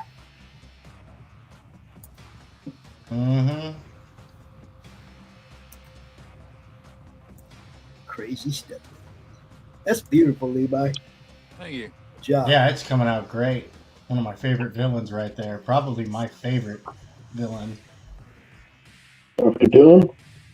Yeah, they've never done him justice in any of the live action stuff. It's Oh, always hell no. garbage.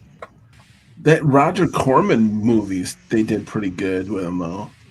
Oh yeah, no, dude, that was totally on brand. As Yeah. low The budget, 94? and low quality. That was Yeah. like the best Fantastic Four movie.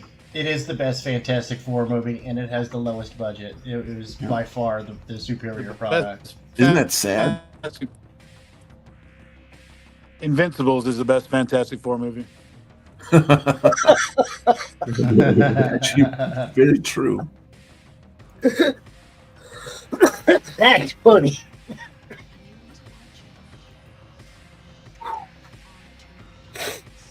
There's share. How do I send Pop something on next year? Report, remove, mute. Go private chat.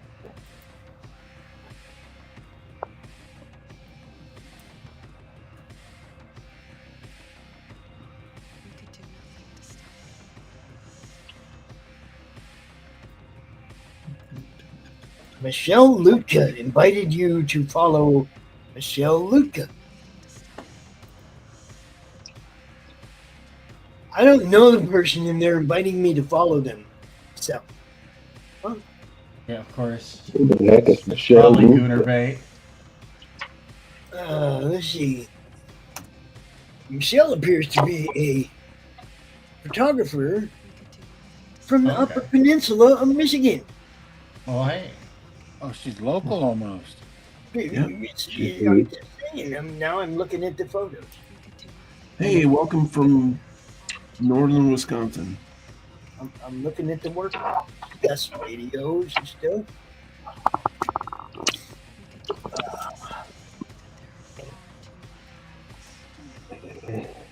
Kayaking videos of ducks on the lake. Under the waterfall. Anthro, I'm loving the textures on that Rex piece.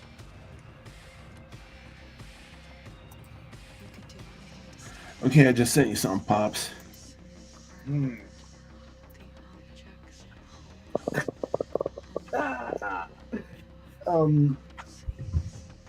Thank you. Sorry. No problem. That's all right. Okay. Oh, I'm just he's gonna got a show nib out too. I'm just gonna show it if that's what you want me to do. Yeah, could you please? Because the artist will probably like have a good laugh at this. Because it's supposed to be like a witch hunter hat, but you did like a cowboy hat. There's so much in the font on the top. I paid like $200 for this, and I hated it, so I'm not going to use it. That looks like the Undertaker's hat. Yeah, and she's supposed to be like 17, and like sexy, and you know, like the Solomon Kane like witch hunter hat. That's what it was supposed to be, but that looks more like a cowboy hat.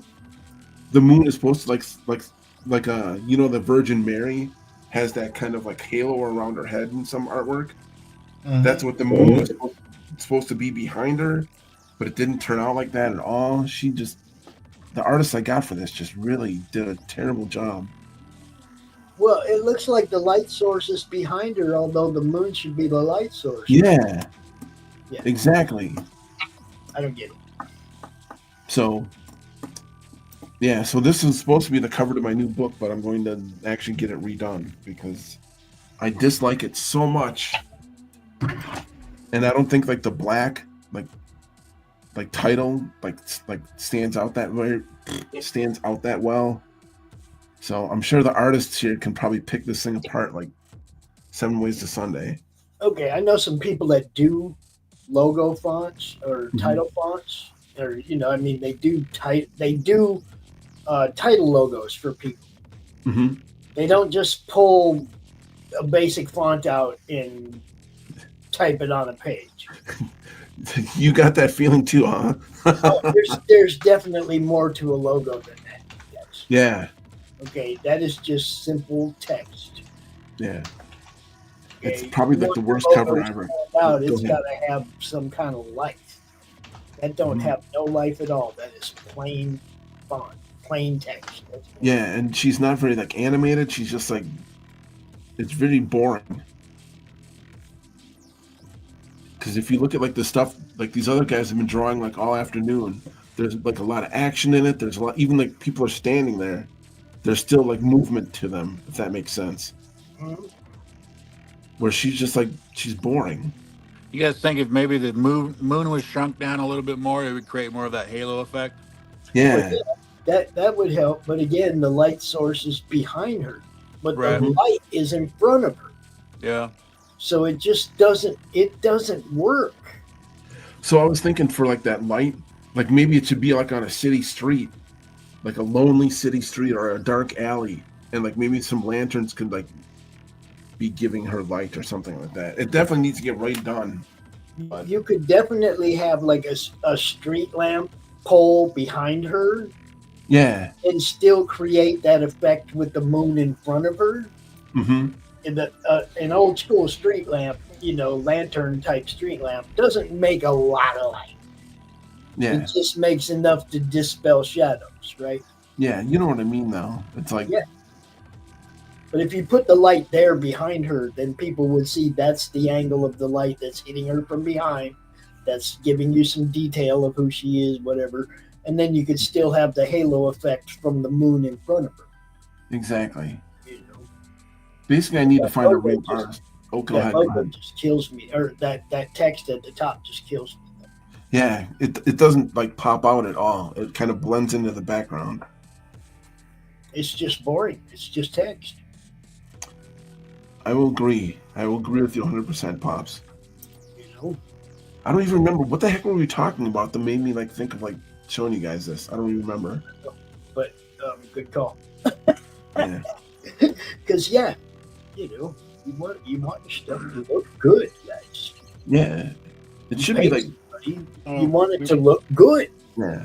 One of the things I'm learning about watching you guys draw about like making stuff like visually interesting, and that cover is not visually interesting at all. I'm not going to disagree with you, Bob. And like I said, for me, the art itself, looks good except for the light source thing. And there could always be a light up here behind us that we couldn't see that's lighting up her back. That's fine. Okay. But look at like how these That moon is huge. There's nowhere on Earth you're never ever going to see the moon that big in any scene anywhere. I mean, the moon just doesn't look that big from Earth. yeah.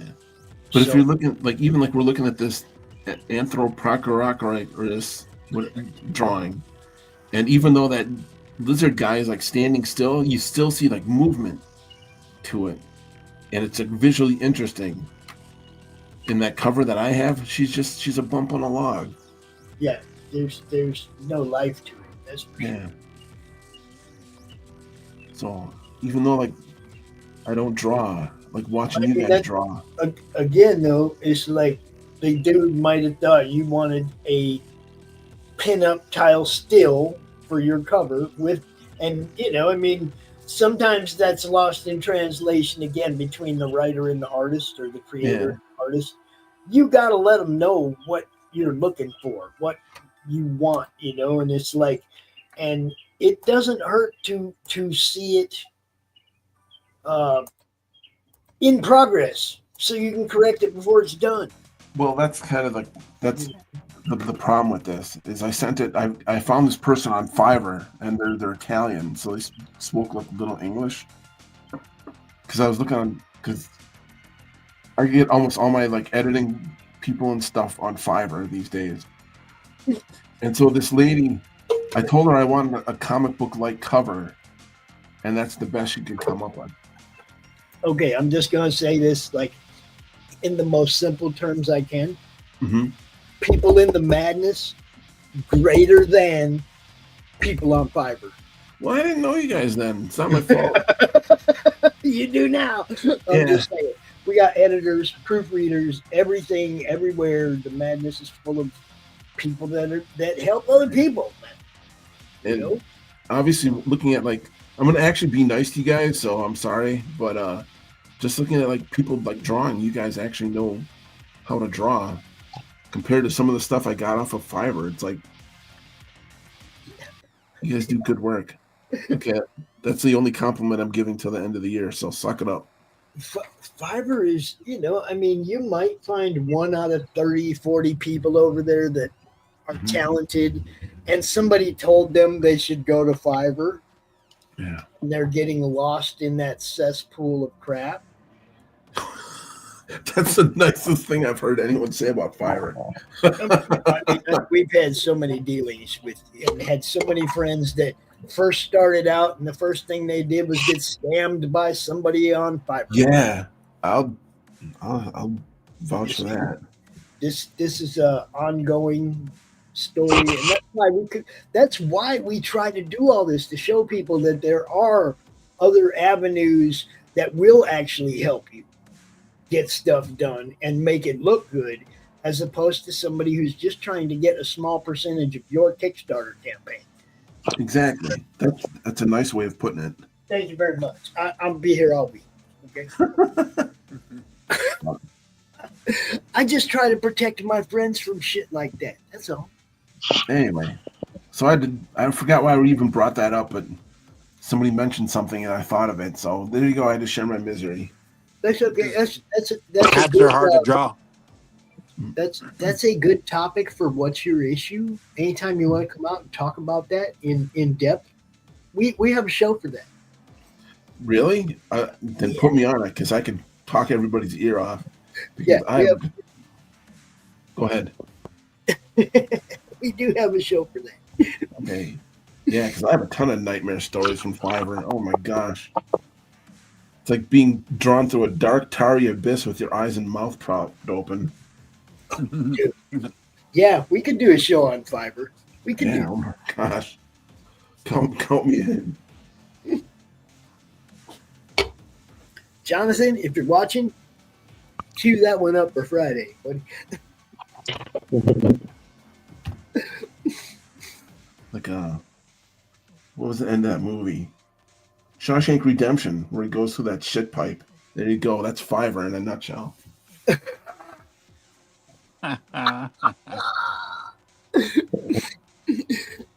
Holy crap. It's funny because it's true. Oh man, I think I'm gonna want some dancing girls for a minute. What do we got? There you go. Yeah. You don't want to listen to me be angry, so watch No, we can watch some dancing girls for a minute. You're not the first. You won't be the last. That's It's a common thing. So true. It's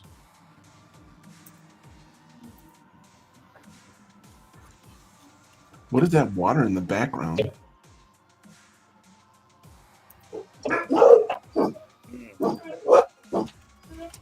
almost looks like the hot tub's boiling over. Yeah. Jacuzzi. Overflow jacuzzi. There you go. Maybe that's why she's dancing. Water's too hot.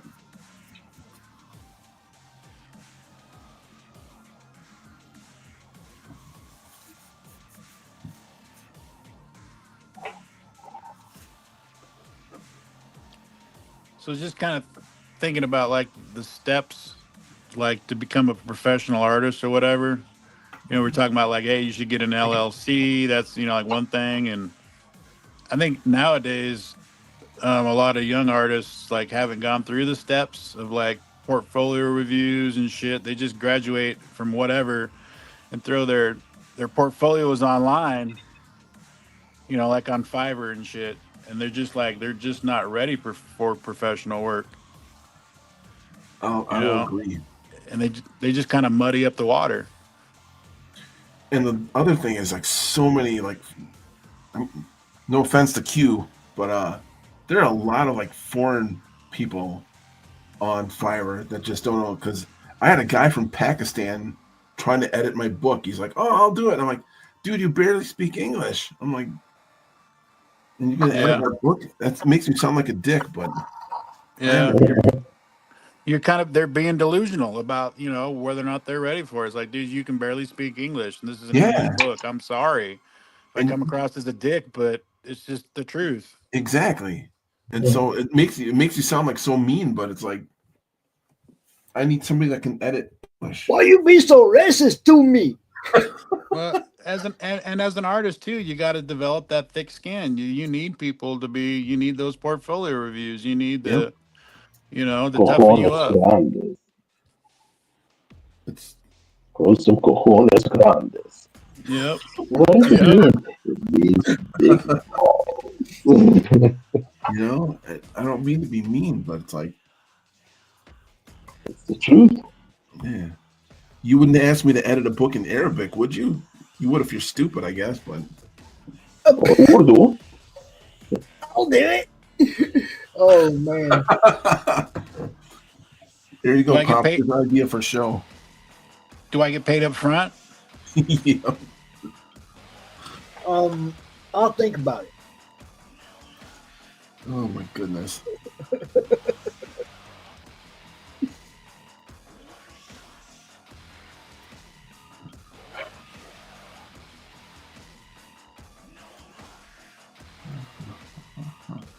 Okay, that music is the bomb.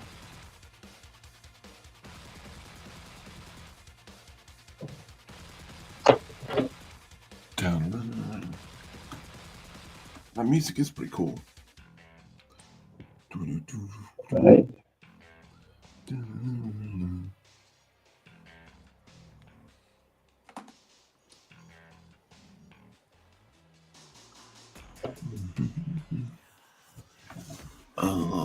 Let's see.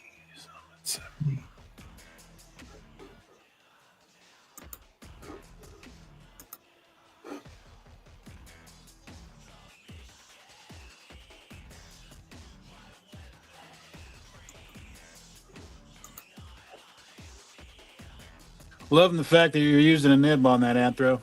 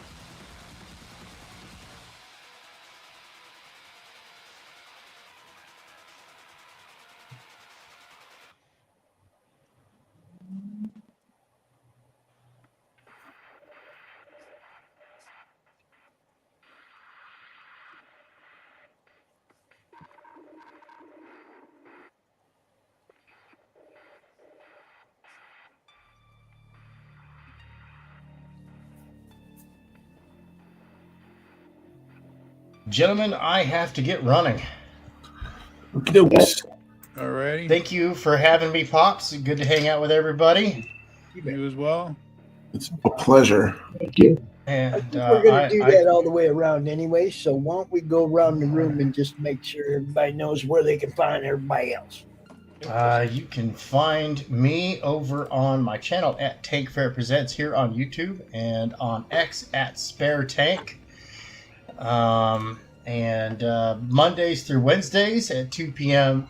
Eastern, I do the Digital Bullpen. That's the show where we work and we talk about work and we build customer confidence. And on Fridays, I do it's Fan Art Friday.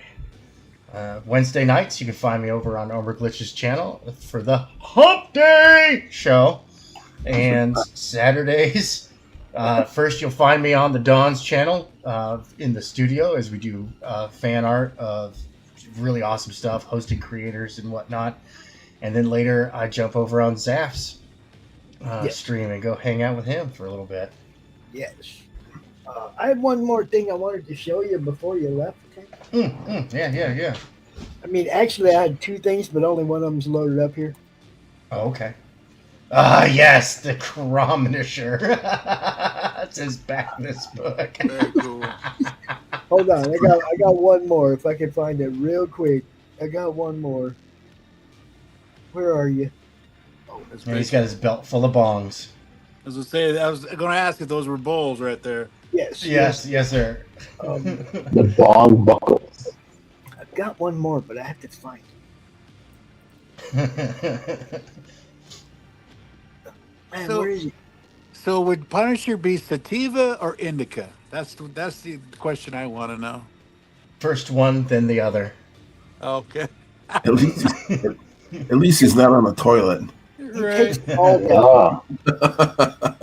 He takes them all down.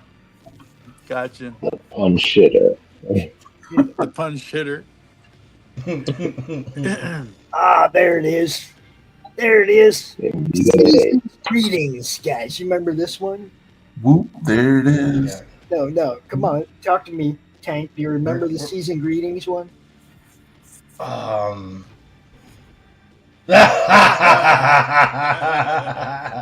He's got something in that box for you. That's great. It's fantastic. Tank But has anyway, done the crop. Yes, he has. He's done the crop. I have, and I will again in the future. So everybody out there in TV land, thank you. Everybody up here on the panel, make sure you smash that like button. Make sure you subscribe. Make sure you hit that bell, and share this out. Share it out. Get more people. Show them that the awesome entertainment that Pops and company have going on, man. It was a pleasure. All right, folks. I got to bounce. Dadland calls, and it's Later. like the Rick and Morty. Only the portals are compulsory. So. Have a good day, Tank.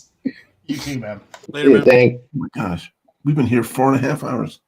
Crazy. All right. So 4.5 hours. hold on. What else do we got? No, not that guy. This guy, Anthropochorus. That's Tell awesome. everybody how they can find you, but you You're have muted, to man. unmute yourself first. You're muted. You have to say unmute, and then you can find me. Oops, sorry. Yeah, sorry. It's really hard to draw and talk at the same time. I hear. But I'm everywhere, I guess. I don't have a link ready, so I'll get it next time. But thank you for hosting me. Hey, It's you're getting welcome. used to live streaming and that. You are That's welcome great. to come hang out anytime, man. We appreciate you joining us. Thank Straight you. up. I enjoy listening. Yeah. Cool. And great art, dude. You're killing it over here. I try to. Loving the textures. It's great. I think I stole it from Berserk. Levi, Yeah. that thing. So let's see here. On Twitter at Levi Skeen. But more importantly, my GalaxyMemorialPark.com. You can go there and I'll have all the socials. My comic book, Galaxy Memorial Park. Not this cover, not this book, but the graphic novel, Volume 1, will be launching on the Madness Comic Network on Monday, the 26th of May, Memorial Day. And yeah, go check it out and give it a follow. I think it's time to update that post-it note. It's getting beat up, bud. It is. Beat It up. totally is. Put it on the table and boom, and leave it there. Mr. Overlord. Where can you do Hey. I just put a whole bunch of stuff into the thing there, on Twitter or X or whatever. There you go. Mad Overlord. Oh, I didn't put a space between Overlord and HTTPS because I don't know what I'm doing. But that's never stopped me before. I started a YouTube channel where basically I talk about evil. I play all the video games that let you be evil, and I make fun of them. And I also have a website, MadOverlordStudios.com, which is going through a rehaul, but that should have more of my books there. And I have, like I said, Pops, I would like to talk to you in the future about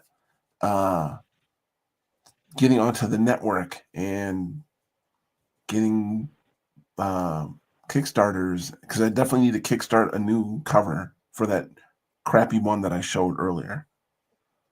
But and generally, I don't know what I'm doing, so I'll just end it there. You hang out and you're going to get to know a lot of stuff that you need to know. That's all. I'm already learning a lot of stuff. Yeah, that's what I mean. Just keep hanging out because you'll meet new people. You'll meet new people with other methods that they use that work as well. It's like this is a well of information and talent, and take advantage of it. You know, well, just looking at you guys drawing, I kind of learned like what good art is and what I should accept for cover work, and it definitely isn't the cover that I showed earlier. Yeah, I mean that we went over what could improve that or could have made it look better from the beginning, you know. But you got to consider it was Fiverr. Mm-hmm. No more Fiverr, bro. Okay, look, this is number one rule of the madness: no Fiverr. My comment didn't post a critical blast. I see. Oh no. Critical Blast is perfect though. There are dudes too. RJ takes care of people. He's a publisher. He's a very smart guy who also handles fulfillment for people. Might be somebody you just might want to talk to in the first place. Put you on Amazon and all kinds of places, right? I've got a 6 p.m. StreamYard meeting with him tonight to discuss my campaign. Exactly. Nice. That's what I'm saying. So the people are here that can help you out. Just get to know everybody. Reach out. But why didn't my comment post to him? Oh well. I don't know. Sometimes they do. I'll try it again. It's probably on the YouTube channel over there, but it just showing StreamYard. It is what it is. Yeah. Depends on where you post it, right? So that's all of that. I'm Pops Van Zant. You guys know why I'm here and what I do. I'm here pretty much every day, every week, doing different shows, hanging out with people, and bringing other people's shows to the network. It's all about growth. It's all about expansion. It's all about getting bigger. So just like Mad Overlord, you want to bring your show to the network, hit me up. We got time. We got space. Okay. Q. We'll talk. Oh, forgot Q. Alrighty. Save the best. You can always find us here in the Madness Comic Network on all the platforms you can think of, including Phil.net, Facebook, and YouTube. Peace. So long, everybody.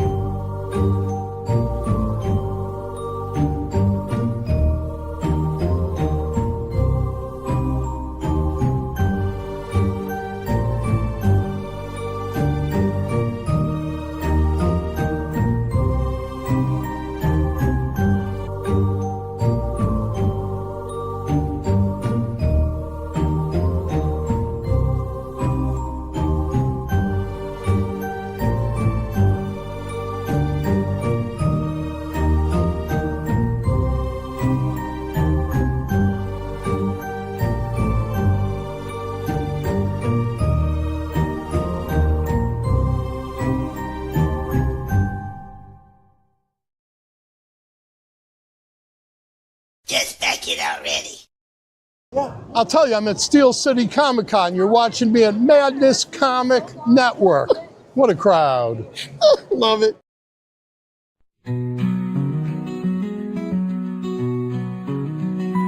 Little president in his sandbox play. Build a tower, make it stay.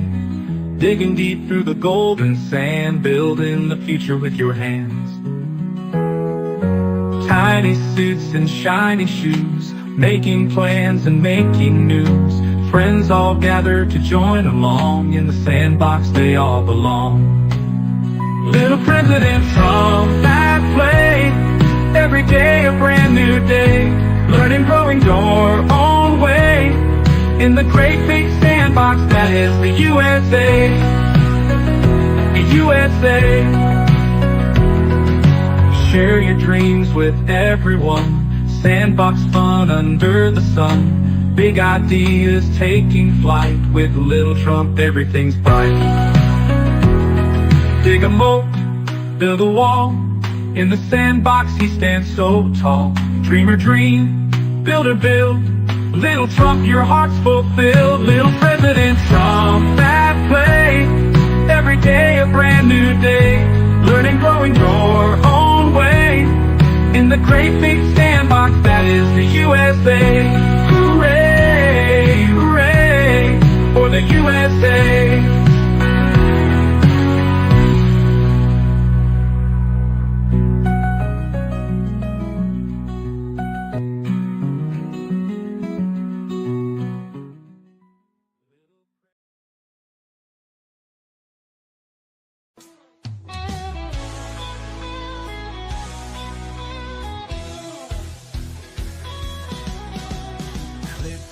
Tube and feel the vibe. Every show you crave right here live. Heroes and villains clash in the night. Madness Comic Network sets it right. Scroll through the list, find what you need. Epic battles and fast-paced speed. From capes to cosmic space delight. Tune in and watch your favorites ignite. On Facebook, share the thrill so grand. On X, the buzz across the land. Madness Comic Network all around. In every episode, joy is found.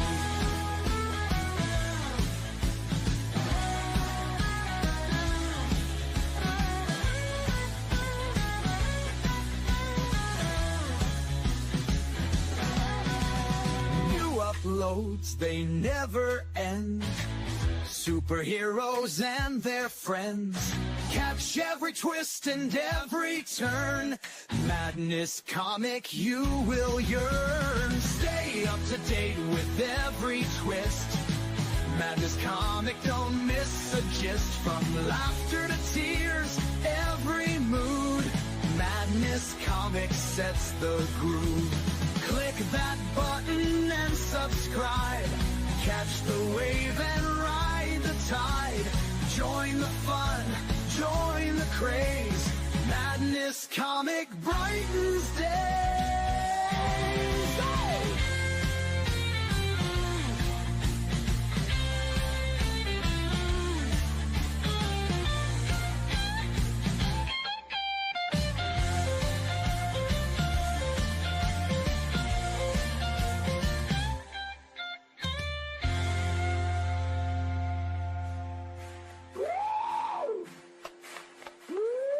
New uploads, they never end. Superheroes and their friends. Catch every twist and every turn. Madness Comic, you will yearn. Stay up to date with every twist. Madness Comic, don't miss a gist. From laughter to tears, every mood. Madness Comic sets the groove. Click that button and subscribe.